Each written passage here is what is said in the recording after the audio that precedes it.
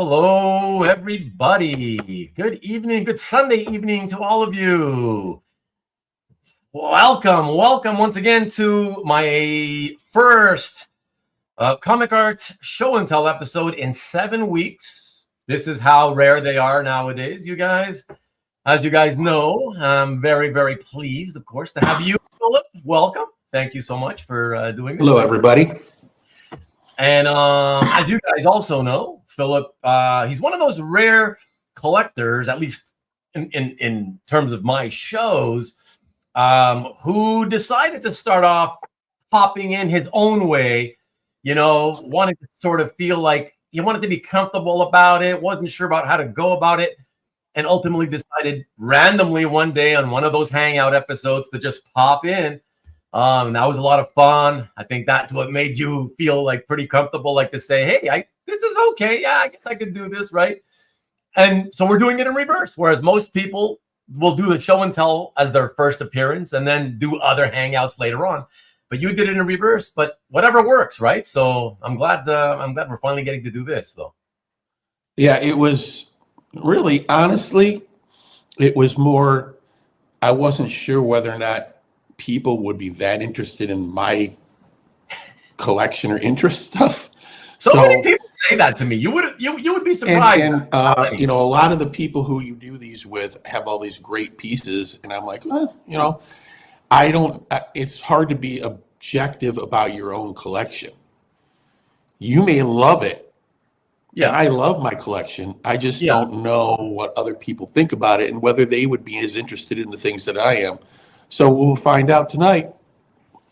For sure. Listen, let me tell you. I mean, you mentioned this to me privately, and I said to you that, like, trust me, I have done show and tells with people whose collections are far out of them, even the mainstream sort of American comic book type artwork, you know, like very indie focused, for instance, you know, Mark Vega, what's up? Shout out. And so trust me, like, even now is fun, you know, the viewers still enjoyed it, whatever. So trust me, listen, as long as you've got mostly mainstream art, Marvel, DC, and even mainstream indie, mainstream indie companies, it's all good. People, there's something for everybody. You know what I mean? So I think you've got nothing. Like, in fact, I know you have absolutely nothing to worry about. So yeah, you'll be. I'm confident about it enough. I think I've. Yeah. You know. Yeah, it's gonna be all good. Trust me. And frankly, you know, people will bust my balls about stuff. So. Fine. I hope so. I would hope. It's all part of the fun of doing this thing. Part of the fun, exactly. I would hope that you heard him, fellas. You heard him. He's waiting to get his balls busted. So, you know, don't be afraid to let him have it. What's up, Peter and everybody? No individual hellos tonight, except maybe a random few of you. Just want to get right into this. How many folks are at CAF or the what do you call it, Comic Art Live down, or what do you call it, OAX? Sorry, that's what it's. You mean how many people are going? Yeah. How many? I'm not going. I mean, is that this coming weekend, right? Yeah, next weekend, yeah. Okay. Oh, yeah. It's next week. Yeah. Well, I mean, we are still in the weekend, right? So we're still Sunday. So I'm saying, you know, next weekend. So 6 days from now, whatever. Yeah. So yeah, there's quite a few of the guys here that are going. So yeah, for sure. Why do Canadians have to cheat at curling? I don't know what's going on there. I heard there was people arguing from a couple of teams back and forth, and one of them being Canadians. I didn't bother to read the story, Marcus, because don't really care about curling, so I can't answer the question, my friend. Philip has a great collection, tough choices to pick from. You see, there you go, man. You see, that's what I'm saying. Yeah. It was not easy. It took me some time to do my selecting, as it usually does, you know. And Philip does have more than enough stuff for me to pick and then whittle down because I always do typically pick out a bunch of stuff and then work my way down and remove stuff and whittle it down to the 20 or so. I got it down to like 21, whatever. So it's all good. Coffee thinking of you today. Hope all is going in the right direction. And there's something going on with Kavi? I don't know what he means by today, unless I missed something, Kavi, and I hope I didn't. I know your birthday already passed, so I know it's not that. And thinking of you today means something kind of, it's ominous sounding, But anyways, you can privately let me know what happened with your last doctor visit. Maybe it's related to that. Jason Ladwig, what's good, buddy? Kekon San, listening as I drive across the valley. Sounds good, Jeff. Good to see you. Coffee's life was changed by the Bad Bunny halftime show. Really? Wow. I hope in a good way. CJ, what's happening? Good to see you. John Brown, same here. Good evening to you. Peter Rowe, of course. And let's see. Who else? I'll click all your guys' comments. Ruben, the guest charmer.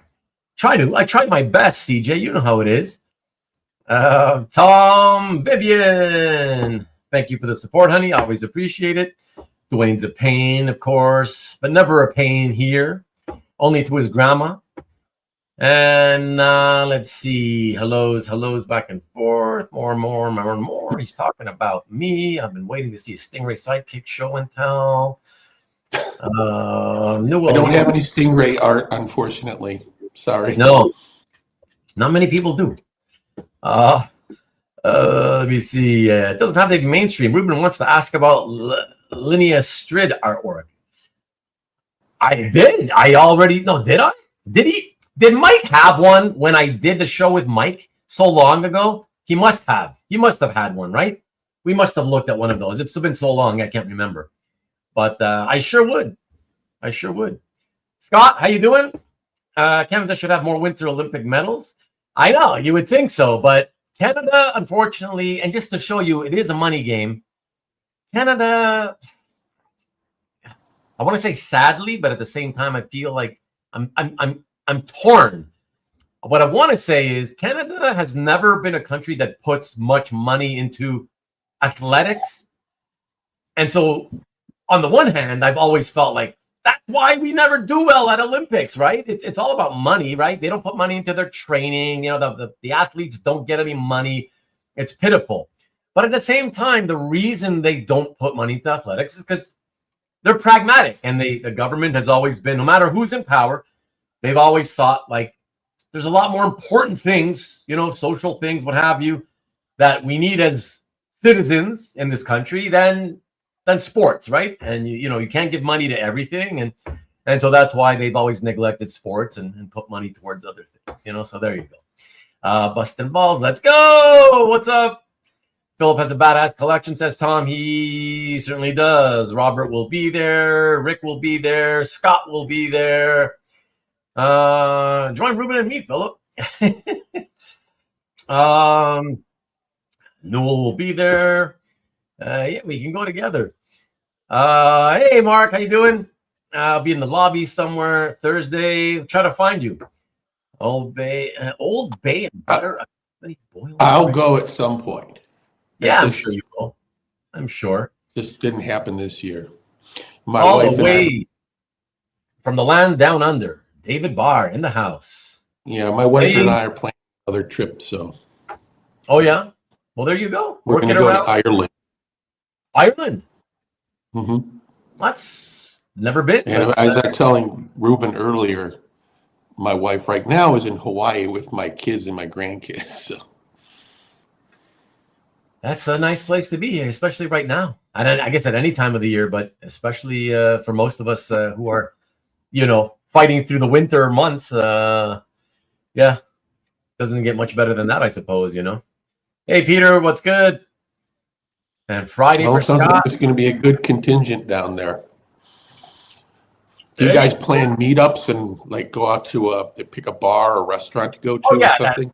all that kind of stuff happens. Yeah, I mean, remember, it's a small convention because it's only artwork. No comics. No, yeah. So everybody meets up. It's more. That's what it basically is. It's more of a collector hangout. I mean, sure, it's you go there to buy art, look for art, whatever, as well. But I think for a lot of us, we've talked about this, that it's really very much of a collector hangout. A good way to meet in person. So. Maybe he's thinking of him for Valentine's Day. He may be, Sean. He may be. That may be it. But he admits it's nothing, just a private convo. So, I had some similar. Oh yeah, okay, gotcha, CJ. Well, CJ, I hope you're doing good lately. We haven't talked about that in a while. Everyone needs a linear strid piece, says Mike. Of course. Work is great. Let's see, don't know who that is, but Linnea Quigley, I'll watch some of a movie. I'm sure you will. I have no doubt about that. Good day. Hey, Dan Goodwin, what's good? Another snowstorm tonight. Ugh. It's like definitely one of the worst winters in many, many a year. Wrecking Crew movie place look great. Okay, I'm bringing Funko Pops. It's nice in Michigan. In Michigan, it's like 50 degrees and sunny today. Oh, is it? So. Nice and mild, is it? We've had a mild temperature the last couple of days as well, so I guess I shouldn't be surprised about that. Yeah. Sunny, hey, speaking of sunny, Sunny's in the house. Howdy. And okay, so everybody's present and accounted for. And so everybody, let me quickly do a couple of quick promos for some of you friends of ours. Want to remind you guys. Sorry, go ahead, Philip. Say friends of the show. Yes, exactly. So 6 days ago on Monday, I believe it was Monday, so the day after my last episode, speaking of Mike, NSNart, no linear strid artwork, but he put out Mike put out a 6-minute video, very watchable because it's super quick, really cool. If you guys haven't watched this one yet, you really should check it out, especially you guys who are interested in commission collecting. If you still haven't taken a look at Mike's gallery and looked at the art from the artist's senescence, okay, I strongly advise you check out this video that I am going to link to. Mike did a senescence art drop, very quick, like I said, 6 minutes, only 3 pieces. And I really think you would appreciate, again, I'm speaking mainly to you guys who are into getting commissions, okay? I think a lot of you would be shocked to see how killer quality, how beautiful the work of this artist you haven't probably heard of is, okay? And so I just want you to check it out. Even if you just fast forward to the pieces, the 3 pieces that he dropped, all right? There was a Invisible Girl, Storm, and an X-23. All right, so here's the direct link. I just popped that in there. So please do check that out. Very, very cool. And listen, it was 6 days ago. Mike and I haven't spoken since. So I just want to say, in that video, he talks about opening up a commission list wherein he does not know how many total commissions the artist is willing to take. So I don't know. You'll have to ask Mike about it. But the opportunity was there. Whether it still is, I don't know. Yeah. So look, and as Mike says, at a great price. Yeah, they were, I think, $700 or something. Painted, by the way, paintings, beautiful paintings. Yeah, really gorgeous stuff. So yeah, so check that out. And if you want to get a commission, I guess reach out to Mike at NSNart through his cat gallery, I suppose. Or just watch the video. He probably tells you in there. I can't remember. He tells you there how he prefers to be contacted. So perfect. So next on the list is Carl. Carl did a unboxing of, what did he call it? Unboxing comic art from the art of Daniel Warren Johnson with a question mark. All right. And well, I don't want to, I saw it, so I don't really kind of want to ruin the surprise as usual with the unboxings as those things go. But it's pretty cool. And you should definitely take a look at this. I'm putting the link right now. If you haven't seen that, please do check that out. And that leads me to, of course, our friend Stingray, who just put out yesterday a OAX, speaking of OAX 2026 planning and strategy video. Very interesting. I think that was pretty cool of him to do. So do check that one out. And let me put that link here. All right. There you go. Hey, Kenneth. Good to see you. Thanks for dropping in. And then I did not get, Nikki B did not send me a link to next Friday's show, or I guess this coming Friday show. But as usual, it is this coming Friday at 7 p.m. I can tell you that it sounds like Nikki won't be there. Very busy with the whole lawsuit and all that going on. But if you guys enjoy claiming or potentially claiming, Spencer will be there. And he's going to be there with an artist of some high repute, I understand. I believe, was it Greg Capullo? I mean, I just watched it 2 nights ago. I apologize for forgetting, but somebody confirm. Was it Greg Capullo he said he's going to be having? I believe it's Greg Capullo. And so if so, that should be pretty cool for those of you who are fans of Greg Capullo. And the Spencer show, indeed. And you will be helping? Helping what? I don't know. Oh, you're helping with the whole, strategizing for the OAX and all that stuff. I get it. Yes, indeed. So Peter asking me, what will next week's show be? Well, Peter, as you saw, you may have seen on the channel that there was nothing else after tonight scheduled because you guys told me last week, you started telling me that I shouldn't do the post OAX feedback episode next Sunday, the same weekend as OAX. So I haven't scheduled, but I can tell you that I have listened to you guys. And I've decided to push the post-OAX episode a week back. So I guess I will do that one 2 weeks from now. So the week after OAX. Although I feel it kind of sucks because I know you guys were saying, next week, next Sunday, most of you may not be back in time to come on and talk about it. And I understand that. But at the same time, I feel like since my show is only once a week, if I put it the week after, like, is it even any point at that point? Because I feel like you guys will already have probably done post OAX talking on CAF Plus in that week in between, in the week during the week in between my next Sunday's episode and the following next Sunday after that. So I don't know, but that's what I'm basically doing. So next week, I'm not sure what I'm doing yet, Peter. All right, so there you go. Peter's setting his calendar up. Apparently so. Hour. Yeah, sorry. Hour. But you know how it is, Marcus. I prefer to hear from everybody else. I don't want to talk about my experiences, I want to hear from everybody else. Let everybody else talk while I listen for a change, And the card guys hold their OAX wrap-up that Sunday night. Okay. Should be lots of published blue lines being offered. He's talking about the Spencer show on Friday on Nikki B's channel. Last 2 OAX, you talked about it during the show weekend. Yeah, that's what I recall. That's what I recall, Tom. But I feel like last year I may have done that on the Sunday of the show, along with other topics in that same episode, and then the week after, I had a few guys come back and make it official, talking about OAX episode. I think that's what I did last year. Anyways, OAX generates months of discussion.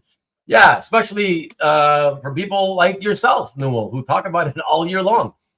just hold next Sunday open to any guests. I mean, see, this is the thing, Marcus. I feel like you can't have it both ways. I feel like if next week I leave it open to anybody who might decide, hey, I'm back and I'm willing to come jump in the studio and talk about it. If that happens, I'm not going to be interested in doing it again the following week. You know what I mean? So it's one week or the other. That's the thing. I don't want to do it both weeks, right? It's like overkill. So I want to do one or the other. So I'm thinking, honestly, guys, next week, what I may just do, I mentioned this, I think last week or the week before. I told you guys I was going to have an art drop soon, in the next few weeks. And so I was thinking of just doing a preview show. I was going to do an art drop on my website.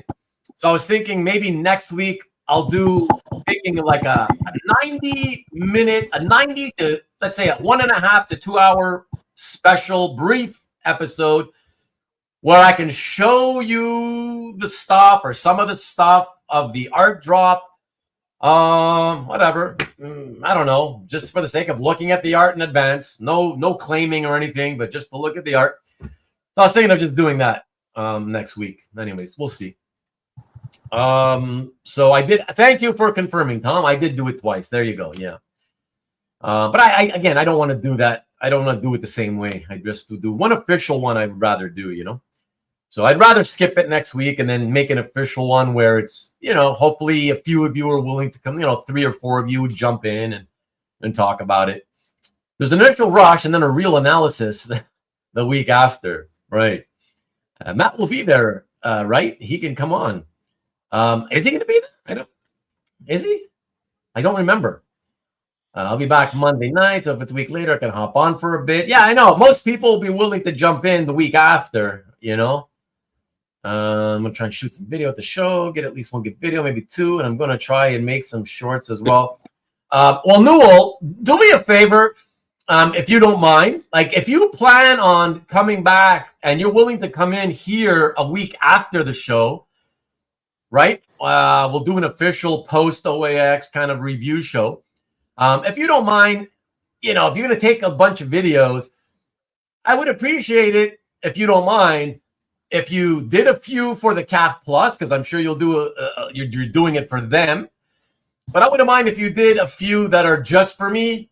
You know what I mean? And if you wanted to come on the week after, but that's up to you. And I got to tell you, the video extensions you would have to supply them to me in MP3 or MP4. It's the only thing StreamYard handles. But if you want to do that, I'd appreciate it. That would be fun. But no stress. If you decided to do it, I just don't want to show a video that has already been shown on CAF Plus days earlier, kind of thing. You know what I mean? Like, it's just overkill to show the same stuff. But if you wanted to do that, that'd be cool. No pressure though. So next show will be OAX Karaoke Redux. Ask Comics Den to pop in, right? Hey, Michael. Comics Den should live stream the auction. Do you like the Olympics? What's up, Stanley? I'm not really. I hate winter. I hate freezing cold. I hate snow and ice. So never been a big fan of Winter Olympics. So not very much. I watch a few things here and there, but not a lot. Hide and seeking Ruben at OAX video income. Nice. Do for heroes. Okay. So that's it, everybody. I guess the promos are done. Talked about what I'll do next week. Yes, it will not be AOAX centric next week. I'll save that for the week after. And that way it'll give you a bunch of you or whoever wants to pop in 2 weeks from now the chance to come in and relax, be more relaxed with a full week of having, come down from the high to be able to give good feedback about the show. Ian. And Ruben picked the right place to live because he hates cold weather. I didn't pick to live here. My dad immigrated here when he was in his 20s, when he was still a single guy in the 1950s, and he was looking for adventure, and he decided to come to Canada for some reason. So that's why I'm here. Born to be wild. Huh? Looking for adventure, born to be wild. Born to be wild, yeah. Yeah, but you know me, guys. I grew up dreaming I could have been, that my parents had actually immigrated to California. Southern Cali, you know. So anyways, okay, everybody. So yeah, let's get into this. It's 8:28. Perfect.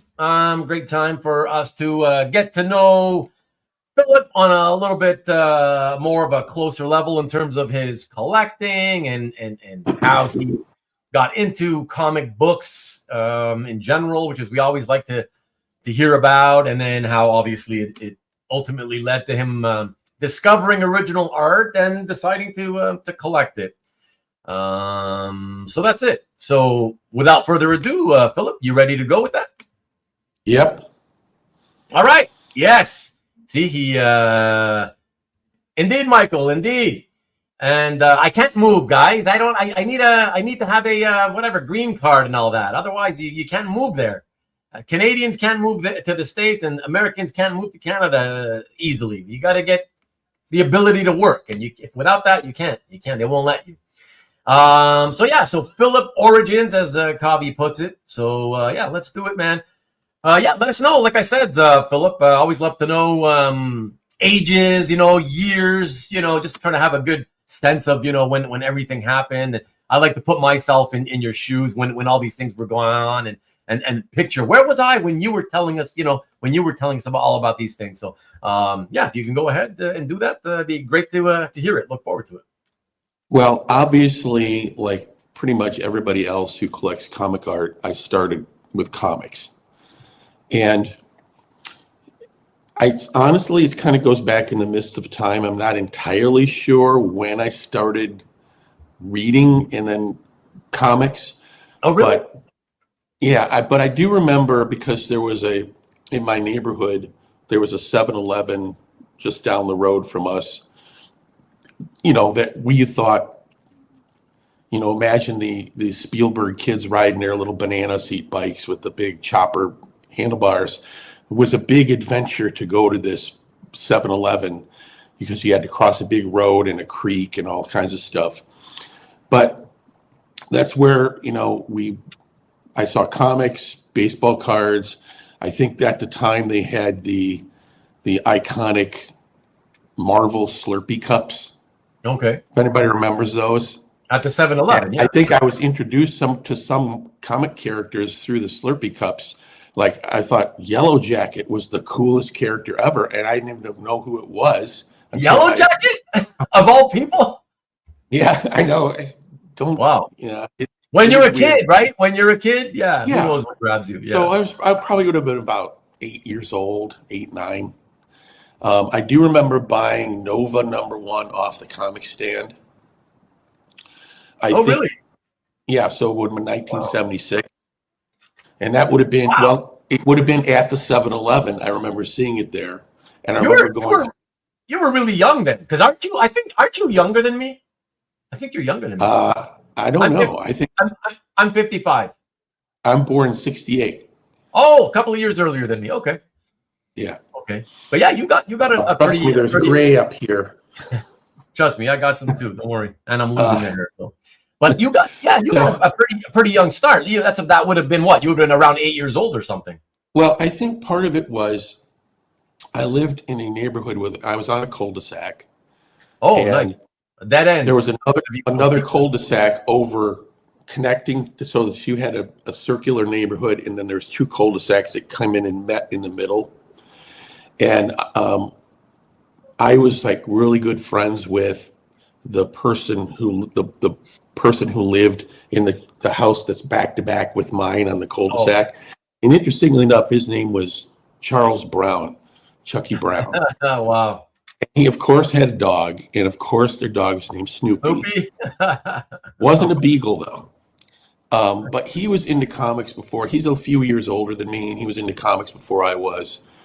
We both love the Mego action figures.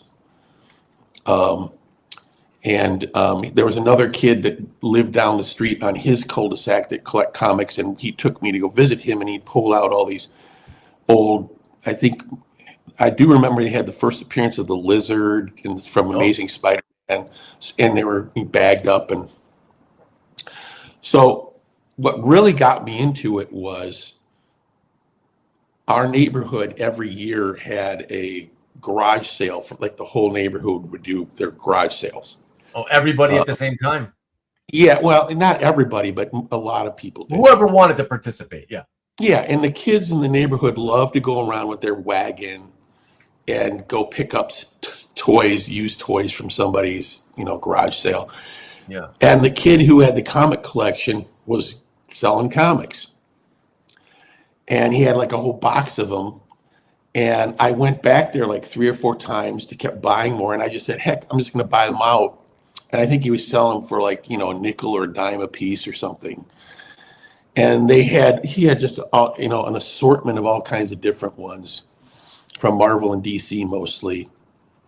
That's basically what was available back then. So like House of Mystery or whatever.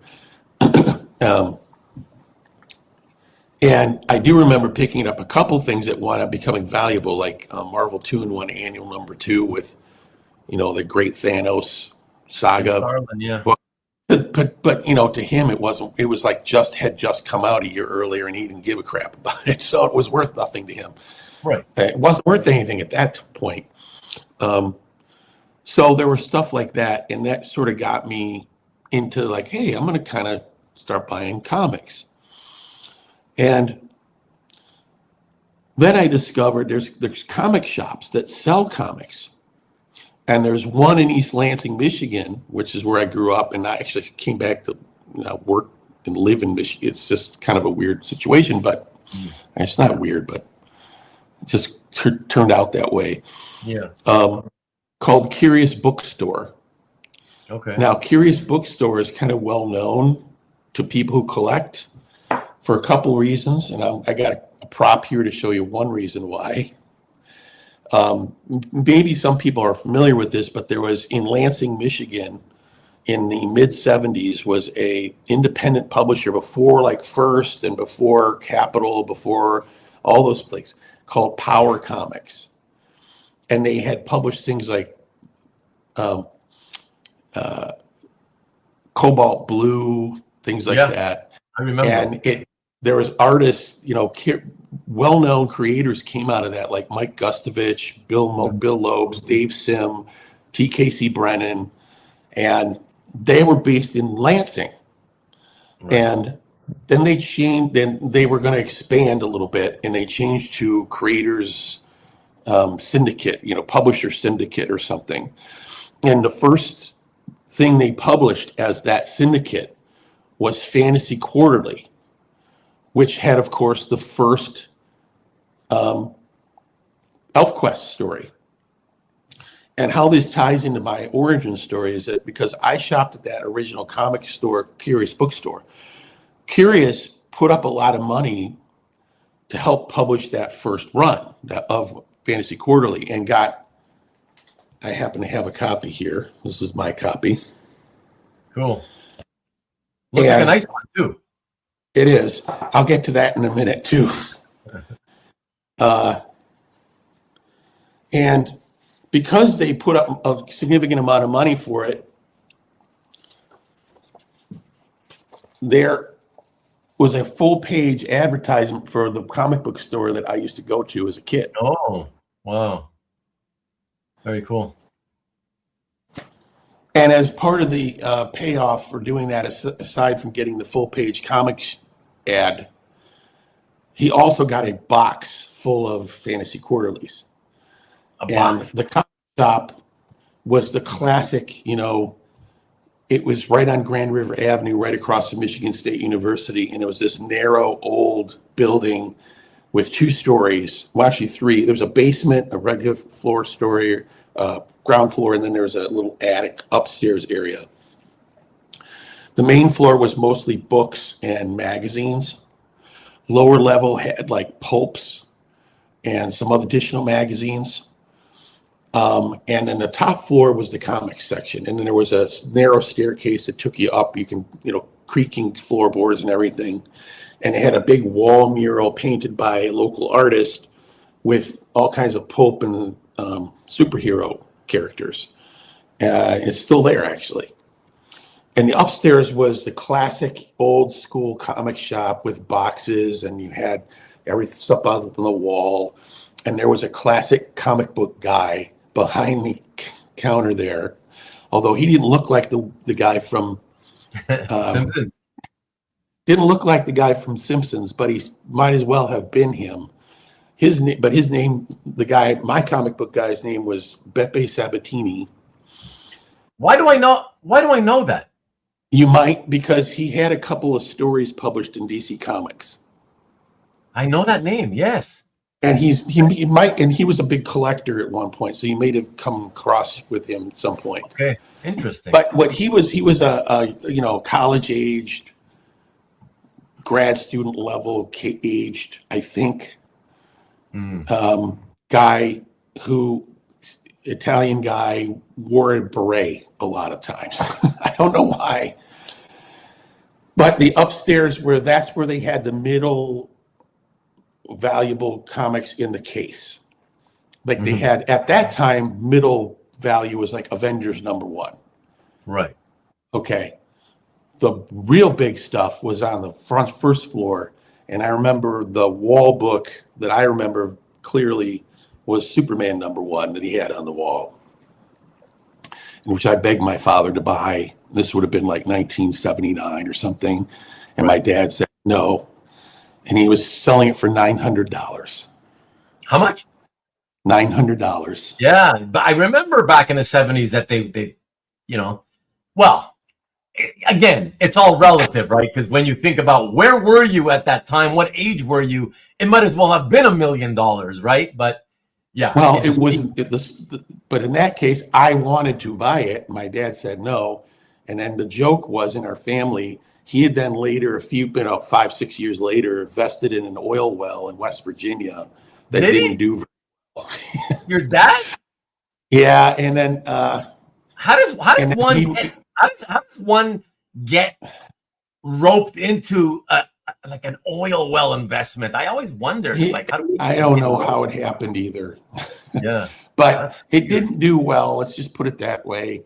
Yeah. And he, at family gatherings and dinners, that the fact that and as the price of Superman #1 kept going up, he kept going, yeah, my son told me to buy it, and I stupidly invested in an oil well instead.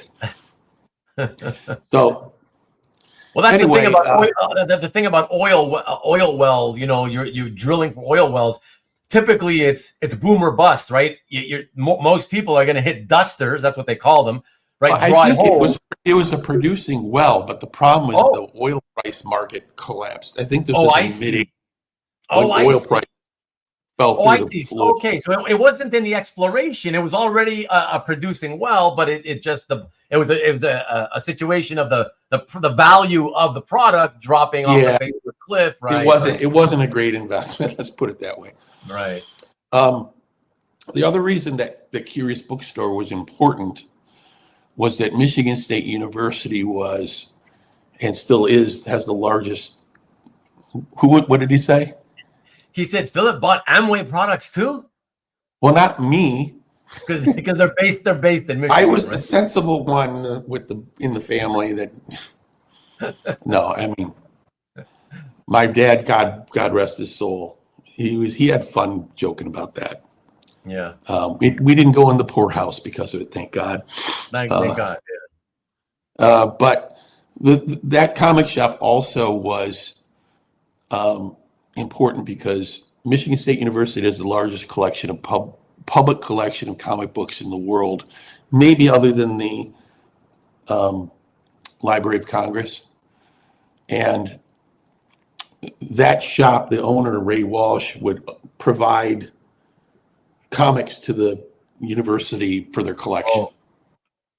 And that, in fact, one of the things when I started collecting, I really got into Golden Age, timely. I didn't ever bought any of them, but I started reading them and through the reprints through Marvel. And then I realized I could go read the actual ones at the university collection. And so I read Captain America #1 there, which was mind-blowingly cool. They will bring out even those types of books. Well, that one you had to read on microfiche, but okay. I think they brought Captain America #5 out for me, and white gloved it. And they have reader copies. They don't have these mint collector copies there. Yeah. And I wanted to, and I read a bunch of Black Terror comics, Golden Age, and then I took my daughter. The curator there took us back into the stacks, and we went to the timely section, and we were looking at some of the timely books. I got some photographs of that. So it's a really cool, and they had a comic art symposium there last 10 years for a while there. So they had artists like Sergio Aragonés would show up, right? And depending on what you've show here, there might be something tied to that, but I don't know. But like the artist, if it's an artist, they would do the poster for it. It's really cool. So anyway, that was how I got into comics, and then I started, of course, buying newsstand, and then I got really into the independent comics movement when the direct market. Pardon? Do you mean during the black and white boom of 86, 87? No, I do remember, like, for example, I saw the first couple issues of the Love and Rockets, and I didn't. I regret not buying them and because I didn't really get into them at that point. But like, the direct market boom, when you had all these independent publishers just all of a sudden coming out of nowhere. Like the first comics was my jam, basically. Right. Like American Flagg and You're talking about the initial independent boom in general of the earlier 80s, Yeah. Yes. I totally. Not the Teenage Mutant Ninja Turtle boom that touched off. Although I did walk into the Curious Bookstore one day, and I saw #1 sitting on their rack for $25, and I'm like, what the hell is that? He said, well, that's just like the hottest thing in the world. I said, what is it? So, well, it's a bunch of mutated hamster or whatever, turtles. Turtles. And it's a send up of the Frank Miller Daredevil comics. And #1 was sitting there. I did, yes, Corey, I did. Corey's asking, did Philip keep all his comics? Yes, I'll get in a second to that, but I wound up buying Teenage Mutant Ninja Turtles #2 off the newsstand, and a reprint of #1. I got the first, the second printing of it or whatever. So, and that turns out to be valuable as a case may be. And I did keep all my comics, even to the point when, I kept them at my parents' house. When they moved, I pulled them and put them in my basement. Yeah. And unfortunately, a third of them got wiped out in a kind of a basement flooding incident. Oh, yeah. These guys have been talking about basement flooding incidents. Yeah, and they all got scrambled up as I was trying to save what I could. And then I stopped collecting really in 1985. For about a 10-year period, 76 to 85, I was really doing it. After that, I kind of was out. I would, every once in a while, I'd kind of get a little interested. Like when I was in college, I went to a local comic shop saying, what's going on? And I was, well, there's this really, popular artist on Spider-Man by the name of Todd McFarlane. And I went over and looked at a couple. They had, like Spider-Man 300 and stuff like that. And I'm like, well, that's kind of cool. But I wasn't really interested in it. Right. I didn't want to get into it. But my first encounter with original comic art was back when I was a kid collecting. My dad would take me to conventions every once in a while. My cousin and I were 2 weeks apart, also were collectors. He was a collector too, both interested. So he would take us to a comic show in Farmington Hills or something, or in Michigan. And I remember going to one of these, and there was a guy set up on a card table who had stacks of comic book art. And first time I'd ever seen it. And I think most of it was. Hold on. And so what year are we talking about now? This probably would have been early to mid 80s. Interesting. And so that was wow. Already taking note of comic art on a table like that, right? That's and it could have been like, for all I know, George Hagenauer or somebody. I don't remember who it was. You never know, yeah. Although he was in Chicago in those days, so. But yes, there were some people in Michigan, and it might have been somebody out of state who was. He may have traveled. Yeah, it could have been George. He may have traveled, so who knows? Yeah. But honestly, I just don't remember who it was. And I think what I recall was, and this is really hazy, they had mostly DC art. And I was really more of a Marvel collector. I thought it was cool.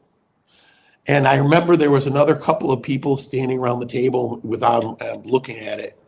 And one of them was an older college age, teenage kid who said, and the collector goes, "You want to see something really cool?" Well, he reaches under his table, pulls out, I think the cover was it Batman 272? What's the first appearance of Ra's al Ghul? Oh God. I know 242 or 242 or whatever. Yeah, I forget. He pulls that cover out and says, "Hey, look at what I got." And the guy goes, "You want to sell it?" He goes, "I'm not selling this." Now, and that had an overlay and everything on it, and I didn't know what the heck. Now, and I am embarrassed to say, at the time, I didn't know who the hell Ra's al Ghul was. Mm-hmm. My knowledge of Batman villains came from the Adam West TV show. Honestly, at that point. Yeah, that makes sense. That makes total sense. I didn't know anything about the Neil Adams, Denny O'Neil revival and all that stuff. Right. My knowledge of I knew Neil Adams was a very super popular artist, and I liked Neil Adams, was when he was doing, he did some Avengers stuff, and he did X-Men, obviously. And I thought he was a cool artist, but I didn't know anything about Ra's al Ghul. That was my first experience. Yeah. Corey says, yeah. Okay. I couldn't remember. It was 242. I didn't remember the exact number. But anyway, that's the one that person had. Oh, no. So 232. Oh, was it? Rick corrects. Yes. 242 sounded odd. The 2 at the end sounded, but not the 4. Well, that shows you how much I know about it. So. Yeah.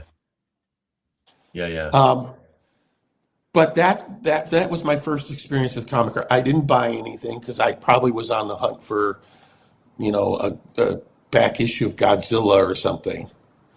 I had limited funds. I didn't spend it on that. I should have. Sean's asking, did you ever do mail order back in those days? You didn't touch that. Comic art stuff? Because he's saying, did you ever order mail order comics of anything from the junk ads in the comics? No. Okay. In fact, my dad, to give you a background, my dad was a consumer protection lawyer. Oh, really? And he thought that stuff was scams. Oh, that's sea funny. Monkeys and sea monkeys and all that stuff. It was all just brine shrimp and whatever. He said. Yeah. Even as a single digit aged kid, when I had a stack of comics at home, but I wasn't really into them. The superhero stuff. I liked the cartoony stuff, the Harvey comics, Archie comics. But the stack of superhero stuff where I would see those ads, I in those days I enjoyed seeing those ads more than I cared about the comics. And I'd see the ads and I'd be like, oh yeah, interesting. Wow, okay, yeah, these sea monkeys, really? You're gonna just pour some powder into the water or add water in a bowl, and suddenly these creatures that are humanoid and fish looking are gonna start swimming around? I don't think so. And I was like 7 or 8 or something.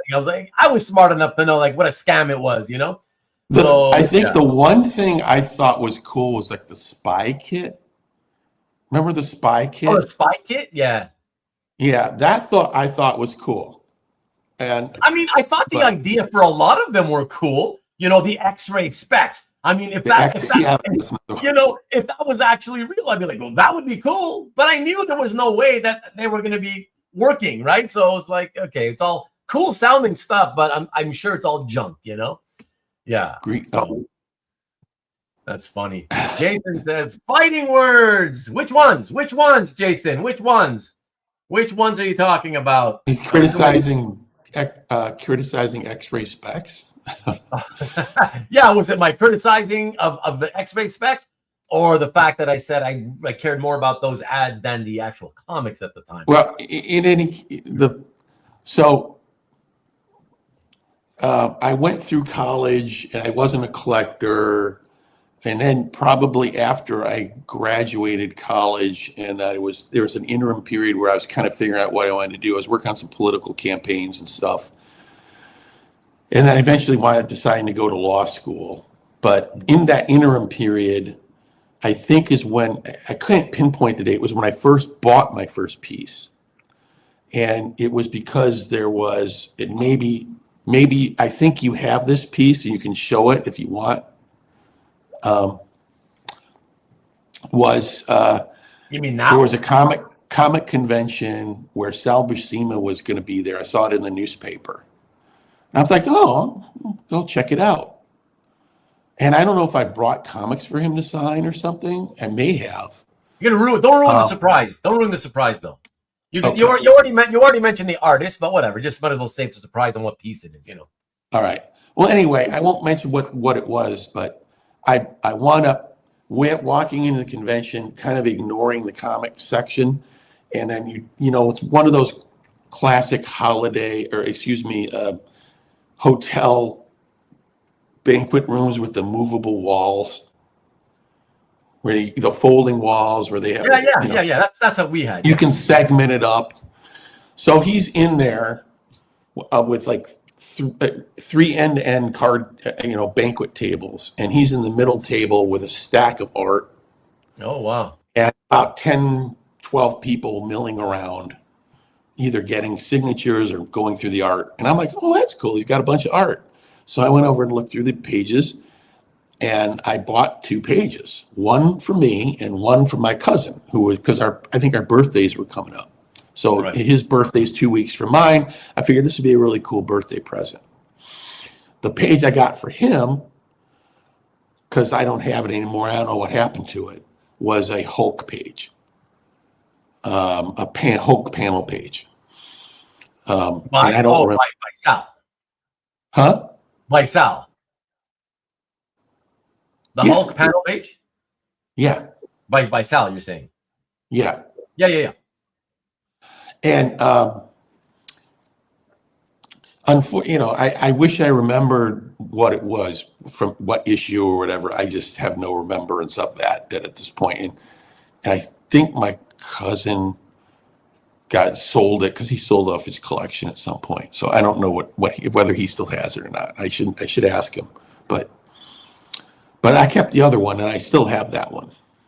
Oh, nice. Which you're going to show tonight, I think. Yeah. We'll see it.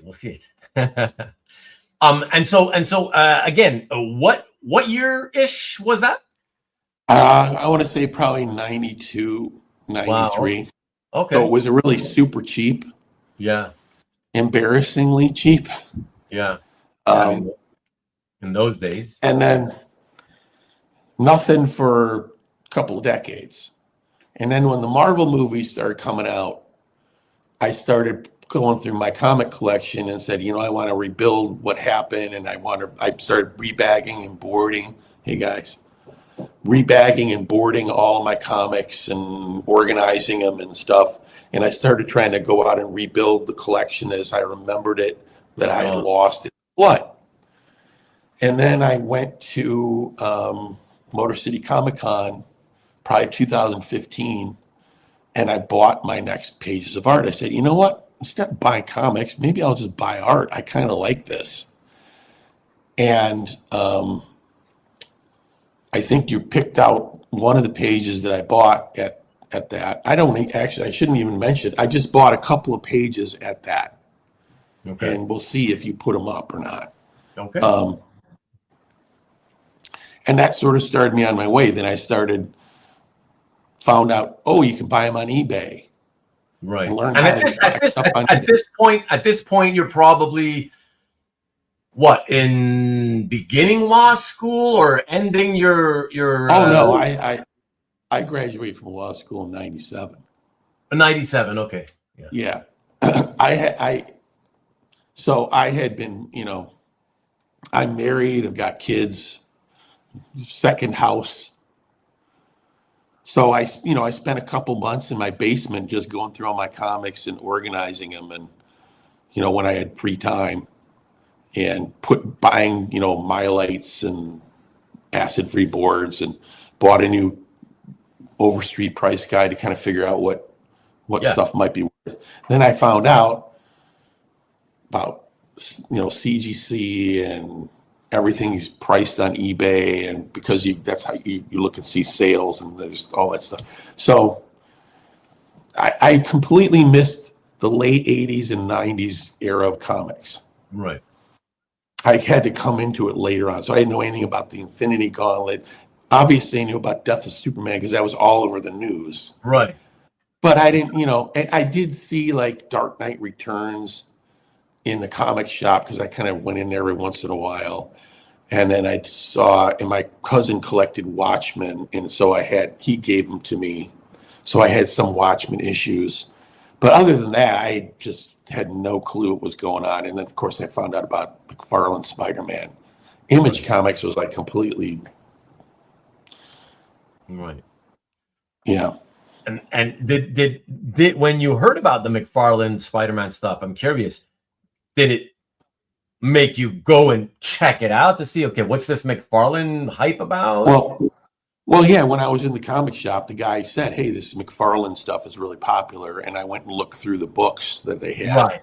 Okay. I saw the art and said, oh, it's pretty cool. Oh, okay. I just didn't feel like I wanted to buy any of it. Yeah. Cool enough to look at, but not necessarily for me to have to buy it. Basically. Yeah. Yeah, totally makes sense, for sure. For sure. And so, so you stopped, you missed, like you say, you missed the entire decade or almost the entire decade? I stopped collecting in 1985. Right. And then up until, I want to say 2012, 13, I didn't buy another comic. Oh, wow. That late. Oh. Yeah. Well, much later than I thought. Yeah. And then what happened was I started trying to rebuild my collection. And then I saw a lot of new comics that I was kind of like, this is kind of cool. And as I started buying art, I started looking around. I started buying comics, looking at stuff on the newsstand or the comic shop that looked interesting artistically. And I thought, I'd like to get art from this. And so I bought the comic, and then I tried to look for the art, and I kind of got into some of the modern art. So there was a period of time when I was sort of buying modern art, not so much nostalgia stuff. So I was kind of doing a mix. But every once in a while, something would pop up on eBay, and I'd buy it because I liked it from a standpoint of like, oh yeah, I remember that comic. A lot of times it's I had already. Right. Yeah. Somebody. Because I kind of want to have the comic that the art is from. Sure. Sure. And at this point, how many pieces of artwork did you have in your collection? Ish. I mean, when you're speaking now or then? No. So when because you said you stopped buying comics in 85, so the middle of the 80s, right? But you only started picking up pieces in 92, I think you said, correct? I got the two pieces in 92. Right. Or about 92, 93, whenever that was. Yeah. One of which I gave to my cousin. The other one I kept, and I just sort of kept that one piece. Oh, just the one piece. Okay, I got it. And I didn't buy anything else until 15 or 16. I think it was 15. Oh, I see. So I thought you were, when you said that, I thought you were specifying comic books. I thought you had stopped comic books until 2015, 2016, and I thought you were going to say, but that you were somehow still getting art here and there. Yeah, I wasn't buying anything comic related at all. Anything at all, right? Okay, wow, that's different. Wow, yeah. So that's a pretty big break that you took. Yeah, You know. and like I said, I think it's the Marvel movie revival. I think really kind of that sort of kickstarted me going back and looking through what I had. Yeah. Sean says, back in 82, I had about 50 pieces of art. Unfortunately, they were pieces that I drew. Well, my cousin, I like to draw comic strips too. I mean, I did do that, but and my cousin, a lot of us did, though, you know. And my cousin actually drew a story that he took to Epic Illustrated to try to get published. Oh yeah, he went to New York. What? And actually went in there to try to get him to publish it.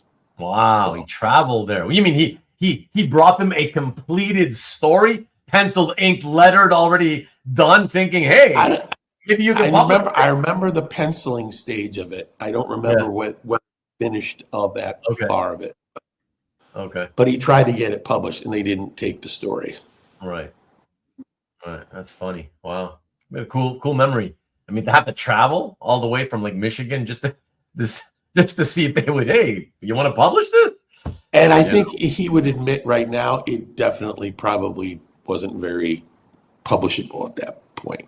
Yeah, if you're looking back, that's usually what happens when you look back on it. If you're honest with yourself, you'd be like, oh, okay, I see why, you know. Yeah. So, it's understandable. Maki Poo is asking, there were a lot of could haves. Do you have any regrets? Do you ever regret anything that you did or you didn't do? Anything like that? Well, I mean, I could have bought more art. I mean, I could have bought more pages from Sal or at that table in the Comic-Con, but I honestly don't even remember what those pages were, frankly. Oh. Yeah. So I don't really. Yeah. Life's too short for regrets anyways. I mean, I have regrets since I started collecting comic art of things that I passed on that I should have probably bought when it was available. Sure. But other than not during that period. Okay. Shaggy's asking you, what's up, Shaggy? Any preference on DC, Marvel? Yeah. Consider yourself more early. I had a preference for Marvel. I only collected probably about half a dozen DC titles. I really got into New Teen Titans. I got into the Keith Giffen era Legion of Superheroes. I liked Batman and the Outsiders, the Jim Aparo art I really liked. And, there's the Maxi series they came out with, obviously Crisis on Infinite Earths and Camelot 3000. And then there's some mini series that came out that were published, like the Trevor Von Eden Green Arrow series. And I think there was Sword of the Atom and things like that. And I think I like Night Force. I think I got gems, some of stuff like that. Yeah. But not like Batman, Superman, Wonder Woman, Flash. It just, for some reason, I didn't buy those other than the Batman and the Outsiders. Yeah. I remember buying Batman and the Outsiders off the rack. I was like, oh, wow, this looks so cool. It was Jim Aparo art. Yeah, and he's Batman. I think Mike Barr wrote it. So what I do remember is in the comic shop, they had a some people may have seen this black and white, oversized graphic novel. It's telling the graphic novel of Judge Dredd before they started republishing it in the U.S. Oh. And I looked through there, and this was, of course, the classic era when you did, Judge Dredd, Judge Death, that kind of stuff. And Brian Boland's art just blew me away. And I fell in love with it. And I also loved Nexus because I remember the Nexus with the record in it and all that stuff. And I love Steve Rude's art. But Brian Boland is still to this day my favorite artist. And Oh, nice. when I found out he was going to be doing the Camelot 3000, of course I was going to collect that. And it did not disappoint. It was great. Yeah. The story was a little weird, but I kind of actually ahead of its time. In those days, a lot of most collectors and readers, you were okay buying things of your favorite artists, even if you didn't care for the story. You know what I mean? It was just like, I don't care. I'll buy it because the art's so beautiful. Yeah. And on the Marvel side, I kind of tried to pick up things when there was like an event or new storyline. Like I started collecting ASM 252 on for a while.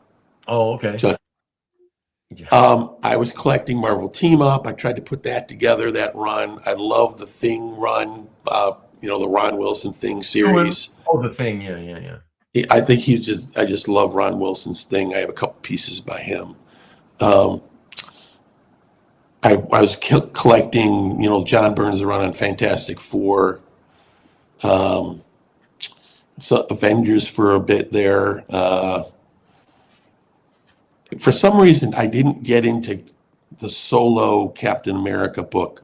I was really so into. I love the '60s version of Cap by Kirby. Basically the James Bond era where he's working with Shield and Tales of Suspense. That era just that's my favorite era of Cap by far. I know people love the Zek era and stuff like that. I never really saw the Zek era, but my Cap is the Jack Kirby 60s Cap.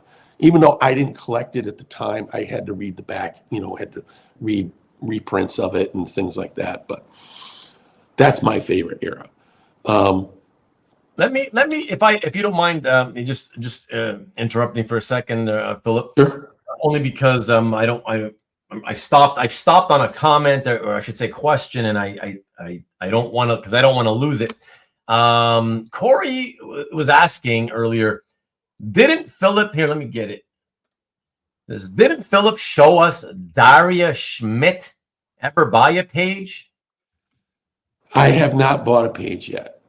And I would think the reason I haven't is because of all the tariff and all that stuff that's going on. And I was kind of waiting for that to die down. I was hoping it would, but I do want to get a Daria Schmidt. Or what did you ask, Corey? Corey says that I skipped his question and that I hate him. That must have been the question he was talking about. Did everybody get into Daria? People buying Daria Schmidt pages now? Yeah, did any of you? Let me see. He only picks hold on. Because I also have a couple of there are a couple of comments that I didn't skip over so much as I bookmarked them. I did want to get into those before we start getting into showing the actual show and tell. Okay. But let me just catch up here first. Anthony, let's see. Tom says, you guys see Anthony's folio full of Byrne art? He's talking about a folio from a collector who bought nothing but commissions from Byrne back in the day. But I saw it. A friend of mine showed me a video of it today. And it's so disappointing. It's like the worst selection of the worst character selection from a single artist that you could ever imagine. I mean, whatever. For most people, they're going to look at it that way. And the irony thing is, I know Byrne is a superstar artist. I was never a super big fan of his. I just didn't like the way he drew kids or faces. Yeah, I know. People, when you it bugged me. Yeah. Now, we were talking about that last week. Yeah. I mean, he's a dynamic artist, maybe other than Kirby, the best machinery space stuff. But yeah, Yeah, he's talking about the burn commissions. Yeah, other than a couple of okay characters, most of them, it's a portfolio full of like C, D, E, F, and G, H, I, J, K. Maybe you can do your show next week about that. What's that? And have people comment on all the burn. Yeah. Instead of doing one on OAX, do it on that burn portfolio. Right. No, I mean, I don't want to put anybody down, whatever. I'm sure people will buy them. I probably. But yeah, as a fan, I was like, oh, that was disappointing. There's a funny story about Byrne regarding the Power Comics group that I talked about. I think they got him to do the cover to, I think it was the first cover to, what was it called? Justice Machine. So they got him to do the Justice Machine cover for some reason. I don't know why but Peter doesn't want us to get to the artwork. He wants to extend the talking part of the show. He says, "Who are your top 5 favorite artists besides Ballin?" Good question. It's probably it's not something you've ever given too much thought to, like serious thought to, I would imagine. I'm going to say George Perez, 80s Perez for sure. Absolutely loved Perez. Everything he did then. I love Bill Sienkiewicz, particularly when he was doing New Mutants. Yeah. Really innovative and interesting. Dave Stevens. Dave Stevens. Oh, yeah. Steve Rude. I really love Steve Rude. One of the greatest. Yeah, that's a good choice for sure. Is that 4 or 5? I can't remember. I've lost count. That's about 4 or 5. Yeah, whatever. Good enough. I'm trying to think if there's one other. Oh, Kirby. I mean, 60s Kirby. Okay. 60s cool. Kirby. Why not? Yeah, that's up there. That's absolutely good. Yeah. And yeah, I mean, you can't beat that. That was, I mean, I just love what he did. Fantastic Four, Tales of Suspense with Captain America, and you could throw Steranko in there too, maybe that era. Yeah, just going back to those old ads. This is one of the comments from Sean that I bookmarked earlier. Back to those ads, he said. Here, hold on. How come it's not popping onto the screen? Damn it. Hold on. Damn it. Well, basically, he said, I ordered the Charles Atlas course as I was a 90-pound weakling. It turned me into a 95-pound weakling. Yeah. Sean, you gained 5 pounds of muscle. That's impressive, man. You know? That's come on, man. You can't get down on yourself. And Jason, now it's working. Jason says, I ordered from Robert Crestall mail order several times. Jason in Michigan.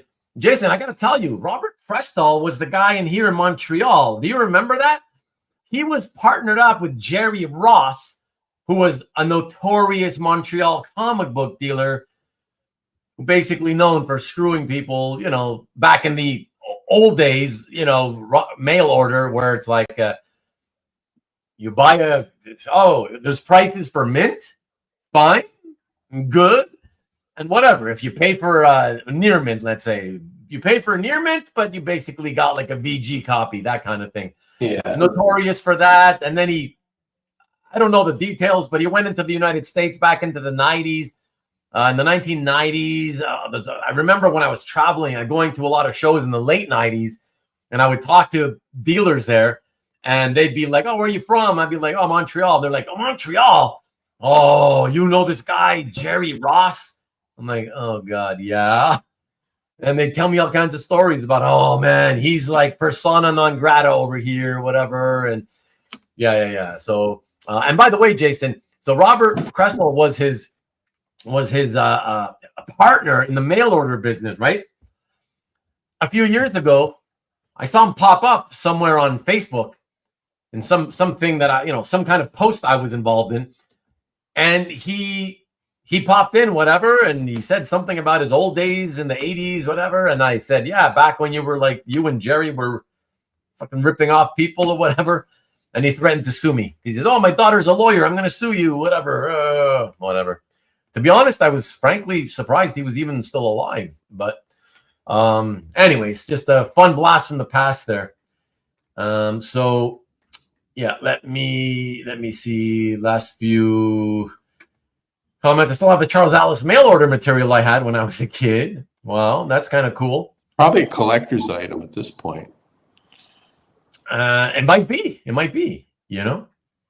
let me see. Too soon to show art. Nah. I want to get into the art, but you guys keep wanting him to talk. Robert Bell was always reliable. Okay. Back in the 70s, I ordered comics from Mile High, and they asked for alternates. Ah, yes, in case out of stock. And so did Jerry Ross and Robert Crestall. I guess a lot of those mail order guys did. And speaking of Mile High, which they're the ones that were primarily behind the whole newsstand variant, right? Right. They pushed the newsstand variant. And I always pointed out to people, because my cousin got me a subscription to X-Men as a birthday gift. Okay. So I got 2 years of X-Men comics. Came in the mail in that little brown envelope. Those are all newsstand copies. Oh. And I point out to people, if you got a subscription, it was a newsstand copy. It didn't come in the, with a little Spider-Man direct sale. Yeah. You got the UPC symbol. UPC. So they may not be quite as rare as people think, and it may not be that they are less, creased up or whatever, or more creased up or whatever. It just, people kind of gloss over that, but whatever. Yeah. All right, man. So I guess that's a good time. I appreciate that. You gave us like almost an hour's worth of origin story, which is really cool. I like it. I'm surprised because these guys are always like, come on, next, get on with it, whatever. But I'm glad I was entertaining, I guess. Yes. Well, it helps to bring props. But I thought was that the only prop you wanted to show though? The one that you showed, or did you leave any out? Well, it depends on what you show. If you want to see the actual piece. Right. They tie into the. Okay. We'll see. Yeah. I mean, it'll be up to you when you see what I show. If you've got the props to show, whatever. That's it. We can do that. Okay. So yeah, let's get into it. And let me just catch up to these last few comments. What is it? Okay, people telling each other when they're going to get to LAX. Okay. Or blah, blah, blah, blah. LAX. Okay. All right. Excellent. So let's get into this, guys. I'm going to cue this up. And this is the show and tell portion of the actual show and tell episode, everybody. So for those of you watching on Rewind, yes, you did not miss anything. We are about to begin the show and tell portion of the show. So first piece I decided to show tonight. We were just recently, Philip was just recently speaking about this artist. And I figured we'd start strong with the classic Silver Age artist. Check it out and tell us a little bit about this piece. Hey, you got the original, the color printed version too. Awesome. Oh yeah, that's why I always do that. Well, I said that I love Jack Kirby. Now, and I've been looking for a 60s Kirby, Marvel Kirby, and I always wanted a Marvel Kirby. And this particular one came up, and I liked it because it had some Kirby 60 flourishes to it with the machinery and the scenery and the poses and so forth. So, and it just so happens this is the first appearance of, I think, Athena and Makari from the Eternals. Right. Yeah, I love it. I actually, since we're showing this, I mean, I think I've mentioned it before, but I might as well throw it out there again. Overall, on the whole, throughout his career, I would say I'm still more partial. I'm most partial to Joe Sinnott inking, but I have to say, I want to say it again, even though I've said it before, that over the last few years, I've taken closer looks at his 70s output. And I really, really came to love what Mike Royer did over him as well. So for me, now Mike Royer is like a close second. I really, really love the Royer stuff. So Yeah. I just wanted to put that out there. Yeah. And it's very faithful to the Kirby pencils too, Royer. Yeah.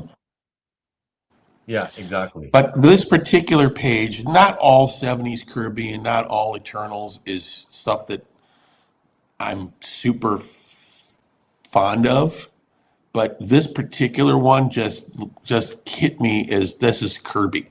This is Kirby doing what he does best.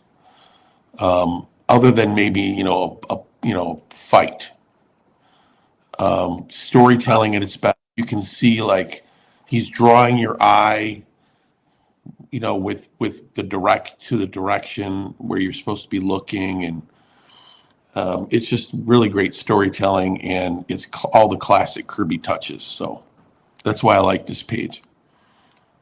Yeah, it's great. How long have you had this one? Do you remember? I just got this like a couple years ago, maybe. Okay. It took me a while to find one I really liked at a price that I liked. Yeah, I mean that's what happens to a lot of people, right? So totally. I think I tried to get a Kirby Eternals page a few years ago, pre-pandemic, but the prices just blew up right after they announced the movie and stuff. So yeah, well, it's very nice. Which was ironic because the movie wasn't that great. Yeah, well, that's what a lot of people said. Issue. That's what a lot of people said, and personally, I didn't watch it because I just felt it was not going to be good, so I can't comment on it. But not getting a little, don't want to go too far off field, but my criticism of that movie was it was basically a Justice League movie that the director really wanted to do Superman and Wonder Woman, and that's what she basically turned the Eternals into, is the Justice League. That's a good way to put it. Interesting. And it wasn't a Marvel piece. She wanted to do the mythology of the Marvel, the DC characters. So it was fine, but yeah, I mean, whatever. It is what it is at this point, right, Philip? Yeah. Yeah. I just wanted to say hello to West, Stefan. West, been a long time. And we never did do our show and tell together, West. Every time I see you, I have to remind you of that. I'm always open if you ever want to do it, but I ain't gonna push you. And DJ, good to see you as always. Appreciate you dropping in as always, and thank you for commenting before you said goodbye, everybody, like you usually do. Great piece. I love it. Nice Eternals Kirby work to start off with. So,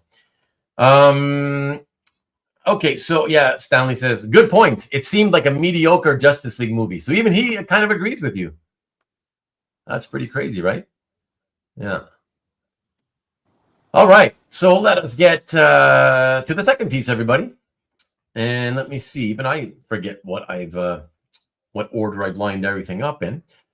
So let's take a look at the second piece and see what it is and see what Philip has to tell us about this one. Oh, yeah. Oh, yes, the Space 1999 from the first issue. The magazine, I believe, correct? Oh, yeah. The first magazine is from the first magazine. So people who were pre-Star Wars kids don't remember. Star Trek sort of dominates pre-Star Wars sci-fi for pop culture, but I absolutely loved Space 1999, and in particular, the Eagles. Those just were the best spaceships that they had ever designed, in my opinion. They're just the coolest looking things, to the point where they had that Mattel like foot long plastic eagle. I got that for Hanukkah one year, and I would there was a little toy store in the local mall called Circus World, and they had all the dinky toys in there. And they had the Eagles, I had Dinky Toy Eagle, I had the Charlton comic books for Space 1999. But so when this became available, and it had all these great images of the Eagles, and Gray Morrow did a great job doing the likenesses of the main characters, Commander Koenig and Dr. Russell, and it made him look like Martin Landau and Barbara Bain. I just had to get it. So I thought it was a really cool piece, and it was just a great piece of comic art. Yeah. Yeah, no, it's quite beautiful. And I just want to say, I have always been, since I was a kid, I discovered Gray Morrow for the first time reading some of those Marvel Adventure into Fear comics featuring the Man-Thing. And that I think one of those Man-Thing issues was the first time I ever was introduced to Gray Morrow's art, and I was blown away. And I've just been a fan ever since. So yeah, very, very nice. And gosh, what a that bottom, all of it is really nice. I like the inset panel. Let's see. So 1, 2, 3, I guess the fourth panel, the inset panel with the really dark outer space background. Beautiful. I love that. And then of course the splash panel. Also really just, it's a nice cinematic shot. It's all drawn in. There's no paste ups or anything. And it's an oversized piece. I have it right here. Oh, there you go. Nice. Very nice. Yeah, so that's very cool. Yeah, I have only very, very vague memories of Space 1999 from childhood, so I can't say I ever became a fan of it or whatever. How long did that last? 2 seasons. Oh, so it was a lot shorter than I even thought. Okay, so only 2 seasons. Yeah, but 75, 76, I think. Were they like full seasons though? Like 20 or so episodes per season? Yeah. Mm-hmm. Wow. Okay. Yeah. Have you ever watched them like in recent years? Like, do they hold up? The last time you viewed them?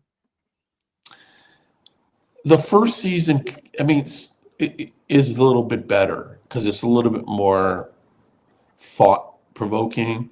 The second season kind of gets it a little bit of Monster of the Week type of thing, because they brought Fred Freeberger in, who had worked on Star Trek season 3, and he started kind of doing a little stuff. But there's a lot of scientific weirdness to it. Like, it would have taken them 50 years to 100 years to even get out of the solar system. Even so, look how long it's taken Voyager. They're still barely out of the solar system. All right. So Peter loves it, though. He also says he agrees that it's a great series, particularly the first season. I just love the aesthetic of it. And in fact, George Lucas loved it too, apparently, because he hired a bunch of the people who worked on it to work on Star Wars.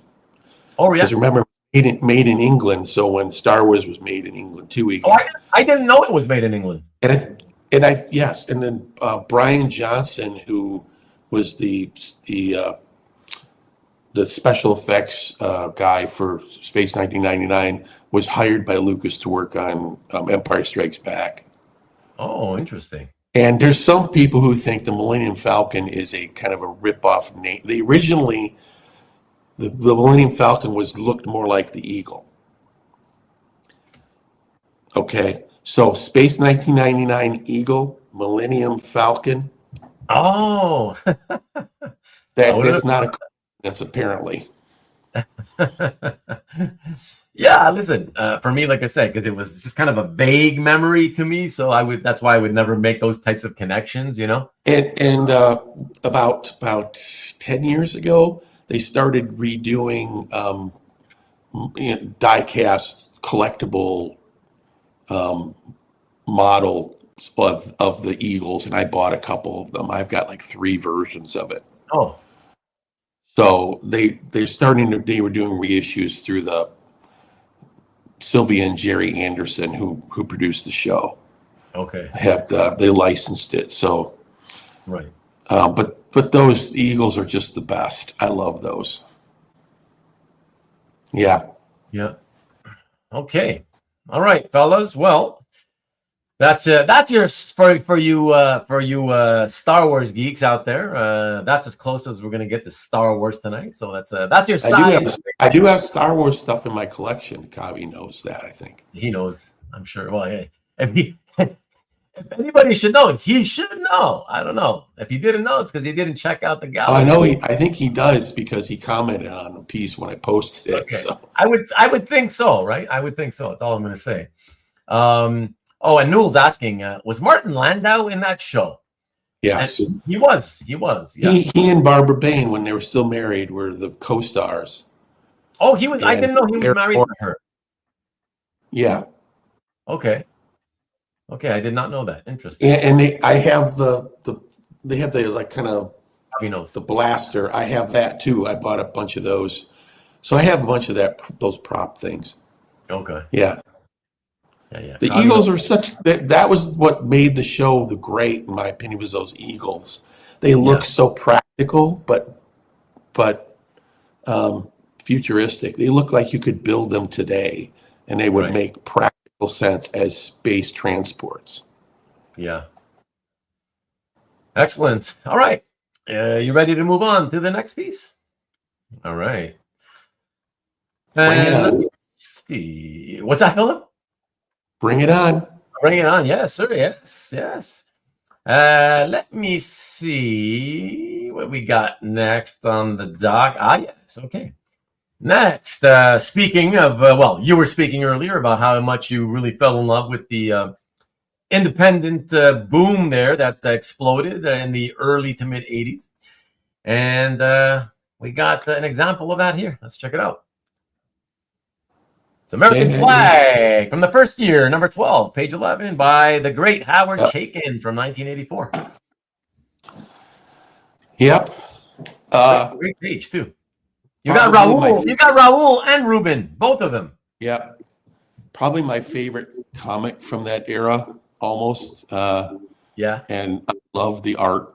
And I recently saw Howard Chaykin at Grand Rapids Comic Con, and I brought this page for him to sign the little bottom margin.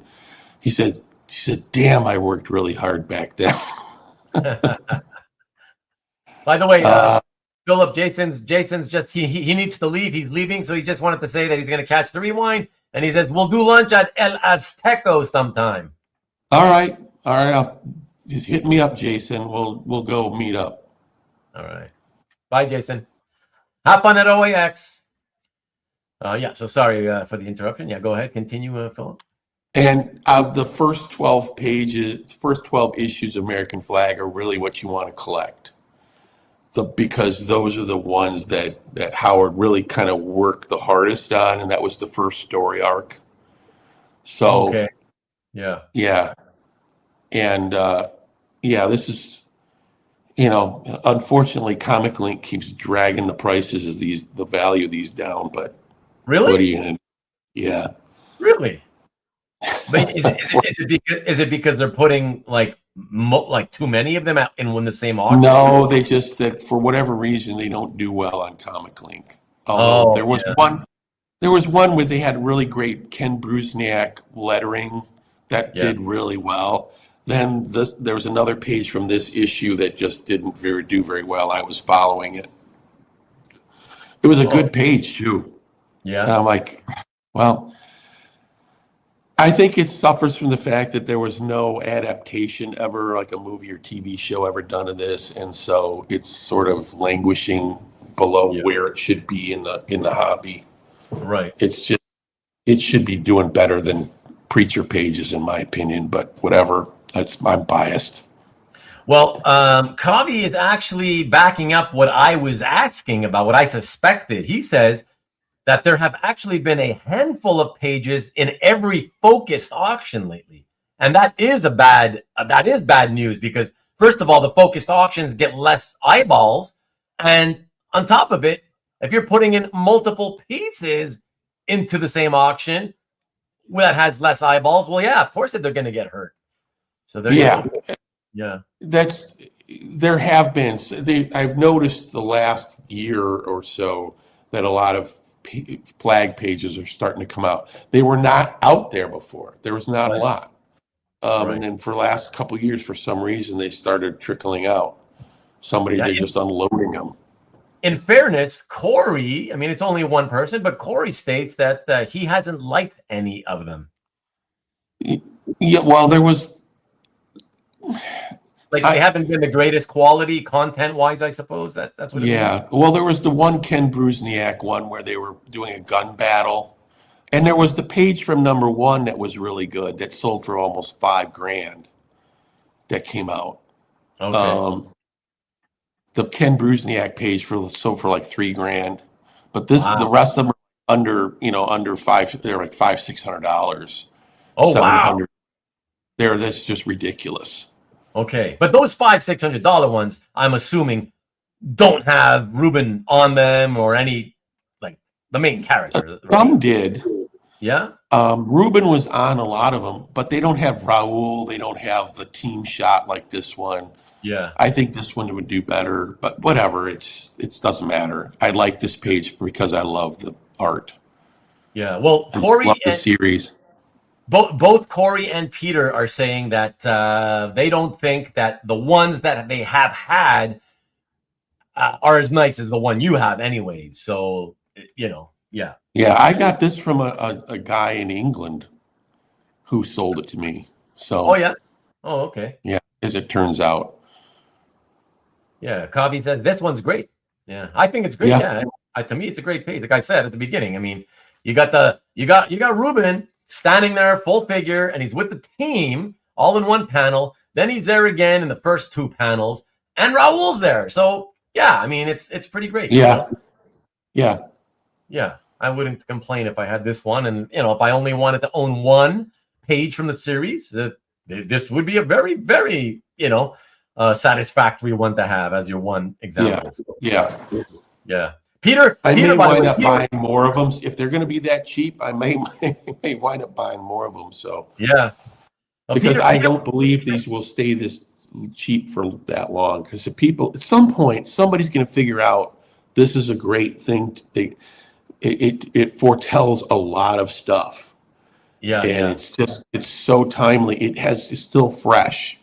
Yeah, a lot of the stuff has not, this futuristic stuff didn't age well. This aged really well. So somebody will figure it out. But anyway, I digress. Peter, it wants to specify that they were nowhere near as nice as this one. Yeah. So there you go. So feel okay about it, Philip. Don't worry about the fact that those are going so low. It doesn't matter. It doesn't affect yours because yours is much better quality. So that's what's a matter. Yeah, and I probably, if I was going to sell it, I would sell it on Heritage anyway. I wouldn't go. Oh no, sure. Yeah, exactly. And like I said, it's hard to be objective about your own collection.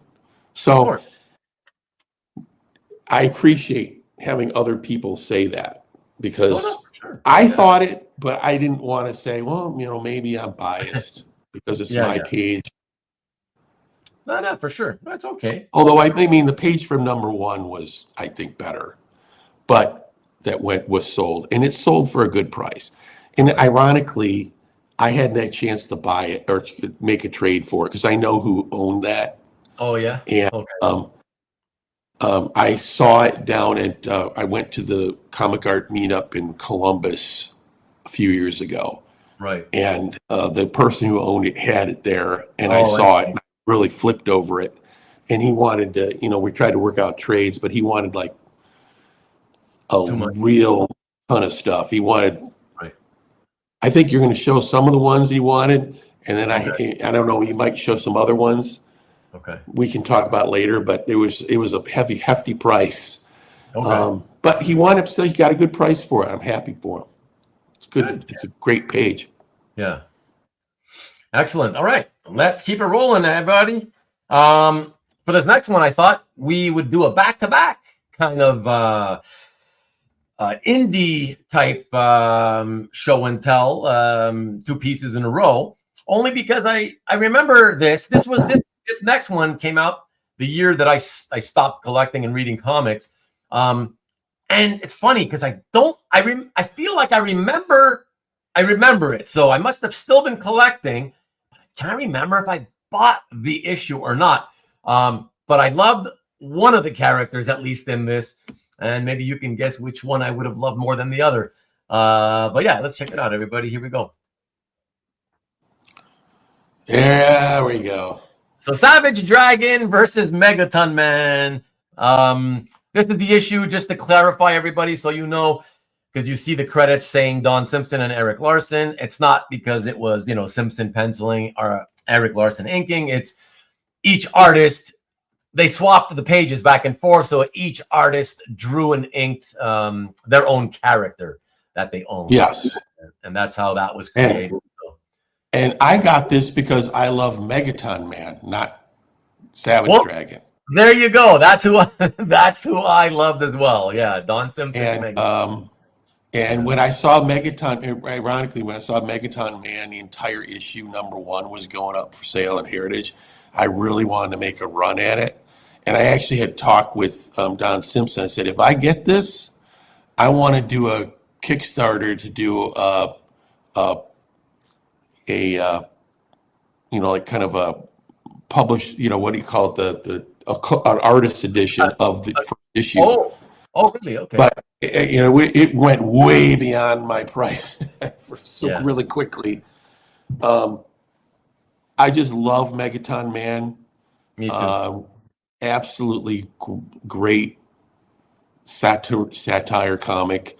And I saw Don Simpson at a Comic-Con a few years ago, and he had this page, and I just fell in love with it, and he was kind enough, obviously, to sell it to me. So I actually bought another Megaton Man page that I have. I don't think I posted it. But I didn't know. I don't think so either, because I didn't notice anything else Megaton Man. Yeah, I don't think I've posted that one. I'm not sure if it was published. There was like a prior version of originally published from the actual comic itself, not this one. But yeah. No, it's great. I was always a huge fan of the Megaton Man. I started collecting it and buying it, reading it when it, the first time it came out. Yeah. And fell in love with I love Don Simpson's art style. The very exaggerated, incredibly exaggerated, but really beautifully refined line work. Very detailed in the musculature, how he would draw him. Yeah, it's like caricature style, but ultra detailed caricature style, Yes. Yeah. And look at Alex Garcia, illustrator himself. I'm liking the style. Larsen's inks work well here. Keep in mind, though, Alex, his pencils and inks are only on the Savage Dragon figures, while Don Simpson is penciling and inking the Megaton Man figures. Yeah. Not sure who. Do we know who laid it out, Philip? Was it Don Simpson who laid the whole thing out? Because one of them had to have laid it out.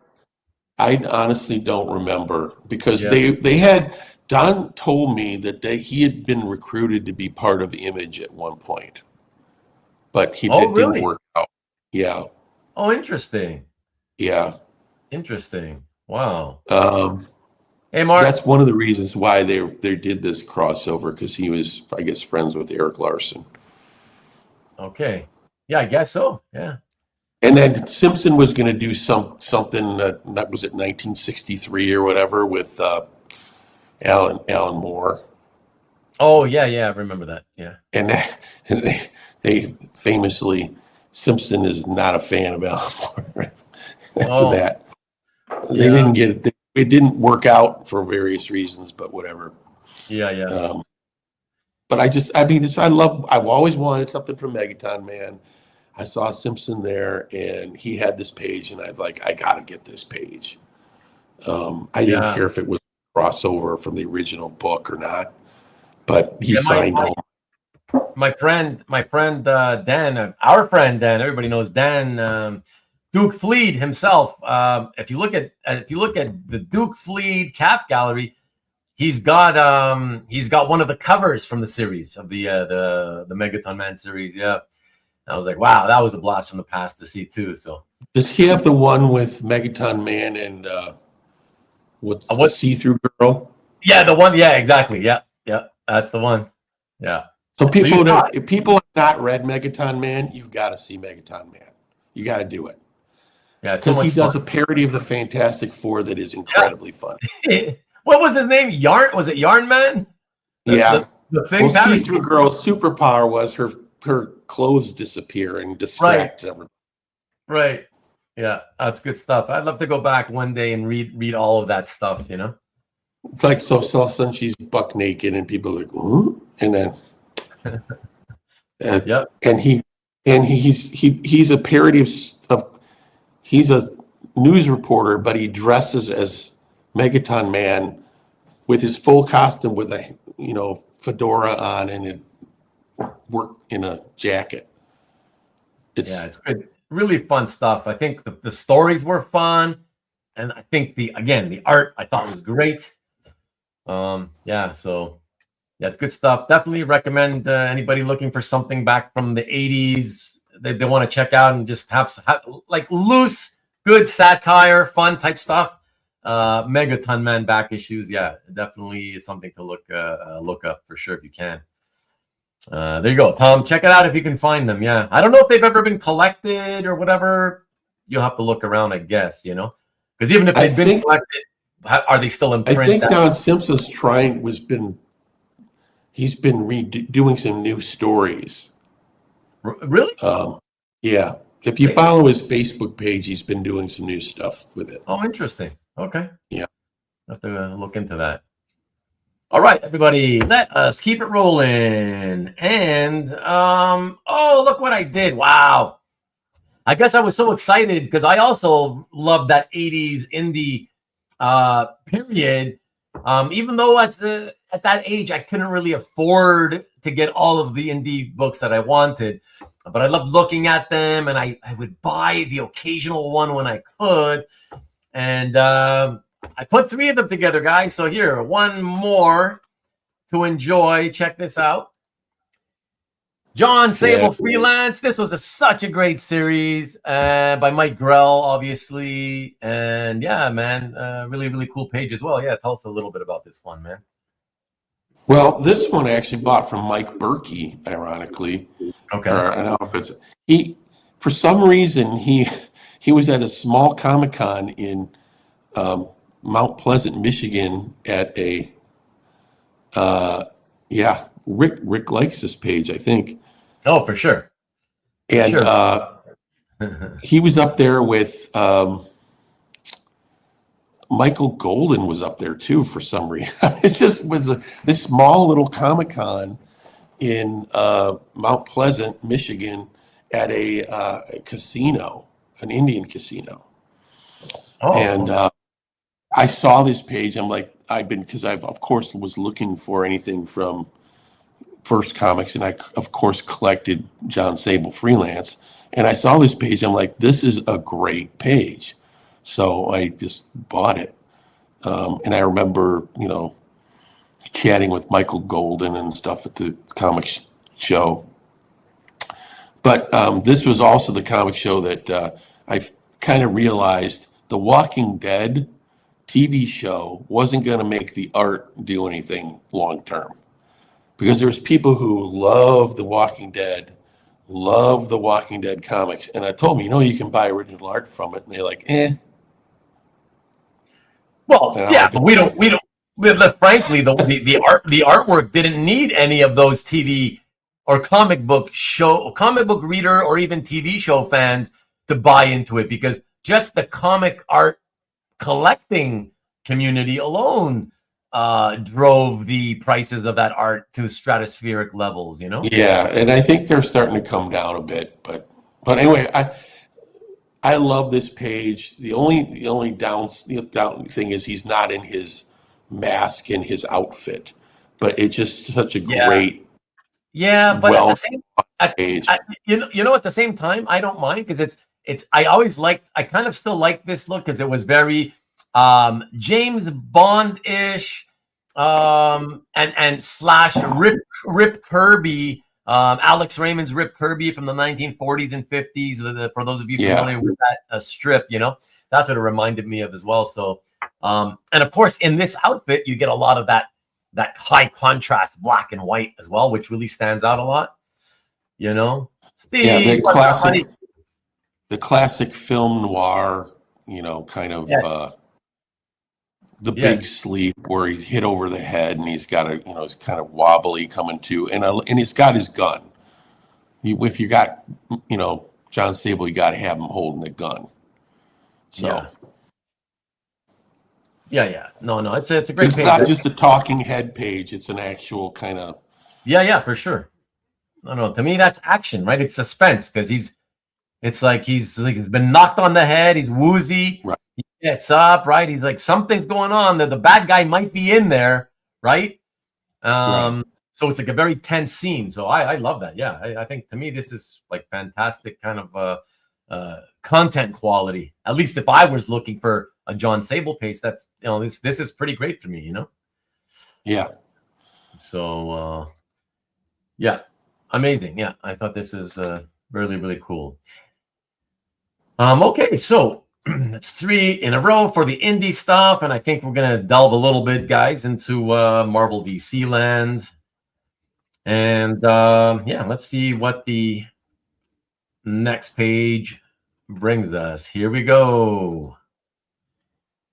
So, hey, Atari Force, and I cheated so you guys could see a little bit more art. I put 2 pages. They are not consecutive, obviously, but Atari Force, one is from issue 3, the other one from issue 9. But the first one, both of them obviously by José Luis García-López, but issue 3 page inked by Ricardo Villagrán, and the second one inked by Bob Smith, both from 1984 though, and both wonderful, beautiful layouts as usual. You got yourself 2 great pages, in my opinion here, Philip. I was very pleased to see.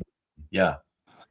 And the Atari Force was one of the first, after when I started for sure collecting in earnest, this was one of the 2 pages or 3 pages I picked up at the Motor City Comic Con to start. The one on the left, the Pack Rat page. He had several Atari Force pages, and that's where I actually knew him from Atari Force most.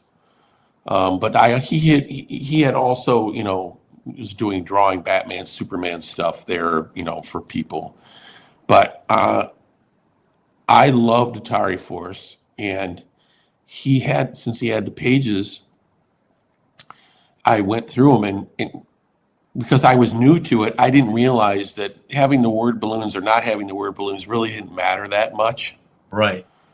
So I picked the one that had more word balloons on it, not that had stuff falling off. Although there was one one word balloon missing from the Pack Rat page. And then, of course, later on, I just recently, last year, got the second Atari Force because it popped up on eBay. And I'm like, this is just such a great page. It's missing a ton of word balloons, but the storytelling is so good, you don't really need them. Right. It's so well drawn. He's such a great draftsman and storyteller. Oh yeah. And both pages are really great, just leads your eye in the right direction, and they're really so just well done. And it's one of the reasons I love Atari Force so much, because he was such a great artist on that, and he's a great artist. Yeah, and I just wanted to say, in case anybody was wondering, because the problem is for me was as I was selecting, I was like, well, all right, I'll take one of these Atari Force pages for sure because I love Garcia-Lopez.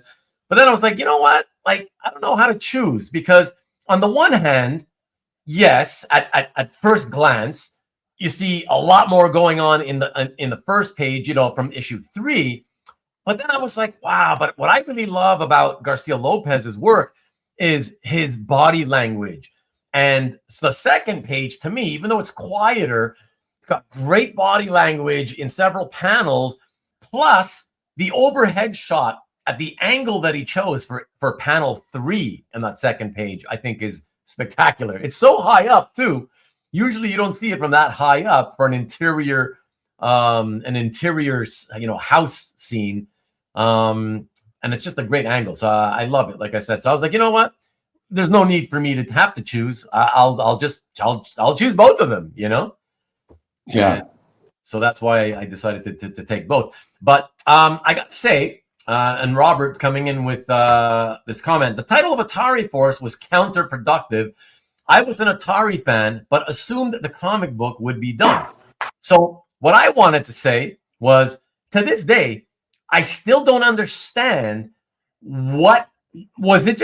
Was it some kind of was it some kind of a coincidence, or did DC have to license the word Atari?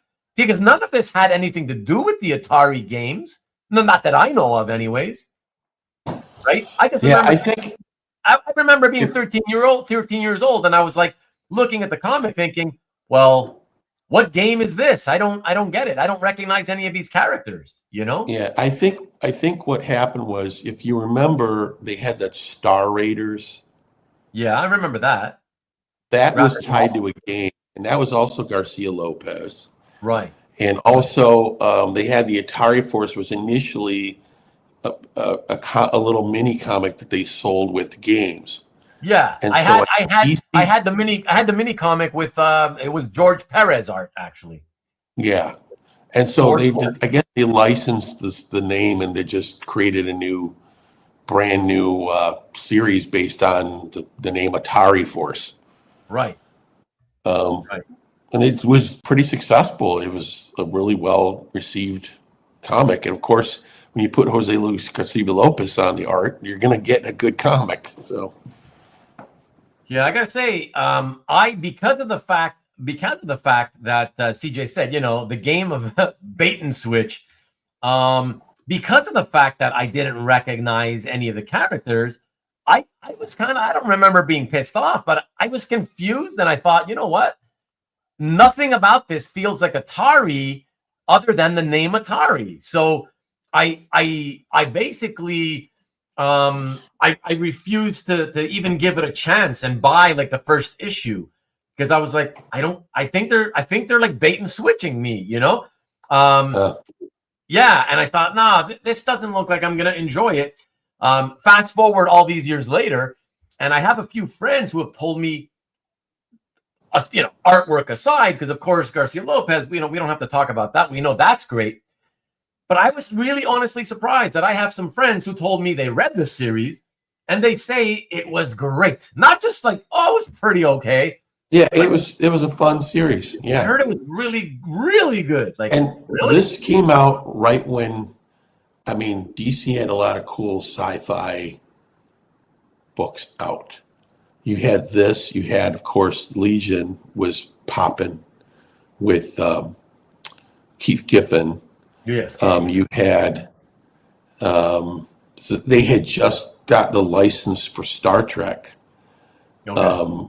with Tom Sutton, and I think Villagrán did the inking for that too. And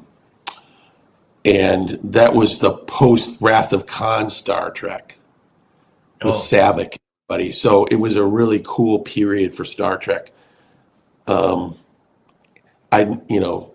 Before the Next Generation and stuff came out. Do you remember how, when they got the license for Star Trek, do you remember how DC was smart enough to say, like, Oh, okay. Well, we'll launch the first issue, 1984. Here, we'll put the first issue out. George Perez, our greatest artist, doing Teen Titans. Do you want to do the cover, George? Did you do the cover for us? That was a first issue George Perez cover, right? Yeah. Yeah. And I think Sutton did a good job on it, actually, for his stint. Yeah, I thought that was pretty good. I never, again, didn't read it, but it was pretty nice stuff. He was a good artist. It's just that he's a lot better than again, underrated in the sense that really, really solid draftsman.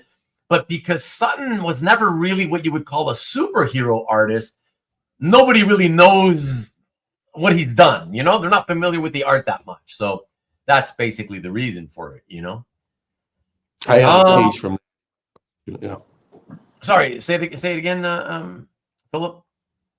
He's just talking about. I said I have a page of that I have a page from Star Trek too. Oh, you do, yeah, from the Sutton stuff. Yeah, they're not super expensive to get, so. Okay. No, yeah, for sure. Ian says my parents were too cheap for Commodore to buy him a Commodore 64. Or what about the Commodore VIC 20 with the tape recorder hard drive? I think that was what that was. I had to play games on my dad's bootleg homebrewed Apple II. Hey, at least you had access to a computer that early in your life, Ian. Perez was a go-to cover artist for DC a lot in the early 80s. Indeed. But still, Robert, it was surprising that they would have bothered to put him, on something that it was a licensed product. You know what I mean? It was like, it wasn't even like some superhero thing or, I remember being pretty surprised and think it was great. I loved it. But yeah, I was surprised as well. I was a god on Egomania. I want to say again, I've said it before, but I want to say I set the world record. I don't know if you guys remember. Sometimes you would get these Atari cartridges and the booklet that came with it, at least the one for Grand Prix, for anybody who remembers Grand Prix, the racing game, the booklet told you current world record and it told you the time, right? It was about the fastest time. And I beat the world record. I beat the world record like twice. And it said, oh, if you beat the world record, take a photo of the screen and send it in. But I don't know what was going to happen. It didn't, I don't think it said you'd win a prize or anything. But they said, yeah, send it in, whatever. But we had no camera.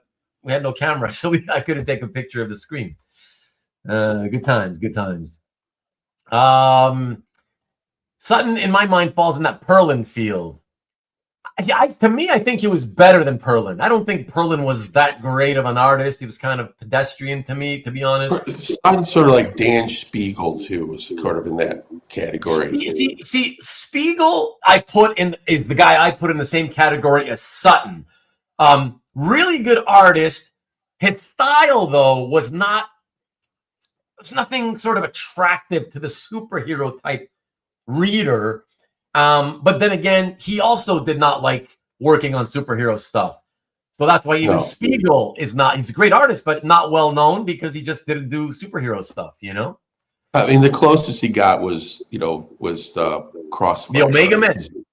No, okay, yeah, Crossfire. Yeah. Omega Men was more like closer to science fiction than and that's the other one. Forgot about Omega Men was another sci-fi series that was going on. And Teen Titans was starting to get into sci-fi a little bit then.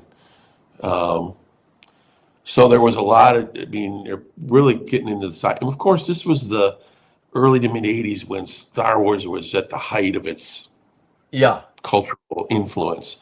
So sci-fi was really in. Yeah, for sure.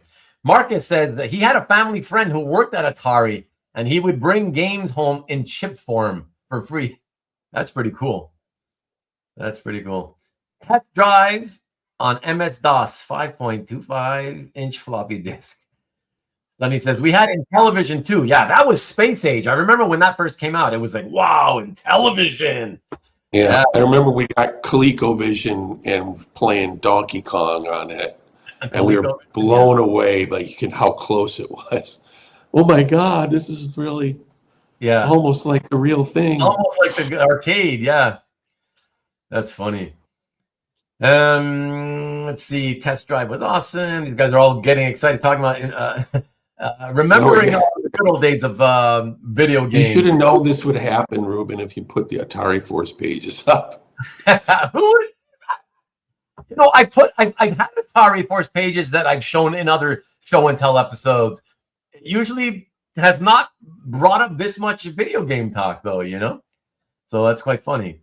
Perlin is a legend, says Tom. Okay, in your own mind, I guess. Sutton more tight. Yeah. I agree. Still have the Marcus. That would be cool. Name the same category. Better. Load runner, okay. Still with the video games. My game was, I love Pitfall. Pitfall? I remember that one. I did not play it, but I remember it. Yeah. But I admit, I was more of a sports guy. I always preferred playing the sports whenever I could. Remember when Pac-Man came out and we were all, oh, Pac-Man. And it was just so lame. Really? Because yeah, I liked, well, I don't know why, but I always liked Miss Pac-Man for some reason better than Pac-Man, even though it's the Atari version. Oh, on the Atari version. Like, oh, the Atari version was lame. Bad. Oh, yeah. Yeah, that's for sure. Yeah. But then again, most of them were pretty lame back then, you know? Activision Pitfall, yeah. The Pac-Man on Atari was terrible, says Robert. Yeah, he's backing you up on that one for sure. All right. Enough with the video game talk. We got to keep rolling, everybody. Let's get on to the next piece. And let me see what I have selected for the next piece. I'm not even sure. All right, let's find out. Let's click on it. And let's see what we follow up the Atari Force with. Check it out. Oh, yeah. Oh, baby. Oh, baby. This was so awesome when I discovered this. So good. Yeah, man. Go ahead. Talk, Philip. All right. So I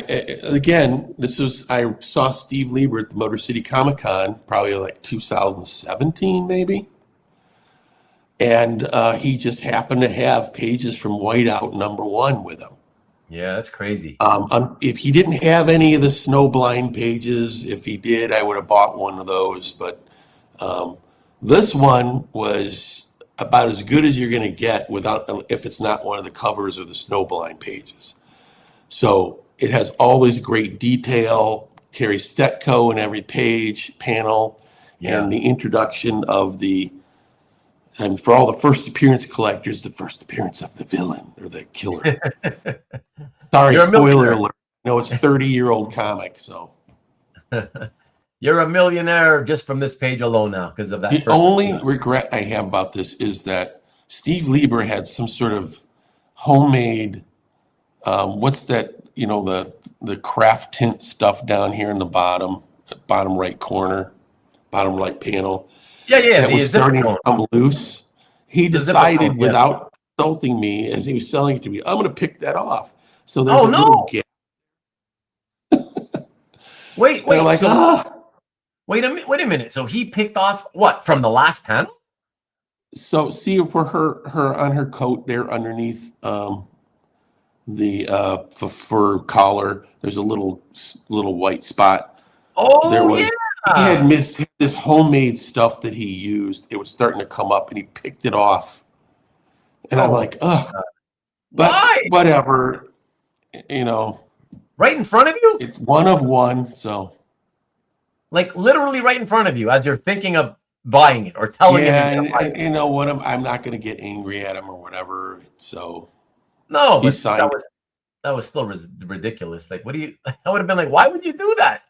I literally would have asked him, what? Like, no, why would you do that? I kind of think I did, but I'm like, he's like, oh, sorry, whatever. But whatever. Oh my gosh, that's so crazy. Like he pulled it off and like flicked it off, like just threw it away kind of thing? I don't know what he did with it. It was too quick for me to stop him. Yeah. Like, hey, let me get that. I'm like, what? Oh my God. It for people who are not, they made a movie out of this, for crying out loud, with Kate Beckinsale. You know what? That's true. And I never saw it because I was afraid it wouldn't live up to the comic because I love the comic. What was your opinion on the movie? It was okay. Okay, so I They was right. changed a few things, but okay. I mean, she didn't lose. I don't think she lost her fingers in that one in the movie, but okay. So it sounds like I was right to avoid it, basically. Then. And also, look, Carrie Stetko doesn't look anything like Kate Beckinsale. Oh no, yeah, exactly. Good night, Corey. So, yeah, for sure. Yeah, but that's Hollywood, right? Oh yeah, they'd rather have somebody who's super cute and whatever, a babe, instead of sort of the girl next door, random female, But yeah, she was sort of ushering in the independent comic heroine, non-superhero heroines. I mean, obviously you had the characters from Love and Rockets sort of preceded her, but this was sort of in the 90s, sort of this came to the fore. And Rucka made his bones on this book. So I just thought it was a great page. Yeah, no, it's fantastic. It is. It's absolutely fantastic. I mean, Carrie Stetko, like you say, she's all over it. It's got a beautiful middle panel that the camera's pulled back. You see all that beautiful detail, nice textures everywhere, So, yeah, no, to me, that's a very, very solid page for sure. Lee agrees with you. The movie was just okay, and he also says that he loves that second giant panel. Yeah, it's a great setup panel for sure. And Peter agrees with you also that Beckinsale was the wrong choice. Yeah. So but beautiful stuff. I will say, and I do, because it's not the first time I've shown a whiteout page on a show and tell. And so I've probably said it before, but I'll say it again. I was very disappointed when I read Whiteout 2. That didn't live up to Whiteout, the first one. What did you think about the second Whiteout? I don't think I read it. Oh, really? Okay. I read the first one, and he had some actual floppies. I read the graphic novel, and then he had some floppies of the first issue, and I got him to sign those. Okay. But I never read the second one. Although, was that part of the graphic novel? I have them. Do I have them separate? I don't remember. Yeah, but I got it by graphic. I wouldn't have called it Whiteout 2. I would have just done another story with Carrie Stetko. It's somewhere else. Maybe set her in a jungle or something. Yeah. Yeah, Peter says that he prefers Queen and Country to Whiteout graphic novels. But Queen and Country is a lot longer and more involved, Peter. It's kind of hard to compare a 4-issue story to something that was really, much more drawn out, I enjoyed Queen and Country. I don't think I read the whole thing, but whatever I did read, I remember liking it as well. But I didn't love it the way I love the 4-issue Whiteout first series, that's how I felt about it. I have some pages with Whiteout, says Alberto. Not from, but with. Something is wrong when Sale is the wrong choice. Yeah, that's it. You can't always have the babe, though. Marcus, it can't. Oftentimes we do want the babe actress, yes.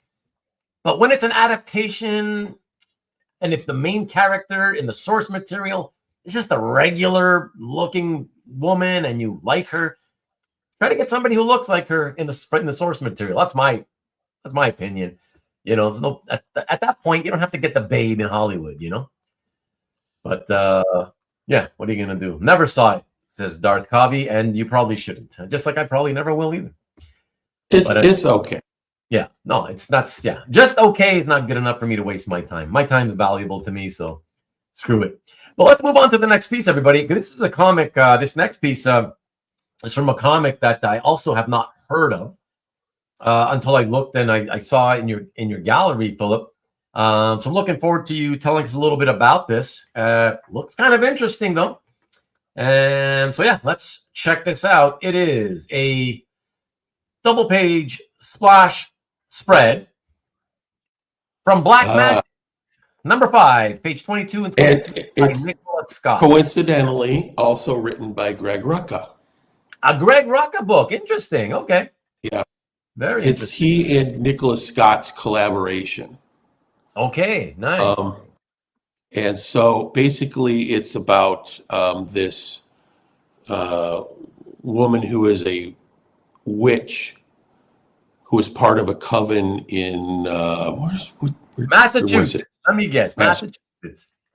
I think might be. And she also is a member of the police force. Okay. And so what happens is that this character here, which I think is implied to be Satan or satanic, is trying to recruit her because she has some sort of powerful family bloodline or something like that. But it's a combination police procedural and also supernatural stuff. Okay. And they're still working on it. Yeah, I think. Yeah. Newell But says part of it is that Nicola does this great ink wash, and it takes forever to do this. has that been the public reasoning for why it's taking forever?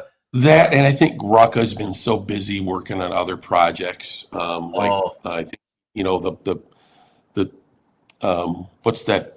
The one with Charlize Theron. They did a couple of movies based on it. The gosh. Immortal Fighters. I forgot what the heck that's called.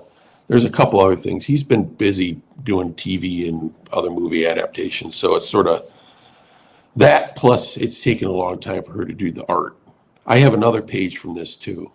Yeah. But her technique is you flip it on the backside, you can see she pencils it, does a kind of a rough pencil, flips it over, then light boxes on top, light boxes it, and then just straight up ink wash.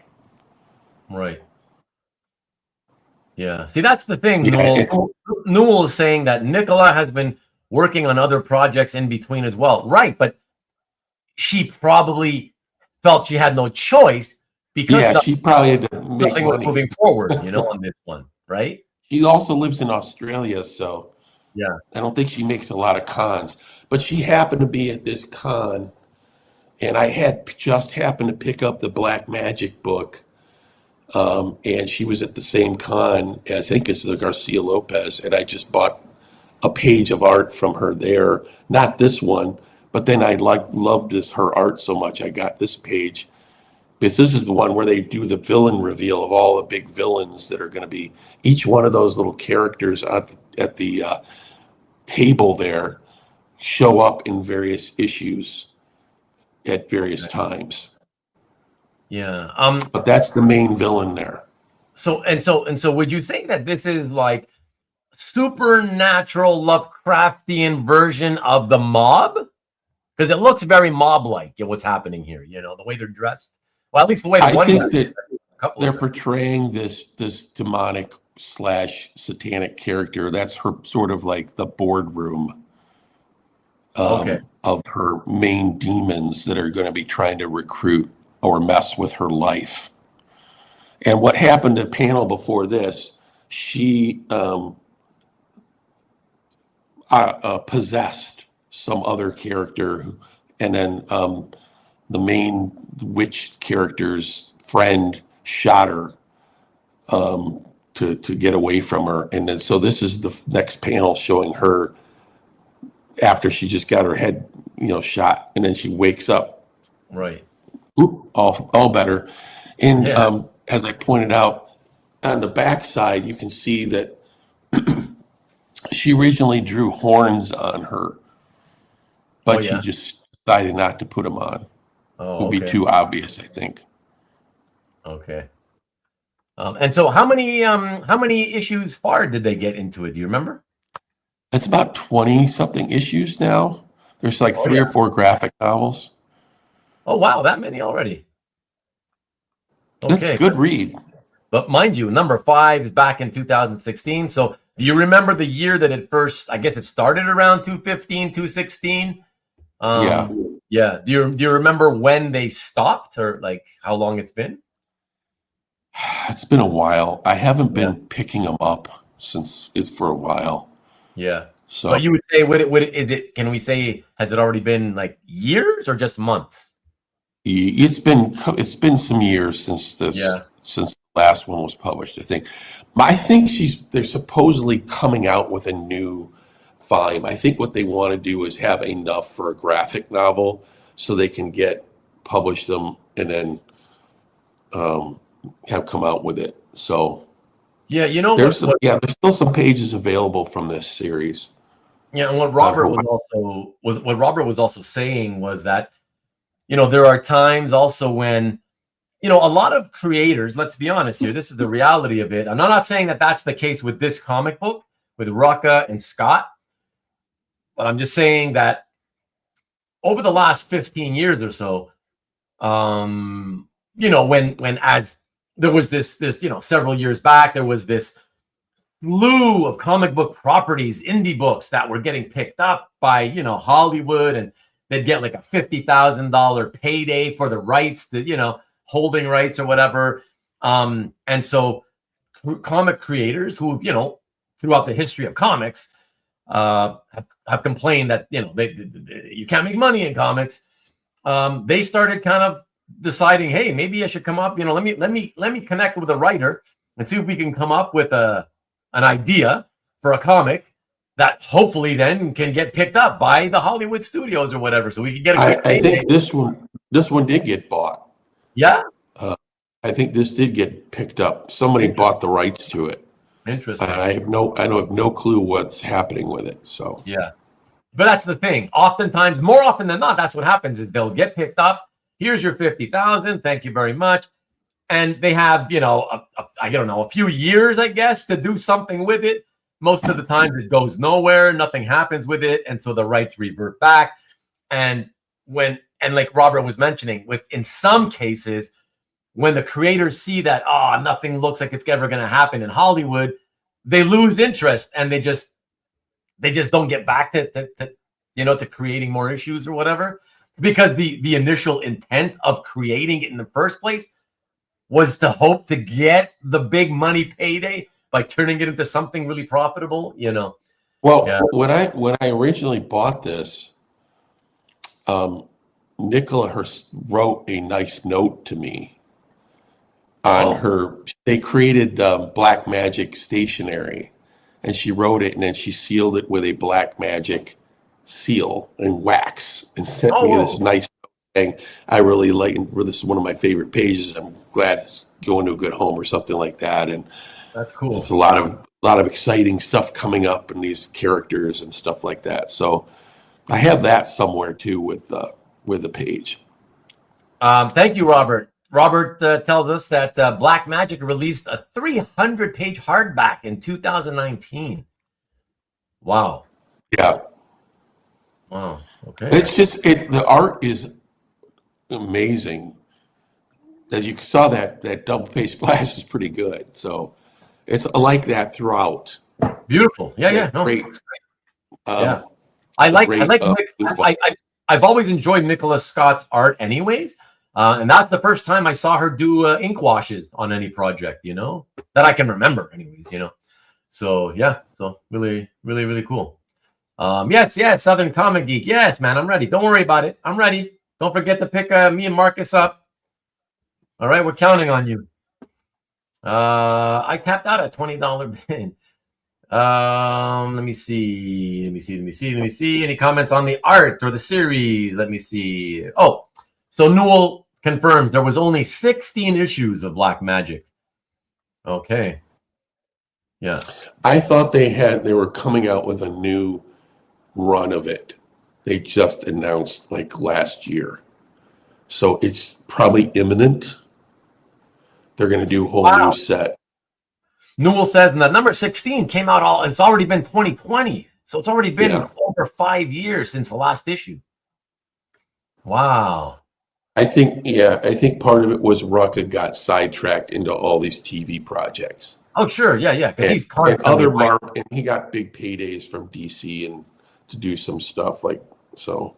And then, of course, Nicola at that point goes like, well, I'm going to take work from I think she's got an exclusive deal with DC. Yeah, she probably does. I think she does. Nicola makes good use of DPSs. I have one that she did for Black Magick. Oh, nice. And one for Wonder Woman Historia.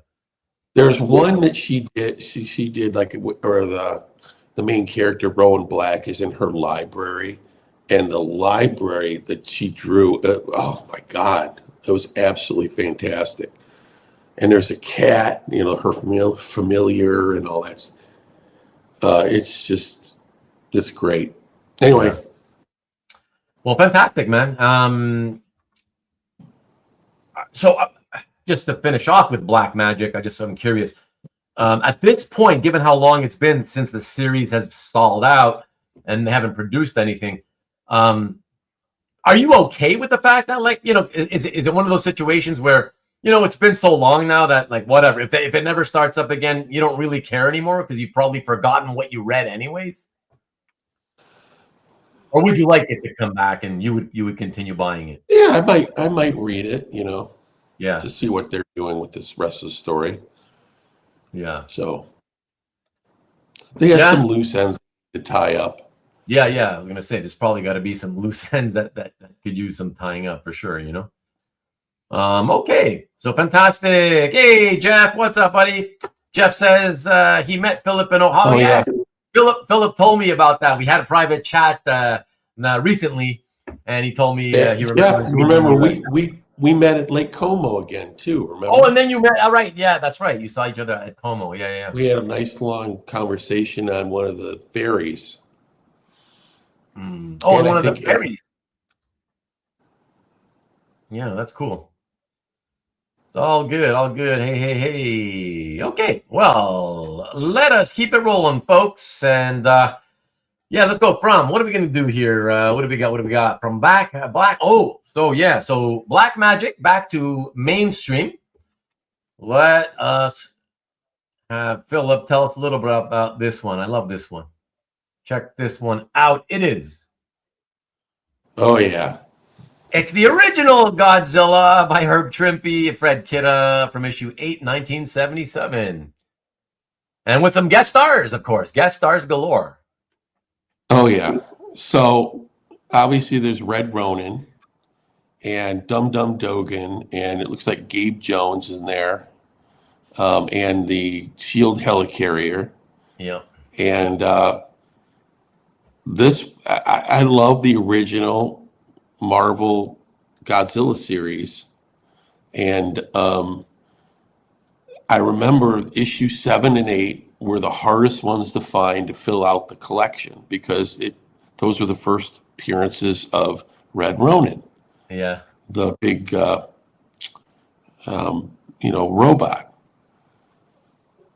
Yeah.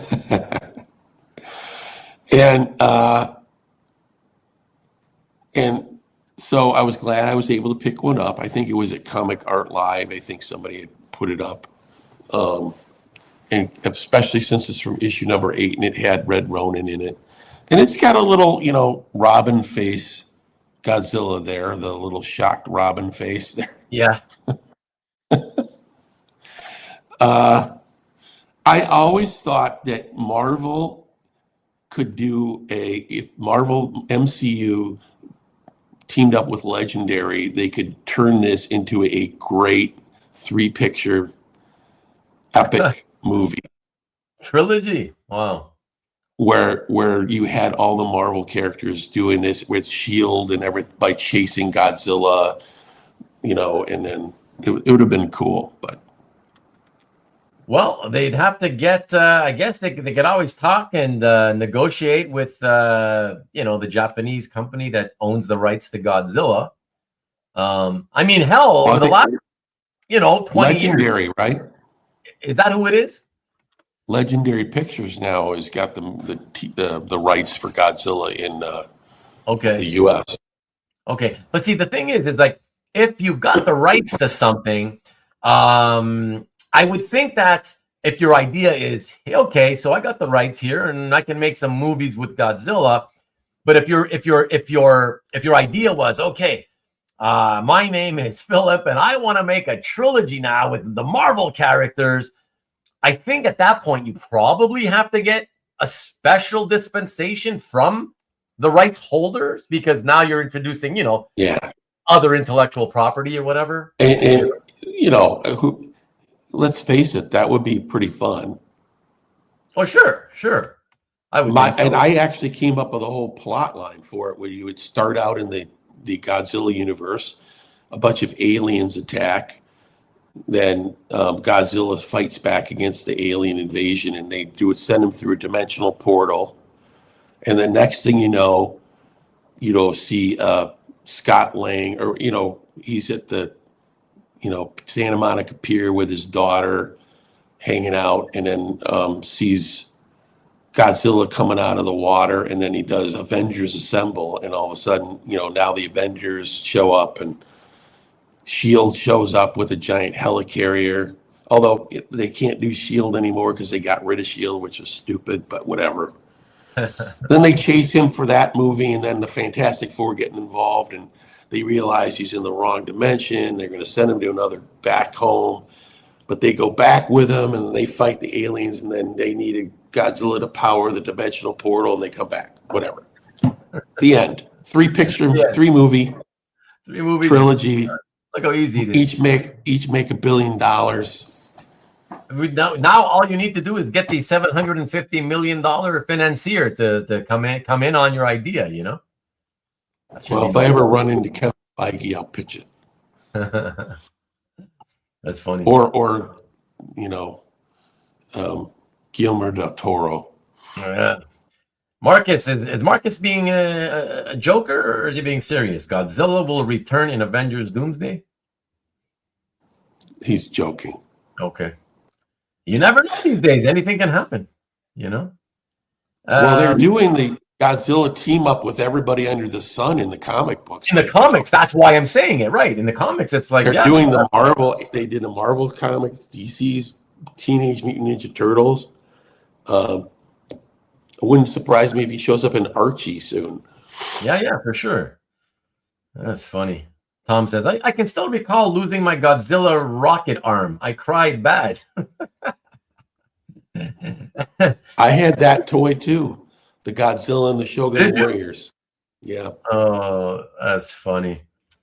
Alberto, trust me, I do know that most of what Marcus says isn't real, but sometimes he is serious, and I get to the point where he says the serious stuff. I think he's joking, and when I think he's joking, he's being serious. So you always got to. Getting back to that page, it sort of got me started on this. I have a bunch of different artists doing Godzilla pages now. Oh yeah, because I originally started looking for Godzilla pages from Herb Trimpe. And that led me to James Stokoe. And then I started, saw stuff from Jake Smith. And so I got a bunch of Godzilla pages for some reason. Just got sort of sidetracked into that. It's like Godzilla. Yeah. Yeah, blurring the lines of reality. And look at that. Newell says, Stokoe is amazing. But look, Stokoe Godzilla. I got 2 of his pages, Stokoe Godzilla pages, and they're fantastic. I think we can discuss that a little bit more and extend the show to discuss that a little more, because I'm curious as to what everybody thinks in terms of, everybody who liked or likes still the Marvel Herb Trimpe era Godzilla stuff. Versus what has been going on in recent-ish years, with Godzilla comics, and we can do that simply by starting off looking at this next piece of art, actually, because in fact it is Godzilla again from Godzilla in Hell by James Stokoe. Piece, yeah. So I thought we'd go look at the era version and 2015 version. So, as I mentioned before, I was looking for Herb Trimpe Godzilla art, and I think it was on CAF.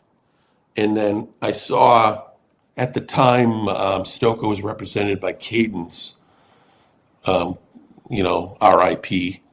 And not James Stokoe, but Cadence. Yeah. Um, and he had pages from Godzilla Half Century War that were just blew my mind. And I said, you know what? That's so good. I'm going to buy it. And I contacted him. He said, oh, that's sold. I think he had a double page splash from Half Century War that was just like the best one as an advertise, almost still up. And he said, well, that's been sold. But there's other pages from that Stocco did. He's got a new one, Godzilla in Hell. And so I went on that one, and this one was still available. And I think the reason it's still available is because it's technically not Godzilla in that top panel. It's the demon version of Godzilla. Oh, and so I guess the people who are like, well, I just want Godzilla. I'm like, you're nuts. Oh. That's a fantastic image. So I bought that. Yeah. And it later turned out to be fortuitous that I did, because IDW turned that top image into an exclusive variant cover for the San Diego Comic-Con, and then they republished it again as the cover to Godzilla Natural Disasters Compendium of a bunch of different Godzilla art and stories. And then it got used, my page got licensed by Crunchyroll to do an exclusive hoodie. So I'm like, well, okay. I'm not complaining, but I just love the James Stocco's Godzilla is just awesome. Yeah, it's pretty cool. I didn't Yeah, see a lot of the comments, so I don't know how people what their comments were about it, but they're basically saying, oh, cool, oh, so good without color. Yes, very nice. And the other thing is this, of course, modern comics don't have word balloons anymore, but this is one of the few pages where it looks exactly like the published version. Yeah, exactly, because there are no words on that particular page, no dialogue, right. Yeah, it's no, it's beautiful, really, really fantastic. And by the way, how does the series read? I only have the first issue of it, the James Stocco.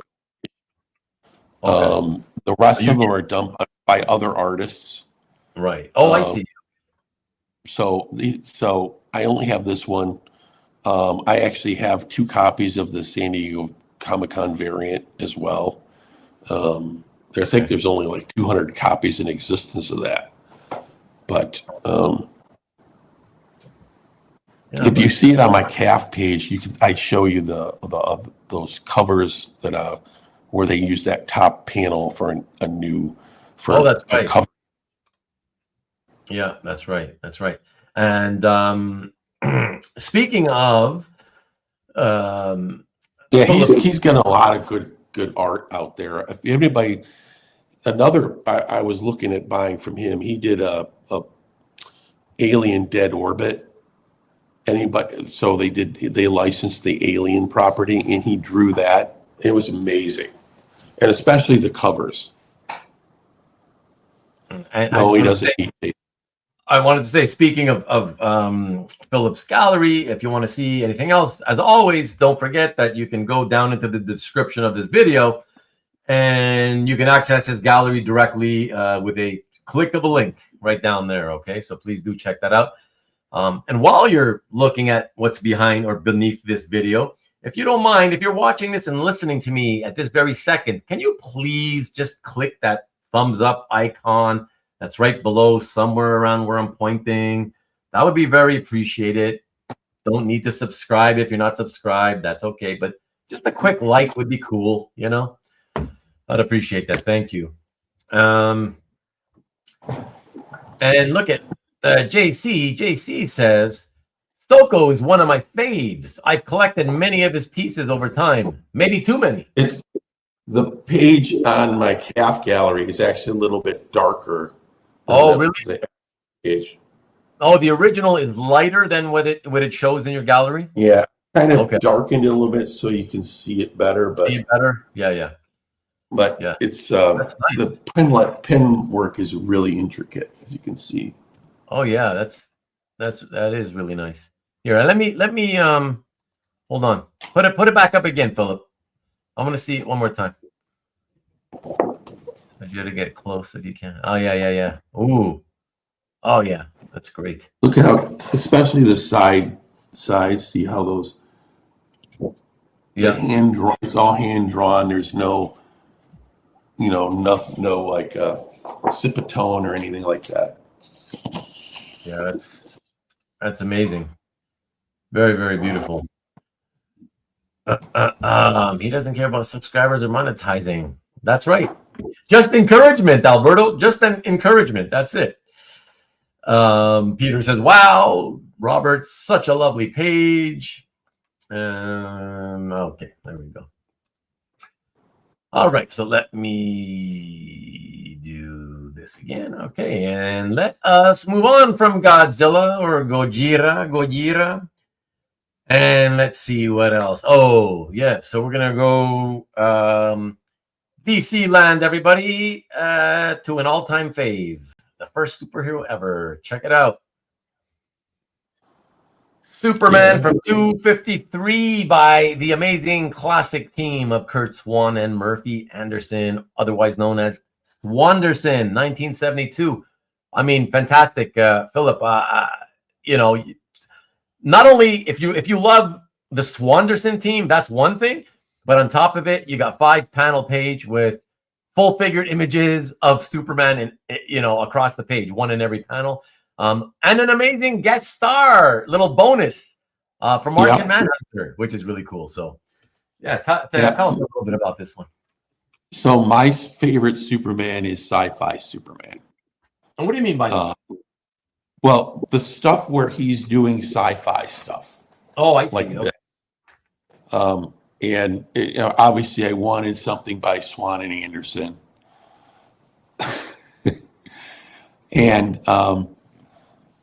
And this is a really great era for Swan and Anderson, like the 60s and early 70s, and especially that last panel. And it doesn't have as, sometimes it could get a little goofy. Oh, for sure. But I like this one. It was more kind of a serious, and he's in every panel action, and so I just wanted a good example, and I was able to get this one, and really happy. Yeah, it's fantastic. Did you have to fight it out with people at auction on this one? No, I actually, it might have been at Comic Art Live, and I just made a deal with whoever put it up. Oh, I see. Yeah. Yeah, and like Rick says, flying, landing, and standing. Yeah, I mean, you get the you get the whole thing. Manhunter. Yeah. Yeah, it's really, really cool. Superman, Krypton Detective. Yeah. And how big is your how big would you say your fandom for Superman is, Philip? This is really on my only Superman page, so it's limited. Okay, I was gonna say just in general as a character, not necessarily as a collector, but just as a fan of comic book characters. I mean, look, when I was little, I dressed as Superman, and for Halloween, had the costume with the cape, whole deal. Okay. I was also Batman at one point too. Yeah. So. Okay. That's cool. That's cool. No, and that's a nice one. Good respect. And, I love the Christopher Reeve movie. Oh, sure. Yeah. Sure. That's like a lot of us. I mean, I was introduced to him through the Super Friends cartoon show. So that's where I first, kind of knew him. And I liked him, I liked him because of that. But I didn't love him until the Superman movie. That's what really for me was like, it made me love him, Yeah. I think a lot of people got their DC Comics education from the Super Friends. They don't want to admit, especially when they did the Legion of Doom, and you found out about all these new villains. or the old villains they didn't need to know about before. Right. Yeah. Uh, Yeah, for sure. That was good stuff. I haven't watched that stuff since I was a kid. I never watched them on repeat or whatever, you know, in my adulthood or whatever. So, but I don't know that I would enjoy them. I feel like I wouldn't. So I don't intend to ever rewatch them, you know. I just want to keep the memories as I have. They're vague, and I'd rather they stay that way, you know.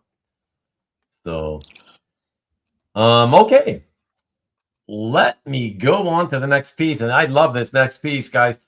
I don't know anything about the book. I never read this particular book, this series of mini-series that went on for years. But I love. I've always been a fan, a great big fan of this artist. So yeah, let's check it out and see what Philip has to say about it. Love this art though. It is Elric Stormbringer by the amazing P. Craig Russell. This particular one from 1997. Yeah. And similarly, I love the art, and also the, you know, when he did it with Gilbert. Michael T. Gilbert, yeah.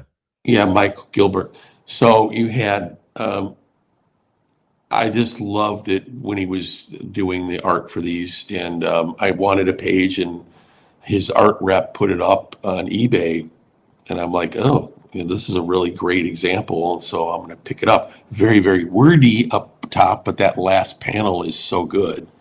Yeah. P. Craig, you know, it's just classic P. Craig Russell. So yeah, that's basically it. I just wanted a really good example. This was a good one. Yeah. For me, actually, even though it is an Elric book, I just love what he did with that creature. So for me, it's the second, third, and fourth panels, you know, that I love the most. Just really, you know, the creature's design really fits Russell's sensibilities, his artistic sensibilities, right? His sense of design, the kind of lines he does. I always kind of regard him as sort of neoclassical in the way he drew things. Exactly. Yeah. Well put. Yeah. PCR so good, says Kavi. Yeah. Yes, indeed. Did you ever actually read anything Elric related, Philip? Because I never have. I did. I read a couple of the Elric novels. Oh, you read the novels? Interesting. Okay. Yeah, and also obviously the comics, when they came up through Pacific, particularly. Right. And I think Marvel did a verse to some too. Yeah. The only Elric I ever read was his appearances, those first appearances he made in comics there with the original Barry Smith Conan stuff. And Conan, yeah. Yeah, but I never read anything else. He's good. Different, obviously, than Conan, but because I had read, you know, the Robert E. Howard and L. Sprague de Camp Conan stories, and so I was kind of looking around for something else, and Michael Moorcock was sort of a natural thing to check. So I kind of read a couple of them. They were pretty good. I also read the Universal Hero, or whatever the heck you called it. I forgot. It was good. I know Mickey's probably just listening as he always does. I know he's probably read them because I know he's read a lot of sci-fi, especially from the 60s, 70s. So I'm assuming he has read Elric. If he chimes in, then we'll know if he enjoyed the Elric novels as well or not. DJ says, I enjoyed this enough as a kid that I had a D&D character based on Elric. Okay. Eternal Champion. Yeah. Eternal Champion. Based on the Joseph Campbell. Okay, and that's the one that Hydra. Yeah, he based it on he based the character off the Joseph Campbell mythology. Concepts. Okay. Tom says he read the comics. Didn't bother to tell us if he liked them or not. When they came out, but not since. Okay. Have a good flight there, Alberto. See you there. Eternal champion. Yeah, did everybody get their Eternal from the Kickstarter from our friend Iranga? I got mine. I mean, obviously, I got the digital. I obviously haven't received it yet, but I purchased it. I gotta get my forehead there. I was leaning into. Sorry. That's all right. It's all right. Okay, so let us move over to the next one, folks, and let me. Very little superhero stuff. Interestingly, what's that? You picked out very little superhero stuff so far. Yeah. I mean, I liked. I mean, there's more coming, but I noticed that you were quite a fan of so many of the indie things. And I found that a lot of the indie books really had some really great art. So I was like, you know what? I can't help it. I kind of would like to show some of this indie art, you know? So that's basically it. Yeah, so let me cue up the next one. Then the next one is going away from indie and we're coming back to mainstream, this time not DC, but Marvel. Something that's I've got a special place in my heart because it came out the year that I started buying and reading comics, and I loved it. I haven't read it since. I remember nothing about it except that I enjoyed it. So let's take a look. It is Hercules. Hercules by Bob Layton, everybody, from the first issue, number 1, page 12, from 1982, the first miniseries. Is it cut off at the bottom there a little bit? On my screen, it has very sort of thin borders, but it's not. Oh, okay, yeah. Oh, yeah. Maybe I don't know what I'm doing here. Oh, whatever. Yeah, I mean, I absolutely love this when it came out. In the 80s, Marvel had a bunch of these quirky miniseries that they came out with. And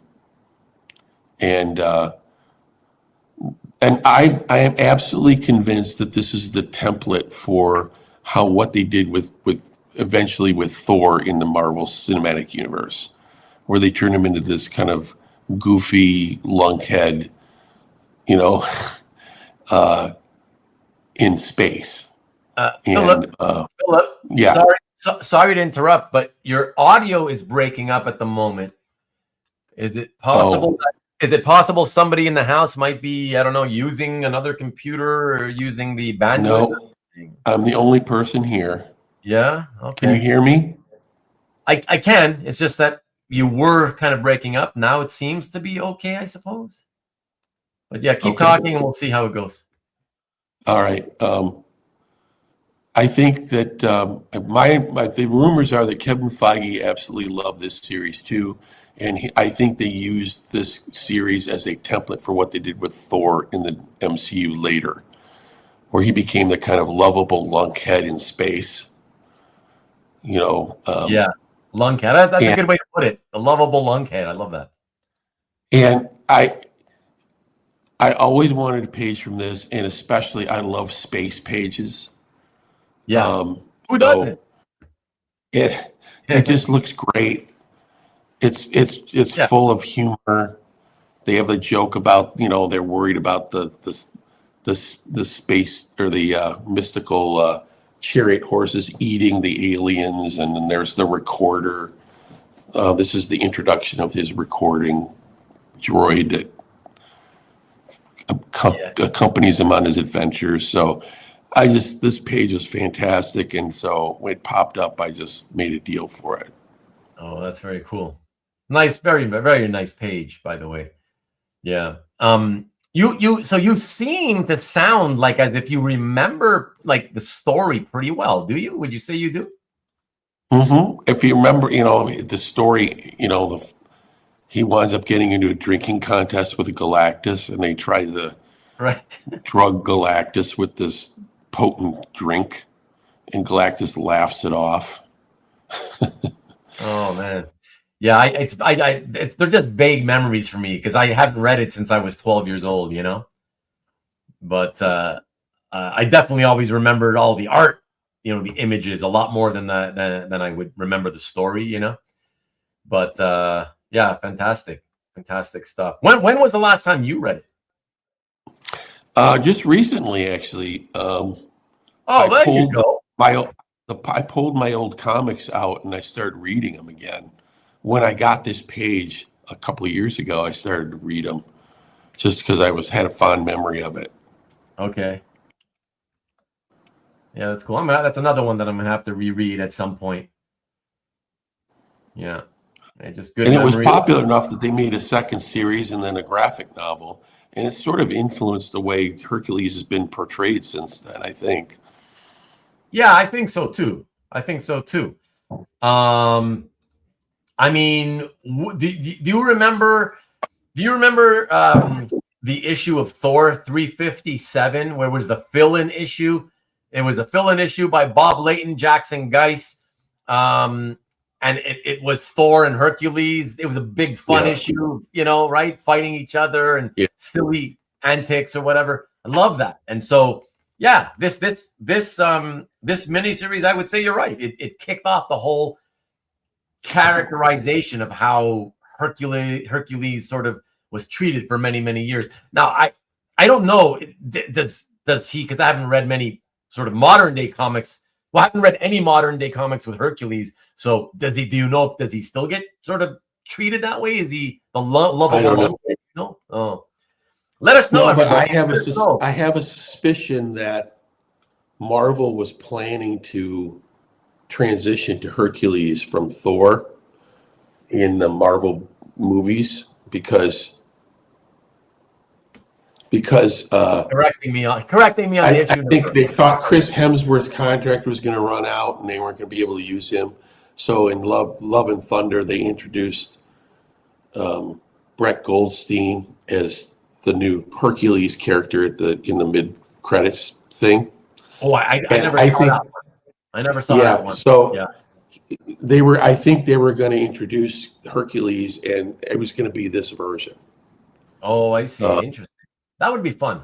When you use Brett Goldstein from Ted Lasso, it's going to be a comedic version of Hercules. So.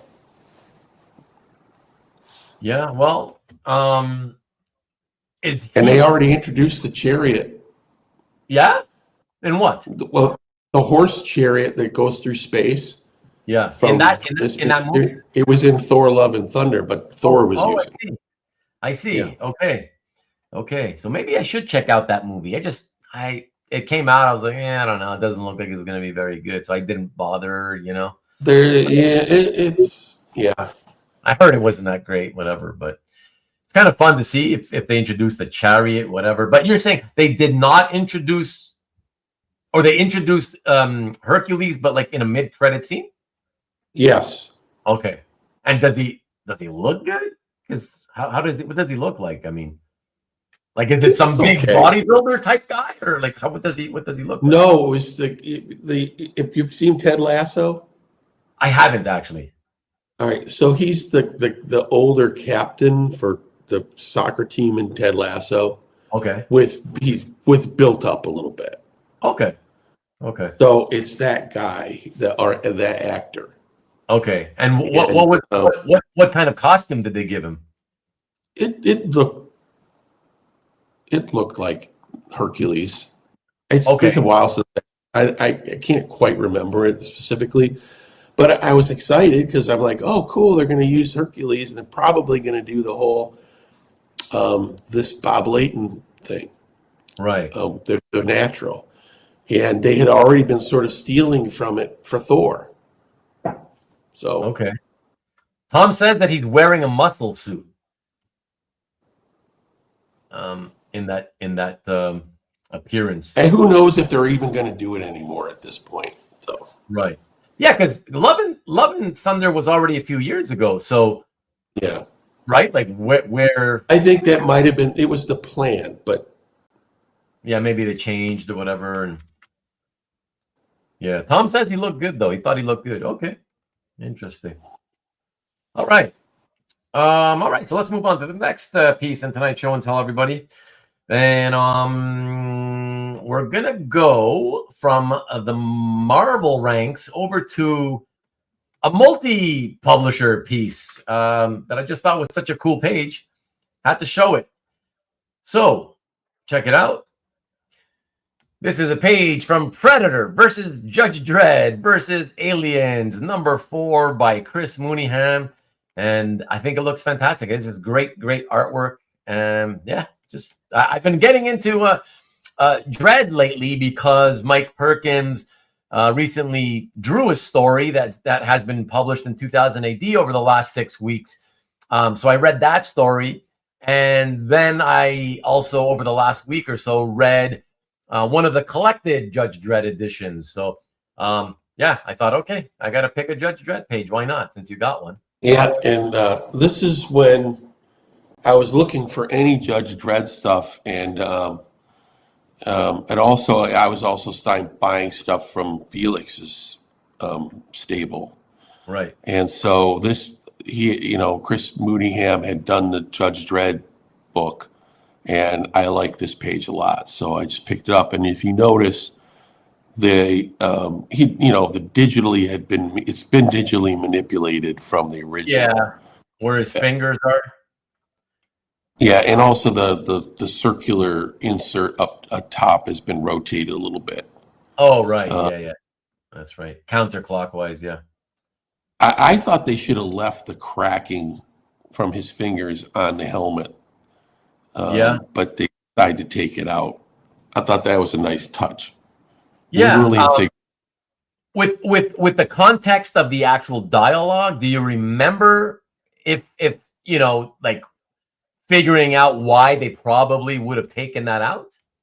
In other words, does the dialogue give you any context that would make you think, oh, this is probably why they decided it wouldn't work with those extra cracking lines on the I suspect what it was is then he'd have to draw the cracks in the helmet from then on out. Oh, yeah. And it was probably a pain in the butt to do that, so they just took it out. That could be it. Or maybe he didn't do it the rest of the way. I don't know. Yeah. That could be It's a cool little thing. It just implies he's tapping his helmet so hard because he needs to talk to people or get through to them. But yeah, I get why they took it out. Yeah. And I got to ask you, man, given that this is a comic book that was made to put not one, not two, but 3 different, IP properties, intellectual properties together, the Predator, the Aliens, and the Judge Dredd, were you just are you happy with the fact that it was strictly a Judge Dredd page? Was that what you wanted? Yes. Okay. I didn't really care about the Alien or the Predator stuff. Oh, excellent. Okay. I wanted a Judge Dredd page because I love Judge Dredd. Right. At some point, I would love to get a Brian Bolin Judge Dredd, but that's really going to be difficult. Yeah, I mean, it's they don't come out often. That's first of all, and then when they do, wow, are they ever expensive these days? Yeah, but the other they are. Yeah, but they're gorgeous. So all right. I wouldn't be surprised if they did Godzilla versus Judge Dredd. It would not shock me. You never know. Yeah. You never know. They did Godzilla versus Charles Barkley at one point too. So. Oh, for crying out loud! Okay, that's a perfect segue to move on to the next piece, everybody. This next piece actually is fantastic. I can't wait for you to tell us about it and what you love about the comic, Philip, because it's a comic book that again, we're going back into the indie sphere, but it's a comic that a couple of these guys in the chat have mentioned in the chat in recent weeks, and it's one that intrigues me. I may have to try reading it at some point because it sounds kind of intriguing.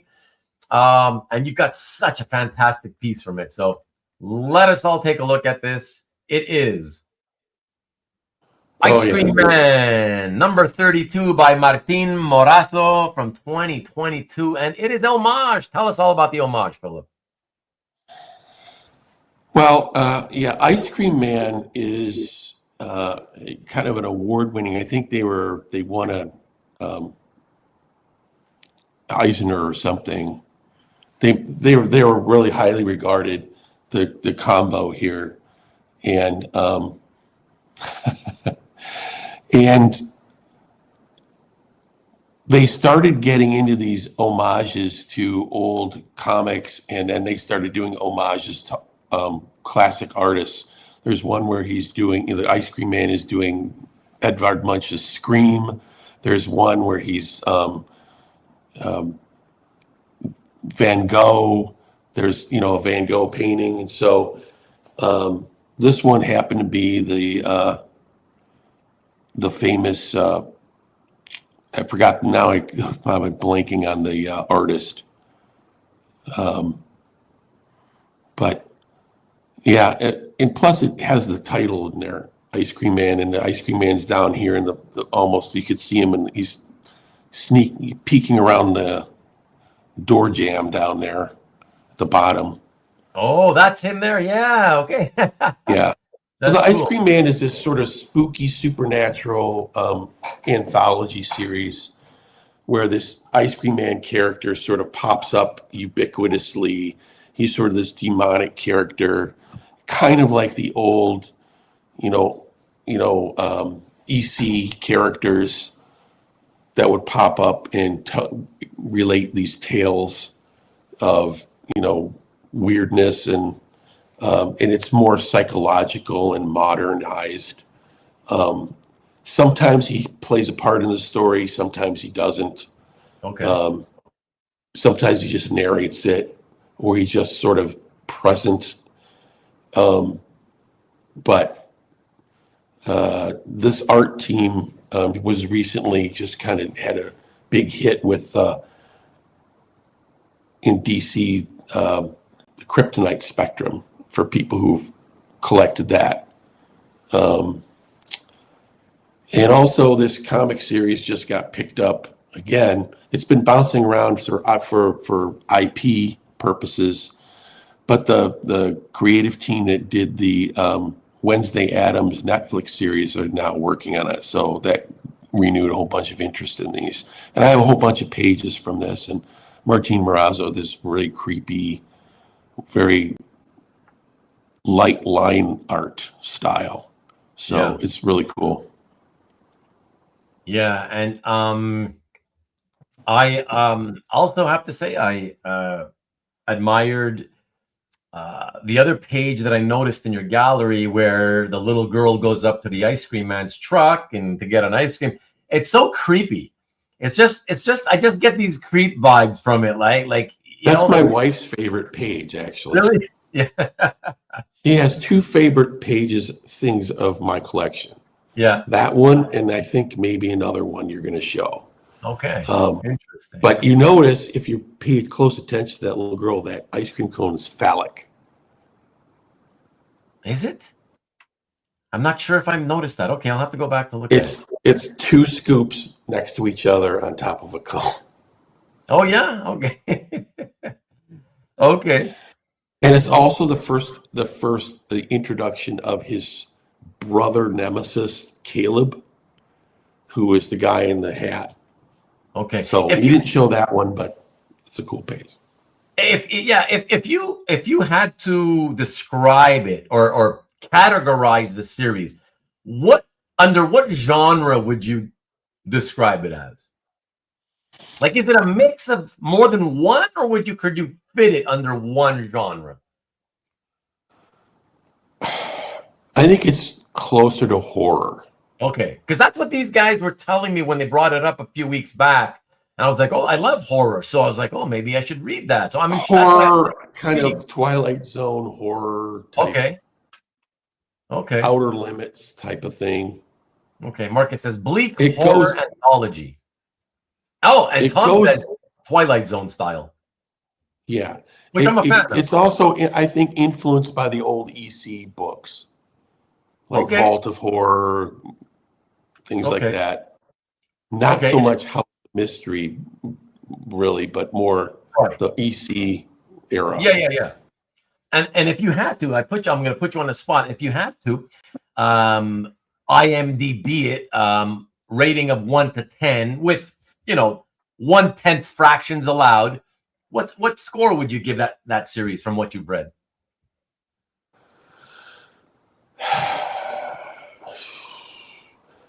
9. Wow. Yeah. Wow. That's if you really strong. Like, for example, they do so many innovative things with that series. The latest one they did was a deck of cards that told a complete comic story. Oh. So it's a deck of cards, so each page of each card advances the story. Okay, and everybody's mentioning like anthology, but is every story with this? Does that ice cream man? So that ice cream man, he's always the main character in every story.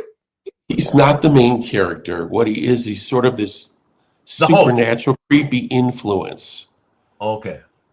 Like he'll be a game show host, or he'll be in one of the ones I have is he's reading bedtime story to the kids. Oh. And that's the famous issue where they parodied all these children's stories. Okay. And Martin Morazzo was drawing like Dr. Seuss and Shel Silverstein, and they were kind of doing these twisted versions of it. But it's not like it. But so it's like the parents were addicted to drugs and then went mad and killed themselves or whatever. And then the little kids are there in the bed, and he's reading these creepy versions of these children's stories, which are influencing their parents, about their parents. So it's they did one that's a palindrome. There's one where they did 3 panels, and it's 3 different story lines in each panel. The top panel tells one story, middle panel tells another story. There's one where it reads backwards and forwards. They just do these really cool ideas. Okay. So this is 30. The one you have, the cover is 32. How many issues are they up to now? I want to say they're in their 50s. Yeah, and it's still going as a monthly thing? Yeah. Wow. And like I said, they just came out with the deck of cards story. Okay, hold on. So I think I got it right over there, actually. I'm curious what Marcus is saying, because he says the start of the story mirrors the end of the story. Do you mean every time there's a story? Or you're saying from the beginning of the series? I think he's talking about the issue where you can read it back. You can read it backwards to front or front to back. The one that you described, right. Yeah. Okay. And it would have, right. That tells it in a different way, but it's there's. Yeah, I got you. I get what you mean. Yeah. So there's some mythology. There's some mythology behind the character of the ice cream man. I guess he's got a brother. There's and his brother's name is Caleb, and is trying to rein him in, and that's a minor kind of thing. Yeah. Very cool. Does that happen though, Marcus? Does that happen? Do you see a lot of people buy up entire issues? It used to be, until it got announced that the creative team for Wednesday was going to do an adaptation, and everybody bought up the pages. And also they just did the Kryptonite Spectrum for DC, which was a hit. Which Carl mentioned. Same creative team on the that attracted eyeballs, and they bought pages from Ice. Oh, that's the Ice Cream Man team. Oh, we're going to buy that. Oh, so I see. It's not as easy to get the pages now as it used to be. I was lucky; I bought a whole ton of them from different issues. I got a couple of the Dr. Seuss pages. Those have been like super designed. Marcus mentioned the Dr. Seuss issue, whatever. So that's pretty cool. And Carl had mentioned in one of Carl's YouTube channel videos, he had reviewed a few books, and one of them was the Superman Kryptonite Spectrum, which If you give me 1 second, I want to see. Yeah. I may have the deck of cards. Yeah, go ahead. I'll be right back. Yeah, no problem. Yeah, so I don't know, guys. I mean, at some point, who knows? Maybe if I read enough, maybe test out the Ice Cream Man. So here it is. Things. We'll do a hangout episode where we talk about comics again. The Ice Cream Man. Oh, the Mortal Coil Shuffle. Wow. Oh, that's cool. The deck is stacked. But so you had to buy that like separate? Yeah. Okay. And so it tells the story by going through. Oh. Now, initially, what I thought was that it tells a somehow story. miraculously made it so you could shuffle it, and it tells a different story. But you have to read it from front to back. Okay. Carl says, but it's just all fun. Yeah. Marcus says that it's an issue. The deck of cards is like an issue. Yeah. That's funny. Yeah, that's pretty cool. But it's so that was what, like solicited just as a fun little side thing when they solicited some random issue, or it does it tie into the issue, or it was just a separate thing that you could or could not do without kind of thing? No, I think it's a separate standalone comic issue. Okay. And they do the creative stuff like that all the time. Ice Cream Man is like the most innovative. Oh, really? Comic right now out. Oh, they do. And he actually created a character in the comic called the clown that they did another series called Aha, the clown. That sort of spun off. Okay. Yeah, somebody had mentioned. Yeah, I luckily bought it.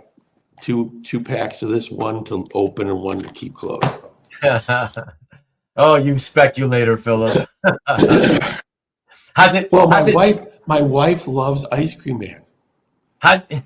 But you got to tell us, has the deck of cards exploded in value yet? I don't know. I haven't looked.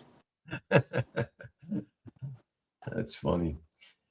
But okay. I just thought it was really cool. Ha ha. Aha would have sued. Many of the stories are very messed up.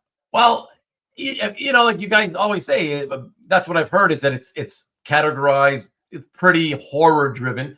So that makes sense, really bad stuff. Yeah, like EC, a lot of messed up stuff happened in the EC books. Although in EC, it was sort of like bad stuff happened to bad people. This one is bad stuff happening to good people. Oh, that's what makes it rough, right? Tough. So it's like, yeah, it's a little rougher. Okay, very interesting. Now you guys are just helping to make me more intrigued about reading this and giving it a try. Yeah, pick up the first graphic novel and see if you like it. Yeah, go from there. Yeah, that's what I typically do anyways, right? Just give it a shot, Yeah, Mark is saying lots of twisted stuff, drug addiction, whatever. Yeah. Okay, I'm sold, guys. I'm sold. Even Kavi has read it and says it's worth checking out for sure. Okay, I'm in. You got me. Because you know what? It's making me feel like it sounds, the whole thing about it being horror and anthology. It feels like it sounds like it should be like a cool television series, It could that's one of the reasons why people, why it's sold, why people are buying it, because they think it's going to be made now with that creative team. I don't see anything, but go ahead. Yeah. But okay, anyways, we got to get back into this. But thanks everybody for allowing us to speak so long about the Ice Cream Man. It's pretty cool. And listen, if it brings another reader to it, why not? Or more than one, but at least one with me. And anybody remember who the heck the artist was? It's on the tip of my tongue. Who was that homage to? Was Escher, right? Oh, MC Escher. Yeah. Okay. Yeah. That's it. Yeah, a bunch of the guys had mentioned it in the chat. Yeah. Okay. So let me see what we pulled up after that. Oh, yes. Tell us a little bit about this. We talked about it a couple of days ago. This is not comic book art per se, so check it out. It's something that Philip loves. I'm looking forward to hearing what you got to say about this one. It is Wednesday Addams. Wednesday Addams illustration by Charles Addams, circa 1970s. And Wednesday Addams with her familiar bat. Good transition there. Yeah. This is the other thing my wife loves, because her favorite character is Wednesday Addams. Yeah, you told me. And so it's sort of a way to combine my hobby with something that she really loves. And George Hagenauer actually had this piece, and I wound up working a trade out for it. And I've done some research and found out who C.R. Searle is. I guess he was an autograph dealer collector who was prominent in the 70s through the 2000s. It has like a website that looked like it went out of style in 1980 or 1998 or something. But it's just cool to have this, anything by Charles Addams, especially if it's Wednesday Addams, is special. So yeah, but it's not very big though. Yeah, but they never are. So it's not like it's not like you have to worry about like, oh, everybody else who has one has a full size and I got a really tiny one. They're all pretty tiny, So yeah, I mean obviously the pinnacle would be an ink washed published New Yorker cartoon about the Addams family. Yeah, but, sure. And then you're talking so much more money at that point. Yeah, that's like getting a peanut strip, so right. You're talking. But this is just great, and it's 100% authentic. Yeah. Everything screams authentic. I got it authenticated, but I had done enough research to know I've seen enough. This is his stand. He did a lot of these, this type of drawing of Wednesday. Although, sometimes it's not a bat up there. It's a balloon with a monster face on it, with like a monster head balloon. So, but I like the bat kite better. Oh yeah, for sure. Me too. I mean, it's spooky and creepy, sort of IP. So, I mean, creepy and kooky. Creepy, exactly. And I think but still. Very similar one of these sold a couple of years ago at Heritage for like $5,000. I remember that. Yeah, I remember. Yeah, so good. Hopefully you got this for much cheaper. Well, I did a trade. Oh, that's right. Of course. Yes. So I traded what did I trade for? A couple of pages from Road to Perdition. Oh yeah. And which I already had a bunch of those anyway, and I was willing to give up a couple. And I had a Lee Weeks, Al Williamson Daredevil page. Oh, okay. But it didn't have Daredevil. I mean, it was a tiny little Daredevil. It was mostly like ninjas climbing down a wall or something. It was a cool looking page, and I liked it a lot, but I was willing to trade that for this. So yeah, for sure.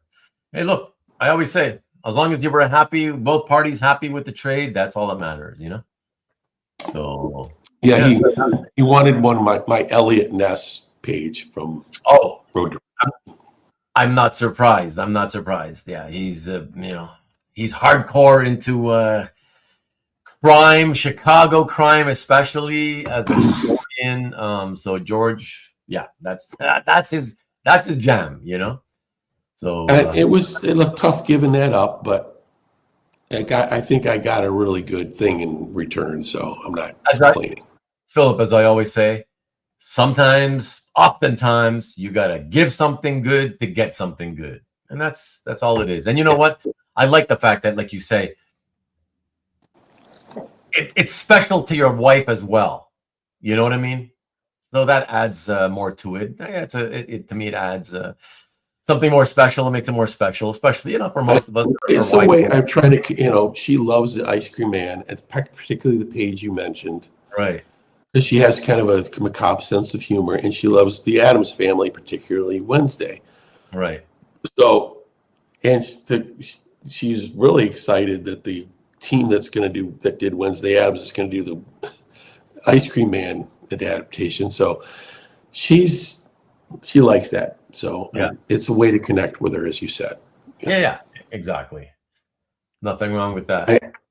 I did two other things art related for her. One was I had an artist friend of mine create a comic book interior panel page featuring her at work. Oh, cool. For a birthday gift. Oh, that's fun. So she still has that. She liked that. Yeah, that's fun. Why not? Okay. All right, so we will go on to the next one. There's just a handful of pieces to go, everybody. And the next one is super mainstream. We're going to go from something that was TV show based to mainstream Marvel. You can't get more mainstream than this. You've already technically seen part of it because I used it for tonight's thumbnail of tonight's show. Check it out. It is the Mighty Avengers double page splash with Spidey by Greg Land and Jay Leaston from 2013. Oh, yeah. This was early in my collecting, too. This was, people may know Tom Fleming, who was an art dealer collector. Oh, yeah, we all know. And he's based in Kalamazoo. And since I'm in Michigan, I was excited to be able to go to his store and page through a lot of the art that he had. And I got one other piece from him, and this one. It was between this one and he had a double page splash from Amazing Spider-Man by Stuart Immonen, which was cool, but this one was way cooler to me. And most people will tell you, why the hell did you not get the Stuart Immonen Spider-Man? But A, I was early in the hobby. B, this just was so cool, I couldn't pass it up. And I thought, what the heck? And it was that Spider-Man. I think it's technically Superior Spider-Man, but it's just such a cool image. And it's Power Man is in there. What's the name? I forgot the name of the character that the one who looks like Halle Berry up there. Oh gosh, I don't know. The one you mean the top left corner? Yeah. What's the name of that character? This was. Yeah, I wasn't reading around this time. The one that's firing that blast there. Yeah. Yeah, somebody will tell us. I forgot her name. Monica Rambeau. Yeah, Captain Marvel. I don't know if she goes by Captain Marvel anymore. Is it Captain Marvel? I thought it was a different character, but. Photon. Her new name is Photon. Oh, maybe that's right. Yeah. Okay. Yeah, so that's her. That's Monica Rambeau. Yeah. So, and this came out right before, this sort of mirrors the Chitauri invasion and when our Avengers came out and stuff like that. But this is one of the best double page splashes I ever saw by Greg Land and Jay Leaston. Yeah. I haven't seen anything better than this one. Right. Well, there you go. Yeah. It's so I'm happy I own it. It's the page I use for my Facebook Mid-Michigan Comic Art Collectors. So cool. Yeah, it's very nice. Very nice. Yeah, and I think you got it from Tom, because everybody remembers Tom. So one of the nicest guys in the hobby to deal with. Yeah. And it's cool that you got it in person from him when he was representing Greg. Yeah. He had all that Greg art. So he had Stuart's art too, which sorry, I didn't hear that. I didn't hear that, Philip. Can you repeat that? It's Stuart Immonen's art too. Oh, the Stuart, yeah. Yeah, and he had a lot of great stuff. I mean, he had the not the Immortal Hulk, but who's that like old Hulk that's like the super villain, Smart Hulk, the old. I forgot who he's called. Huh? By Immonen? No, that was Greg Land. Was some other stuff. So he had a lot of great stuff. He did. Yeah. Yeah, it was kind of sad when he had announced that he was getting out of the original Especially, art. he had a lot of Stuart Immonen and Star Wars pages that I was looking at too. So, Oh, Robert's reminding, you're talking about Maestro? Maestro, yeah, he Okay. had those great Thanks, Robert. Gray Land Maestro pages. And Jason. Yeah, had you said the one from the old guy from the future mentioned future, and I would have been, oh, okay, yeah, that Maestro guy. Yeah. Future Evil Hulk. Yeah. Older Evil Hulk. Yeah. Yeah. Excellent. All right. So from Marvel, everybody, we're gonna go and take a look at not one but two pieces side by side that I love very much. I love the story, I love the artwork. I have shown these every time a collector that is willing to do show and tell has this in his collection. I have shown it, and so I've chosen to do that again. And it's from something that Philip just mentioned a couple of minutes back. Let us take a look, and here we go. From the Road to Perdition. Yes, the graphic novel, the original graphic novel.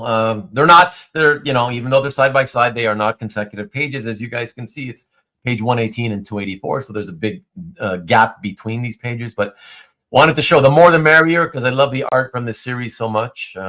Yeah, fantastic stuff. I know you've talked about this with me. I know you've mentioned you've had a lot of pages from this, Philip. So, but tell us a little bit about these, anyways. Well, as I do every once in a while, I'll scan through what's going on in eBay, and Richard Piers Rayner just decided to put up a whole bunch of these. And so I alerted a collector friend of mine, and we both decided we're going to buy a bunch of them. So I think I bought like 5 pages from it, including these two. And obviously you can see why on the right I wanted that one. It's that very classic moment featuring the car and the son and his father near the end, talking about, and it sort of summed up the series to a certain extent. And then the one on the left is just technically just craft. Yeah. Just was beautiful. And I really like that. And I also have another one where I had one where, I had one with Elliot Ness in it and stuff like that. So I have another one where they're having a shootout. I think he looks a little bit like Dennis Hopper up in the right-hand corner on the second, and it's the one on the right. Dennis Hopper? No. Yeah, a little. Didn't he? Really? Nah. I mean, that sharp nose and stuff. No, I don't see Dennis Hopper there. I love Dennis Hopper. I don't know. But we all see what we want to see, right? We all see different things, right? So. Yeah, I think that might be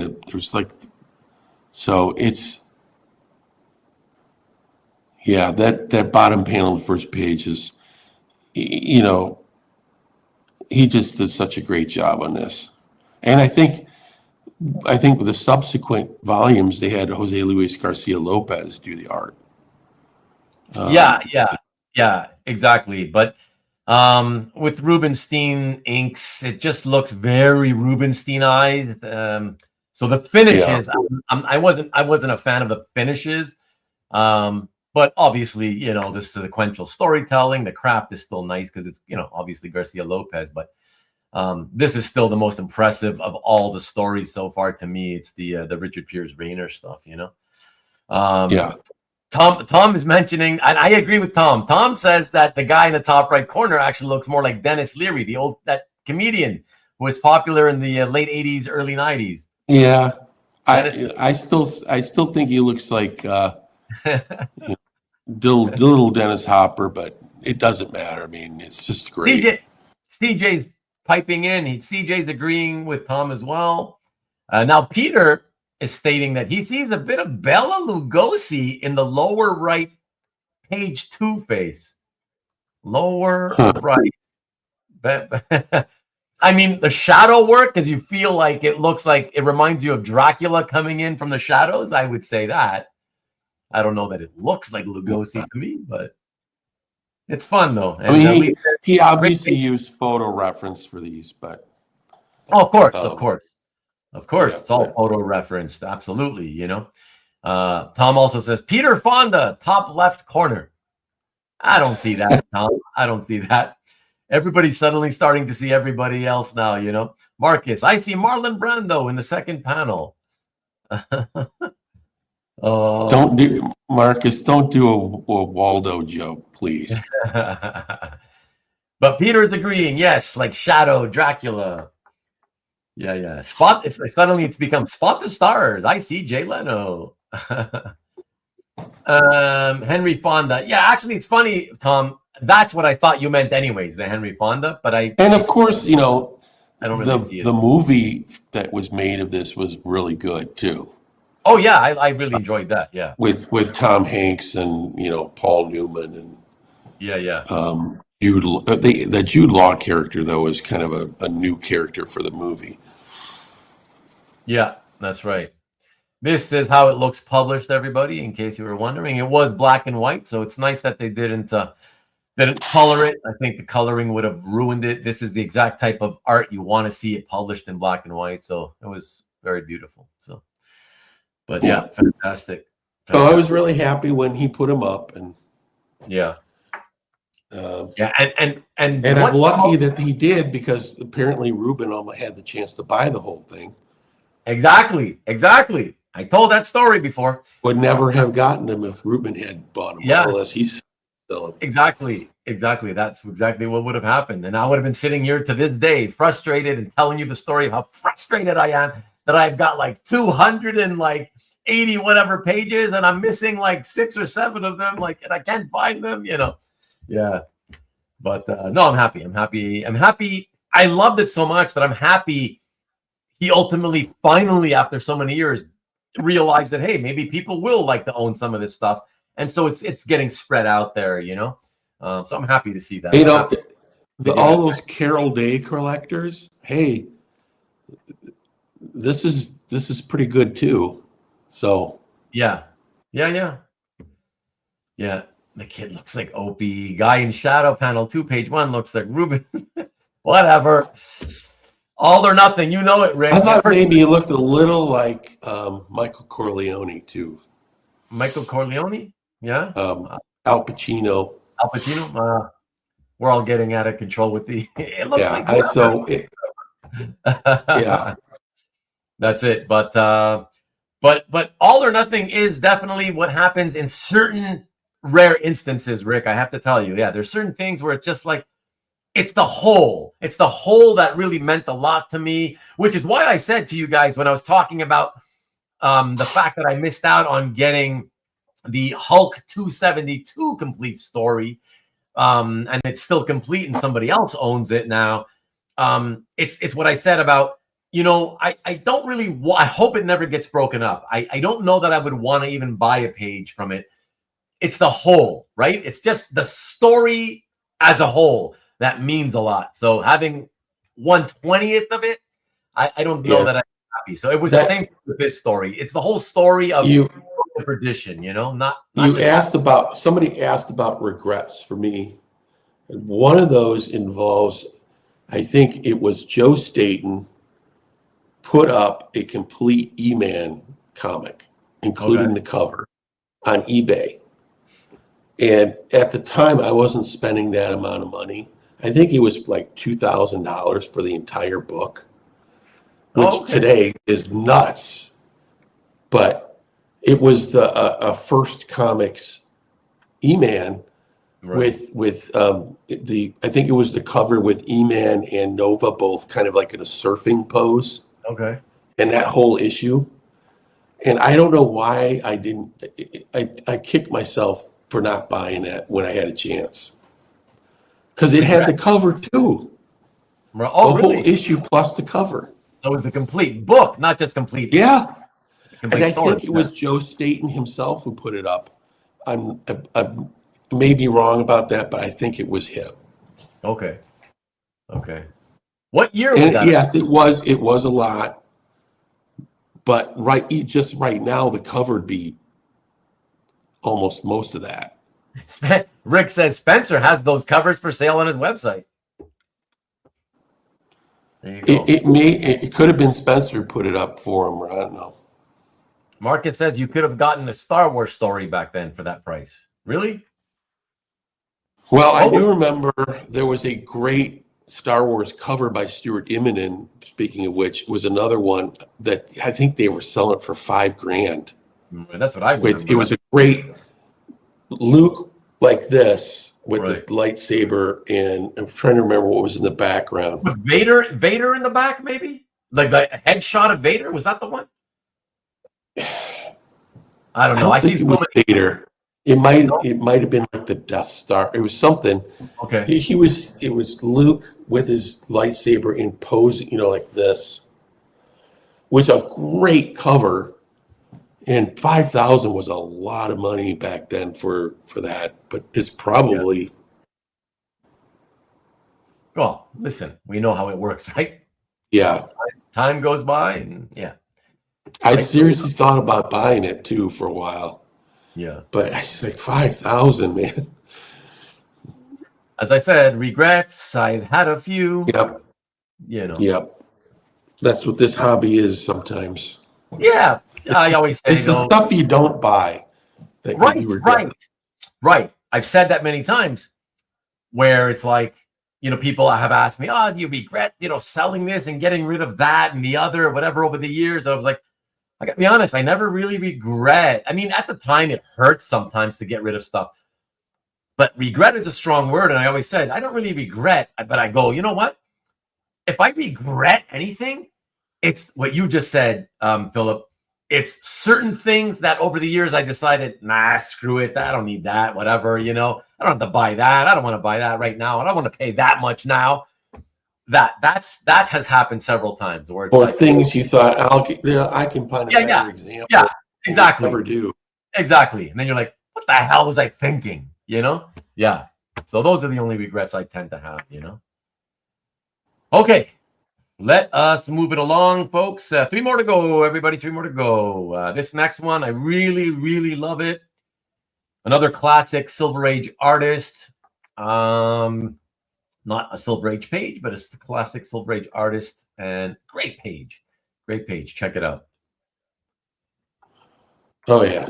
From DC Comics presents number 41, Wonder Woman by Gene Colan. And interestingly, not an inker you would normally think would be suitable for Colan, Romeo Tangal, but I really like what he did on this page. I gotta say, I really like the look to it. Yeah, he did a nice job. I really wanted to get a Wonder Woman page, and this was a really good classic one. This is from that when Roy Thomas and Colan were kind of rebooting her a little bit. Yeah. And that little insert story. And so it's just, got her using her lasso, using her bracelets, and doing Wonder Woman stuff. Yeah. And it's got a classic Gene Colan, poses in there. Yeah, and tell me, especially from this era. Gene Colan. when you got this, was this for you seeking out a Colan original art page, or was it you were seeking out just a Wonder Woman page, or maybe I was looking for Wonder Woman page, and then and I'm like, a really cool Gene Colan Wonder Woman page. So it's like I got a twofer out of it. That's I thought I was maybe looking like a Don Heck or something, or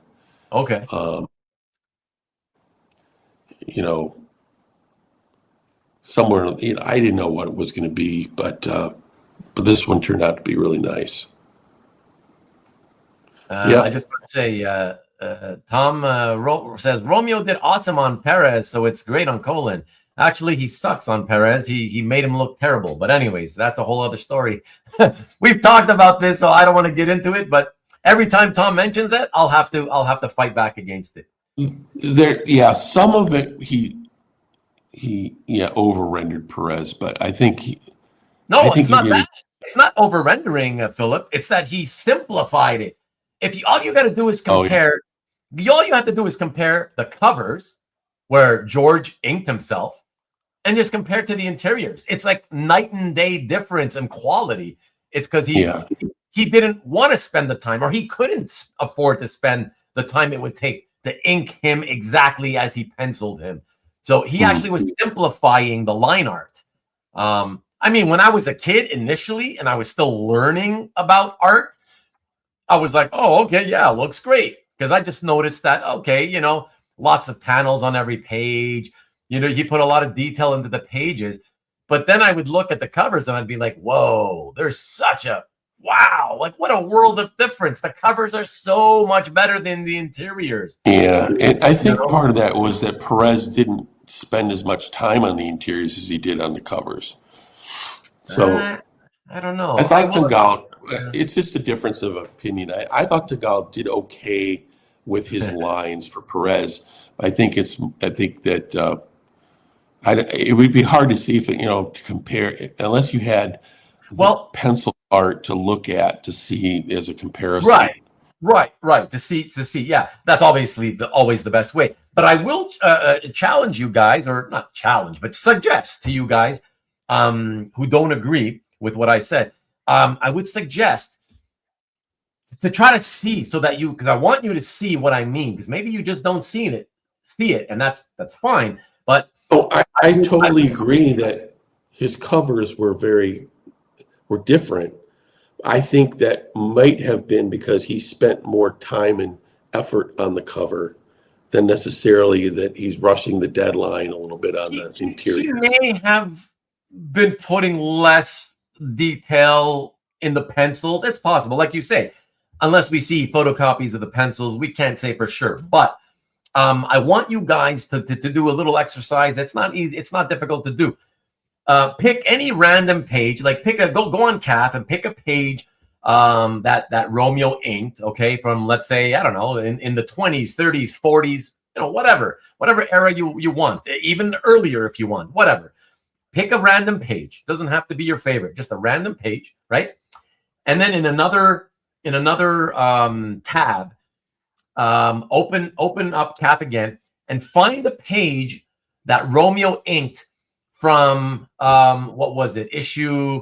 I think he did issue 3 and 4 or 3, 4, and 5 of the Baxter series. Okay, pull up pages that he inked from the Baxter run, where George only penciled the first 5 issues, and then compare those. Holy crap! I think you're going to see what I mean. What a difference! Like in those issues, it looks a lot more like classic George than in any issue that he did from the main run, the first run.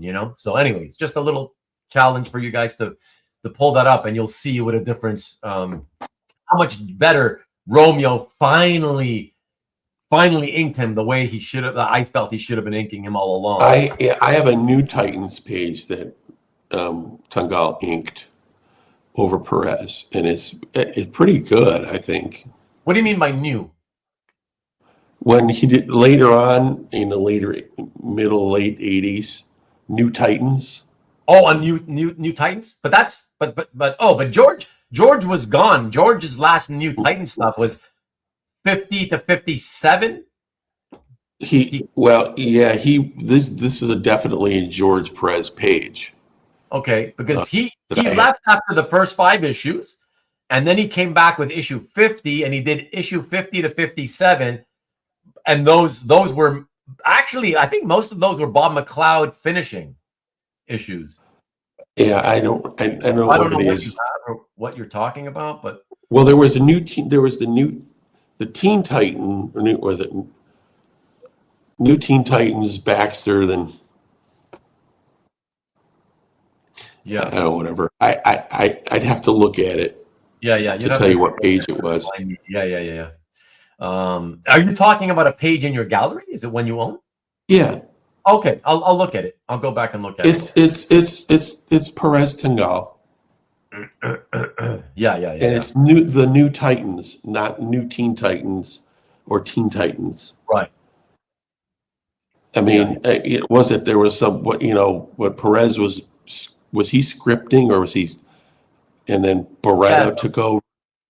Yeah, it was co-plotting or whatever with. I had a really nice Barreto Teen Titans title splash at one point too. Okay. Yeah, Barreto was good artist. Yeah, nobody cared because, of course, following somebody as popular as George at the time, is kind of like nobody gives a shit because people would follow the artist. You leave the book, they'd follow you off the book onto whatever other book. They'd follow you to another book, but they would also drop whatever book you had been doing. So, but it's a shame because everybody missed. A lot of people missed. Tens of thousands of people missed great García-López stuff, great Barreto stuff. And it's a shame, but that stuff was also very good. Okay, so let us. Peter reminds us it's New Titans 54. Like I said, it had to be in the 50 to 57 range. So I'll take a look at that later in Philip's gallery. Yeah, you guys can go right now down below. Use the link down below. Right to his clicks, right to his gallery. Ruben liked Cole. I don't know why you said that. I was okay with Cole. I can't say I cared much. It was like interesting character design. I don't know. She was okay, but nothing special. Why you laughing? No Terra. No. Yeah. Huh? No Terra. No Terra. Well, Terra was gone by then, right? Okay. So a couple more to go, guys. Let us finish this off. And so this second to last page here, I put it here because, in that whole saving the best for last, even though it's not the last one, it's next to last. Love this and never read it. It wasn't up my alley in terms of the kind of story it looked like it was going to be. Not into this type of reading. So I don't know if it was good or not. Philip talked about it much earlier on in the evening, and I'm happy to show it because it's just beautiful. So let's take a look. Here we go. Yeah. Camelot 3000 by Philip's favorite artist of all time, Brian Bolland, and exquisitely inked by Terry Austin. So from Camelot 3000 number 9, page 8. Beautiful work. Yeah. And there was just, this is one of those ones where I just looked for somebody who had a page. I was going to get it desperate, and I over offered on it, and they sold it to me because this has just got all these classic Brian Bolland touches on it. Oh, sure. That panel at the bottom is just classic Bolland reaction. The line work is just so exquisite in here, and the expressive storytelling in the faces and the hands. Obviously you want Bolland inking himself, but Terry Austin's pretty good second option. Yeah, for sure, very beautiful. And Tom, I remember that. Tom makes a point. I remember very well. It said very nice, great mini, but we had to wait a long time for it to end. I remember there was like a 10-month or 11-month wait between the 11th and 12th issues or something like that. I think, Brian, my understanding, was not happy with the way it was getting inked, and he started doing tighter pencils as it went along. Interesting. And it took longer and longer to do. Okay. Where did you hear about this? Plus, I know some collectors who kind of know Brian Bolland a little bit. Oh, okay. And then so, plus you're shipping it back and forth to England. Which didn't help. Yeah, for sure. But this is one of the reasons why Bolland didn't do as many interiors, because he's a very meticulous, took a long time to do draw it. Yeah. Sure. Yeah.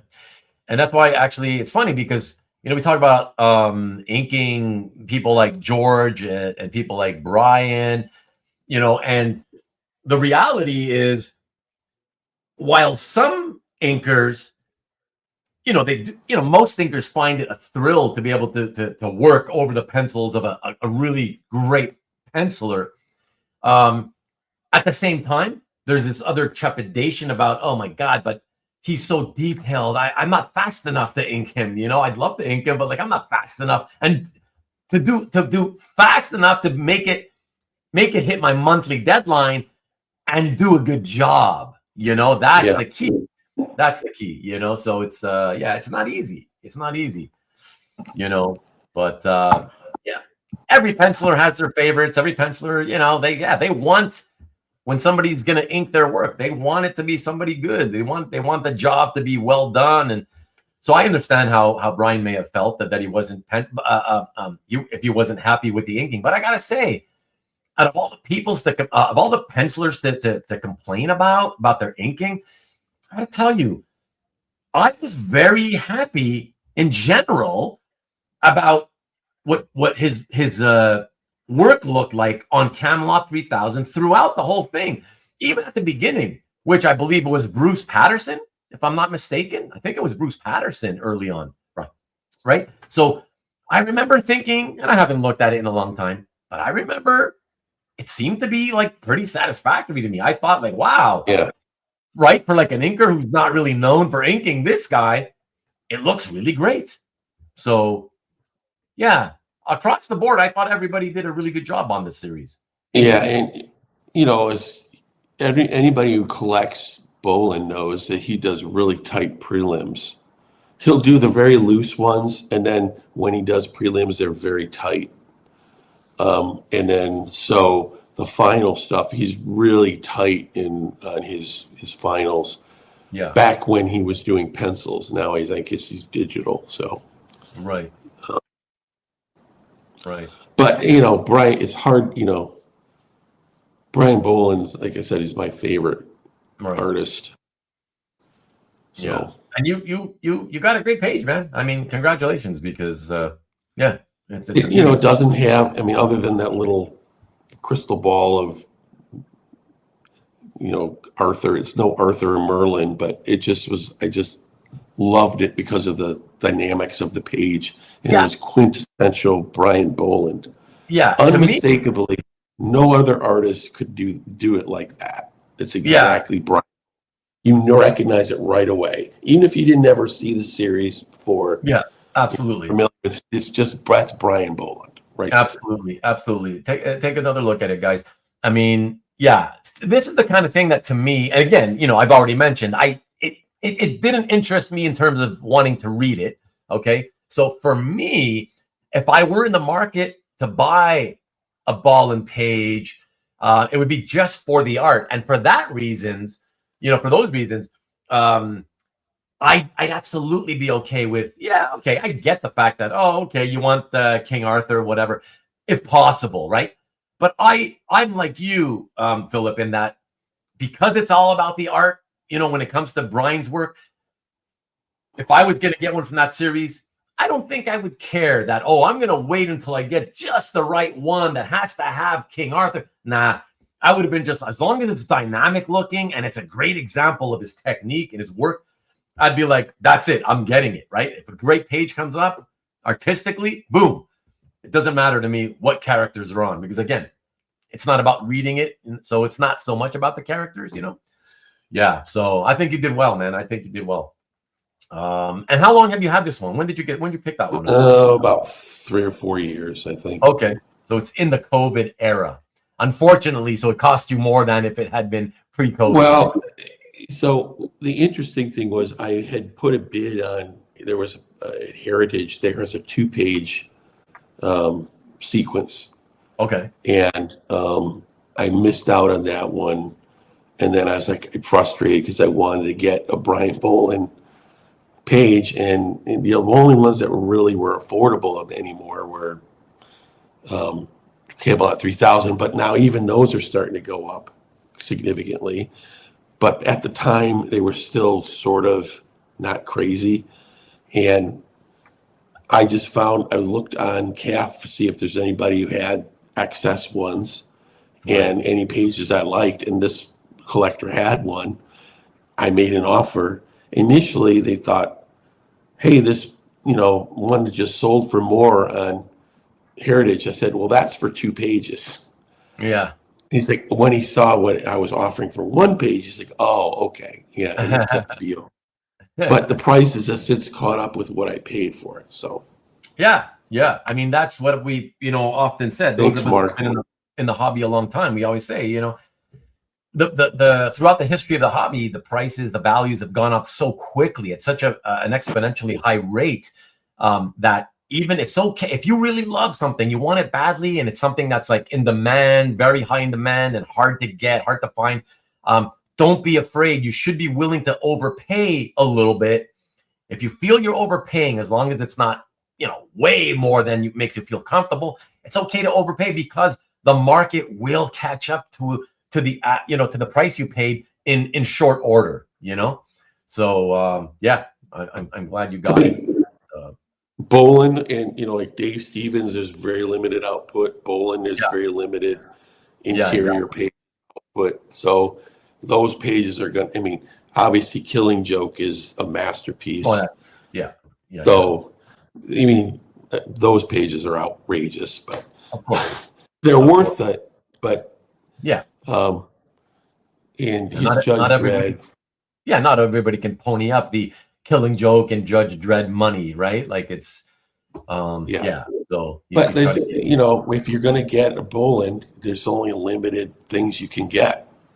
Yeah, no, exactly. If you're not in the market financially for those pieces we mentioned, then it's kind of like, okay, well, you got what else is there? You got Camelot, right? And even that stuff is it's not cheap. You can't say Camelot's cheap either, right? Like it's still getting up there. Pretty expensive stuff. So but yeah, you don't have much choice, and you don't if you're not going for that stuff, then you're going for covers that he did throughout the 80s.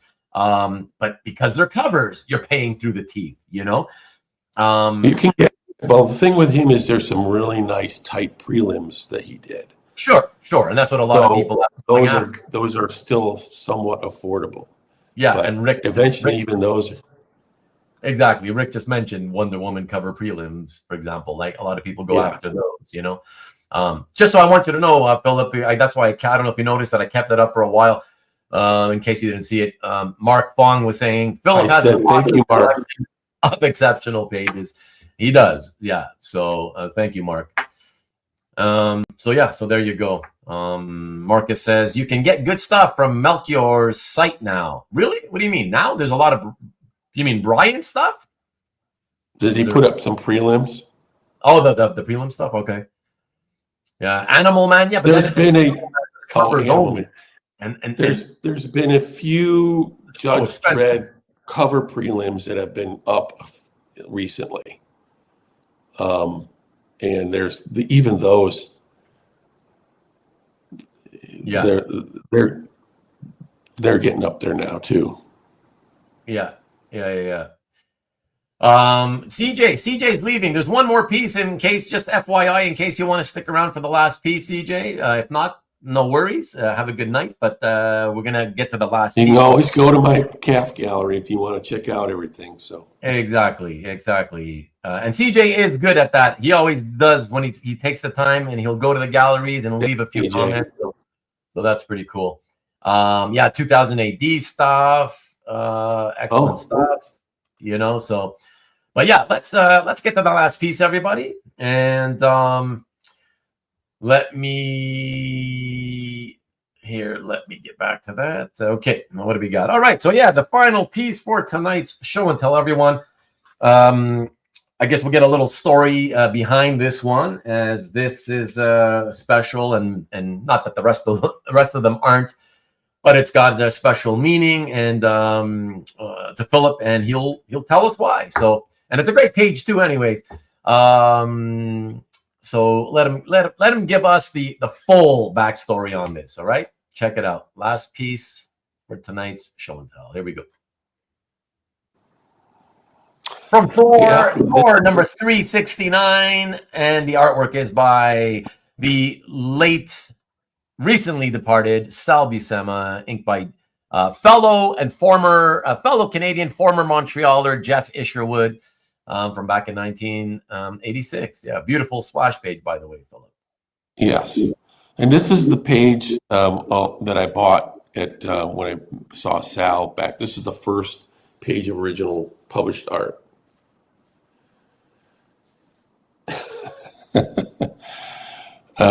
So yeah, and thank you. Tom, yeah, let me read them for the people that listen and can't watch, but they want to listen.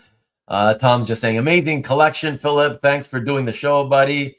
He's been waiting for this piece to come out all night. So, the Sal Buscema, says Peter. And Thor, yes, indeed, Thor, beautiful splash.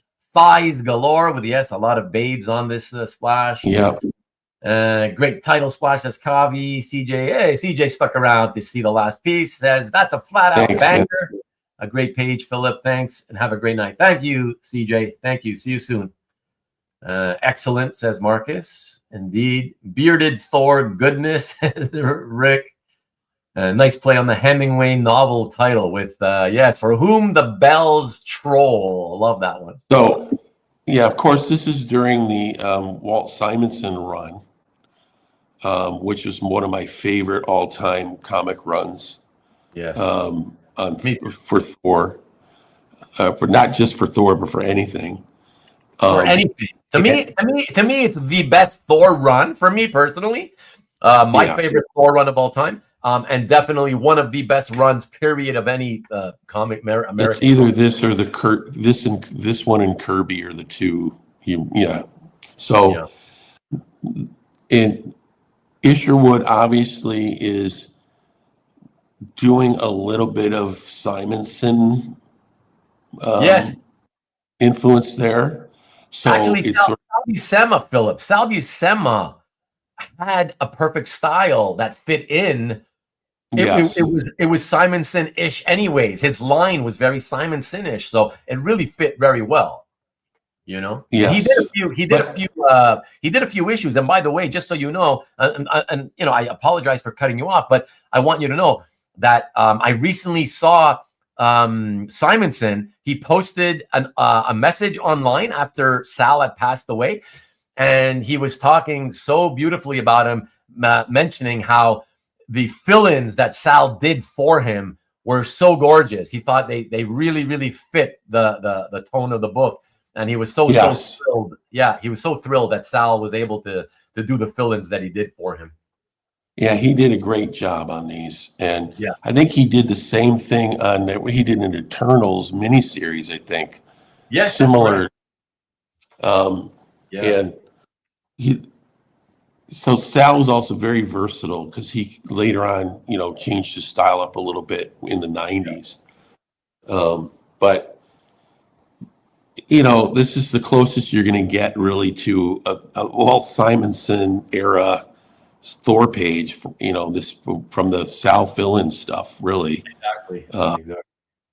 Because obviously, because Walt still has all his pages. So and you can't beat a title splash from the classic era, the Jim Shooter era, with that on that run. And obviously, you can see why I was attracted to it. And Sal, of course, as he's wont to do, signed it in the middle up there. But I don't think it's not that big a deal. So. And remind people, Philip, the backstory of how and when you got it. Well, this is the first page I bought along with the Hulk page. There you go. When I went to that con in the early 90s. Yeah. This is the first page of original comic art I bought. And I put it in a cheap frame, and it was sitting in my room. And then, I just had this forever. And then I decided, you know what? I kind of like this. Why don't I buy more art? And that's when I got started on my journey. When I went after I started getting back into comics a little bit. So this is the piece that started it all for you in terms of the original art hobby.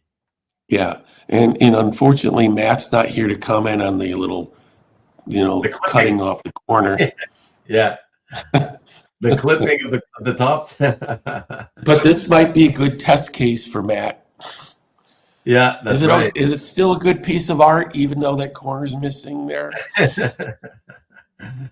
That's funny. Mark says that the John Workman style font on the top of the page is just the best.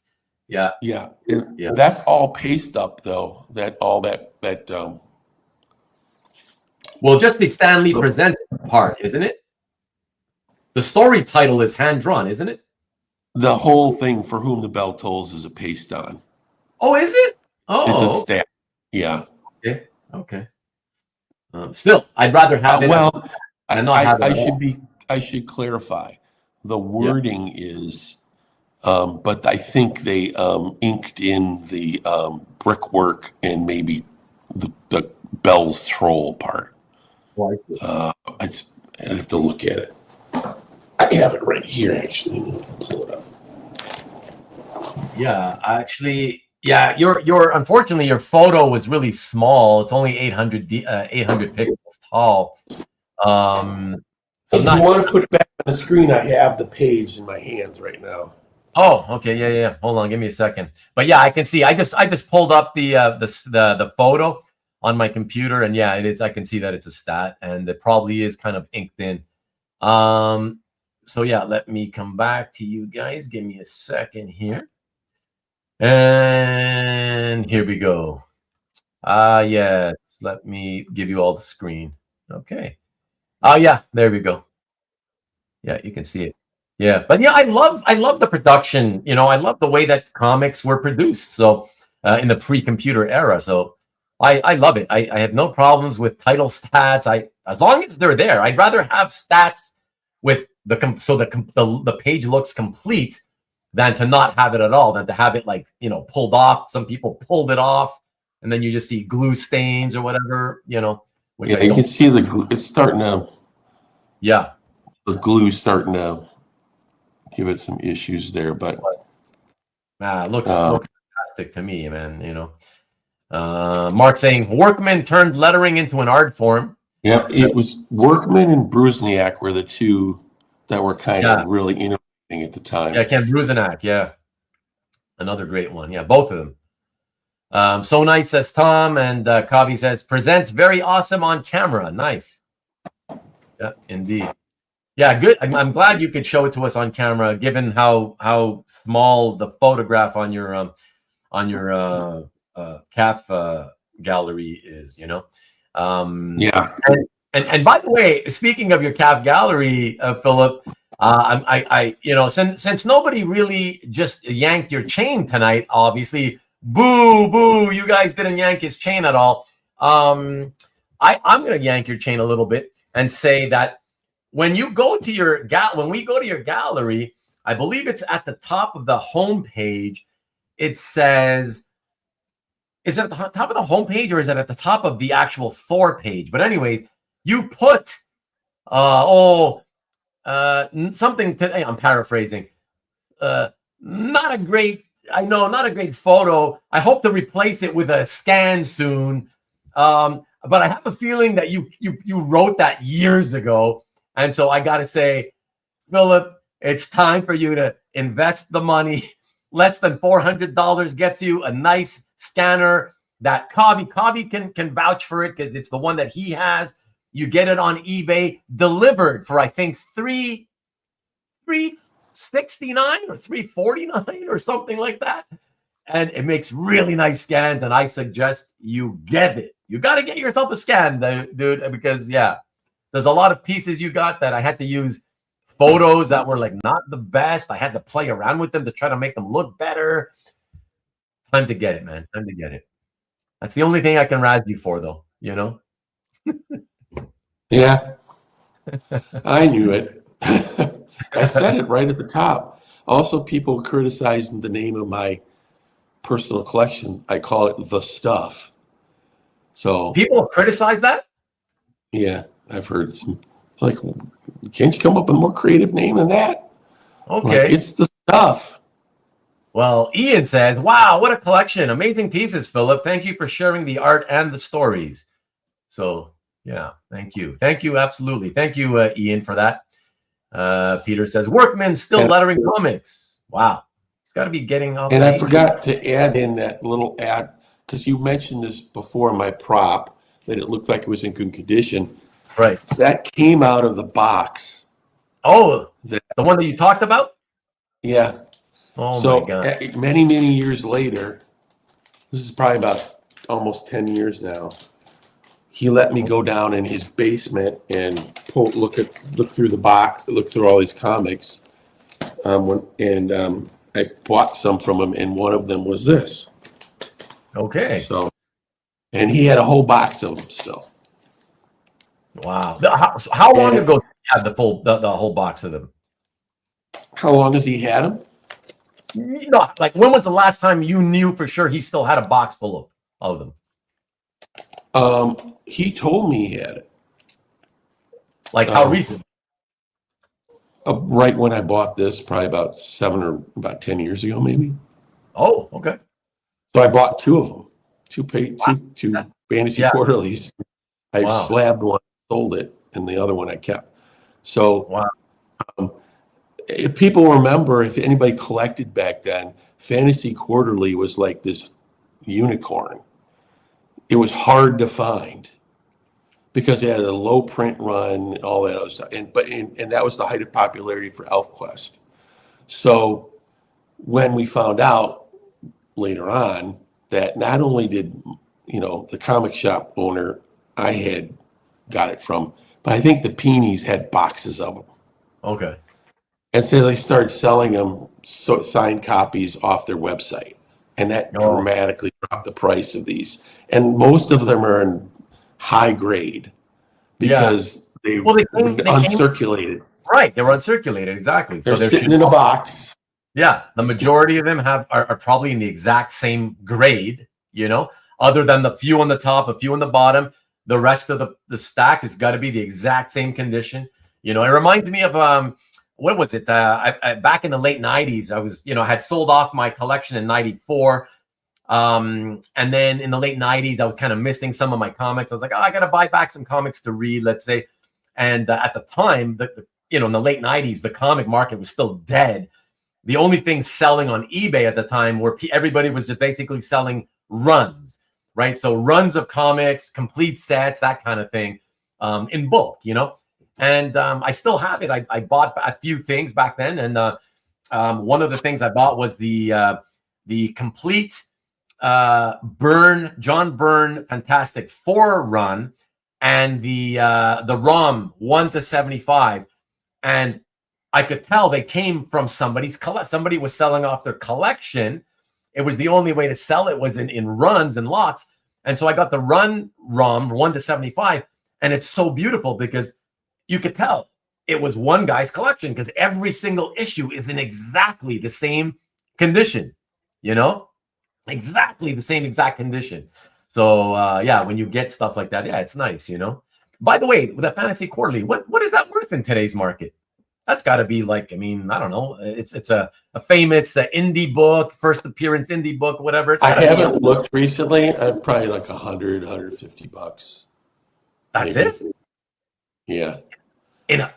But what about if it was graded? It's got to be like a 4-figure book. More if it's better. It's more if it's graded, and you can get Wendy and Wendy Peony signed graded ones that are right high grade. Right. Look at Rick. I remember paying $35 for it in around 1986, which was crazy money for it back then. Yeah, exactly. Well, I thought that would have been a good price for it back then, actually. Really? I think they were selling I remember maybe by then they were a little bit lower. They were in the hundreds of dollars back when I was. You remember in the hundreds back then? Wow. Yeah, I think so. Or set like at least $75-$100 because they were so scarce. People thought they were scarce. And that was the height of ElfQuest popularity. Okay, that's true. It was very popular. So You had those two combinations, and people didn't know that there were boxes of them. So yeah. Then they dropped it. Yeah, but your buddy guy had the one box, but yeah. Other than that, it's not like it was known to have boxes all over the country, right? It's not well, the Peonies had a whole bunch of them too. Yeah, but okay, yeah, that's true. Yeah, that's true. Still cool to have. Yeah, if that peace sign copy was peace out, I think that's what you usually use it for. Have a good one. Thanks for hanging out with us, man. And yeah, that's it. We've come to the end, everybody. So it was a great piece to end on with I'm happy that one of my favorite all-time comic artists, the dear departed Sal Buscema. Nice to, after he passed away recently, nice to finish off on that. I love the fact that we finished on something that is that meaningful to you, Philip, the fact that it was your first piece. And especially because of the fact that you got it so long ago and you still own it. You never got, after all these years, these decades, you never got rid of it. There's nothing that tempted you to get rid of it. So it's cool that you still have it. I love that, man. So, yeah. Yeah, and I just looked up Fantasy Quarterly now. It's like it's around $200 to $300. Wow. What, like in a 9.8 or something? No, it's there's like sort of ungraded 132. Well, I don't know. I feel like a 9.8, even though there's probably many 9.8s out there. I feel like a graded 9.8 would probably have been like, I don't know, at least somebody high got one for $10. Okay, I don't know. They're all over the place. A 9.0 sold for $295. Okay, there you go. So that means a 9.8 for sure would go at least in the high 3 figures, if not low 4 figures. So yeah. Either way, Tom is mentioning a 9.8 guy wants $1,800 for it. Yeah, it hasn't sold, but yeah. It's about, this is probably, I don't know, 9.45, 9.4 to 9.8, somewhere in there. Right. Carl, thanks for sharing, Philip. Have a great week all, and see some of you in a few days. See you at OAX, Carl. All right. Excellent collection, Philip, says Peter. Thanks for sharing your art and stories. Fun show, Ruben. Thank you, Peter. Appreciate that. Always glad to have you here hanging out with us. And Marcus says, you can see people asking a lot for the high grades. Yeah, well, anytime it's in high grade, they're going to ask a lot. The question is, can they get it, right? But yeah, so have a good week, everybody. Thank you again. Yes, Marcus, for sure. See you there, buddy. See you soon. See everybody soon. So, everybody have fun at OAX. Exactly. Great show and tell, says Rick. Thank you, Rick. Appreciate it, buddy. And everybody will see at OAX. Rick has similar collecting taste to me. I know that. Yeah, for sure. He's really into the indie first comics. Yeah, exactly. Yeah, from that era. So yeah, everybody, for those who will not be seeing at OAX, please don't forget to check out Spencer on Nikki B's show, selling some art on Friday. And after that, yeah, I'll be here again next Sunday night. Thank you, Scott. I'm actually a little surprised you didn't ask about that piece up there. Tell me what that is. I can't see it well. It's too small. That's the Joe Jusko. Oh, that's a Joe Jusko.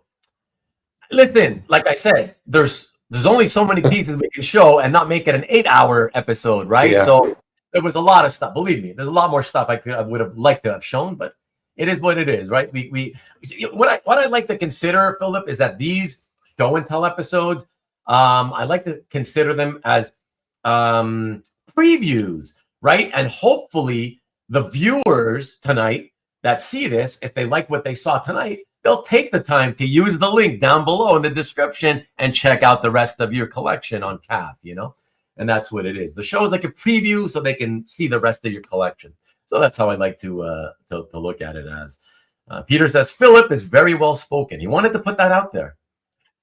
Okay. Well, he is an attorney. He better be well spoken as an attorney. I would hope so. I'm also caffeinated, so that helped. And most importantly, he's a good guy. That's what we like here. Good guy. See you all at OAX, says Scott. I'll be at OAX 5 p.m. on Wednesday, says Tom. Ian says, do a show and tell part 2. Holy crap. I can do a part 2 on everybody who's been on my show to do a show and tell, Ian. That's the reality of it for sure. Part 2 coming. I'll be there on Wednesday too, Tom. All right. So anyways, guys, I'm going to get Philip out of here. I know he's got to go. And I'm actually starting to sweat in one of those low blood sugar because I haven't eaten all day type sweats. I'm getting lightheaded. So I'm going to close this out. But yeah, everybody have a great time. See you when we see you. And everybody who's going to be, of course, at OAX, enjoy it. And Marcus, we'll see you soon at the airport. And you too, Southern Comic Geek, make sure you pick us up. And that for the rest of you, see you there. And those of you who we don't see there at OAX, see you here next week. Same time, as always, 8 p.m. Eastern, 4 o'clock Pacific. Other than that, everybody, as always, I hate to say this because I have an East Lansing guy next to me. But everybody, go blue, baby. Go blue. As he shows off the Spartans gear. Go blue, everybody. Have a good one, everybody. Talk soon.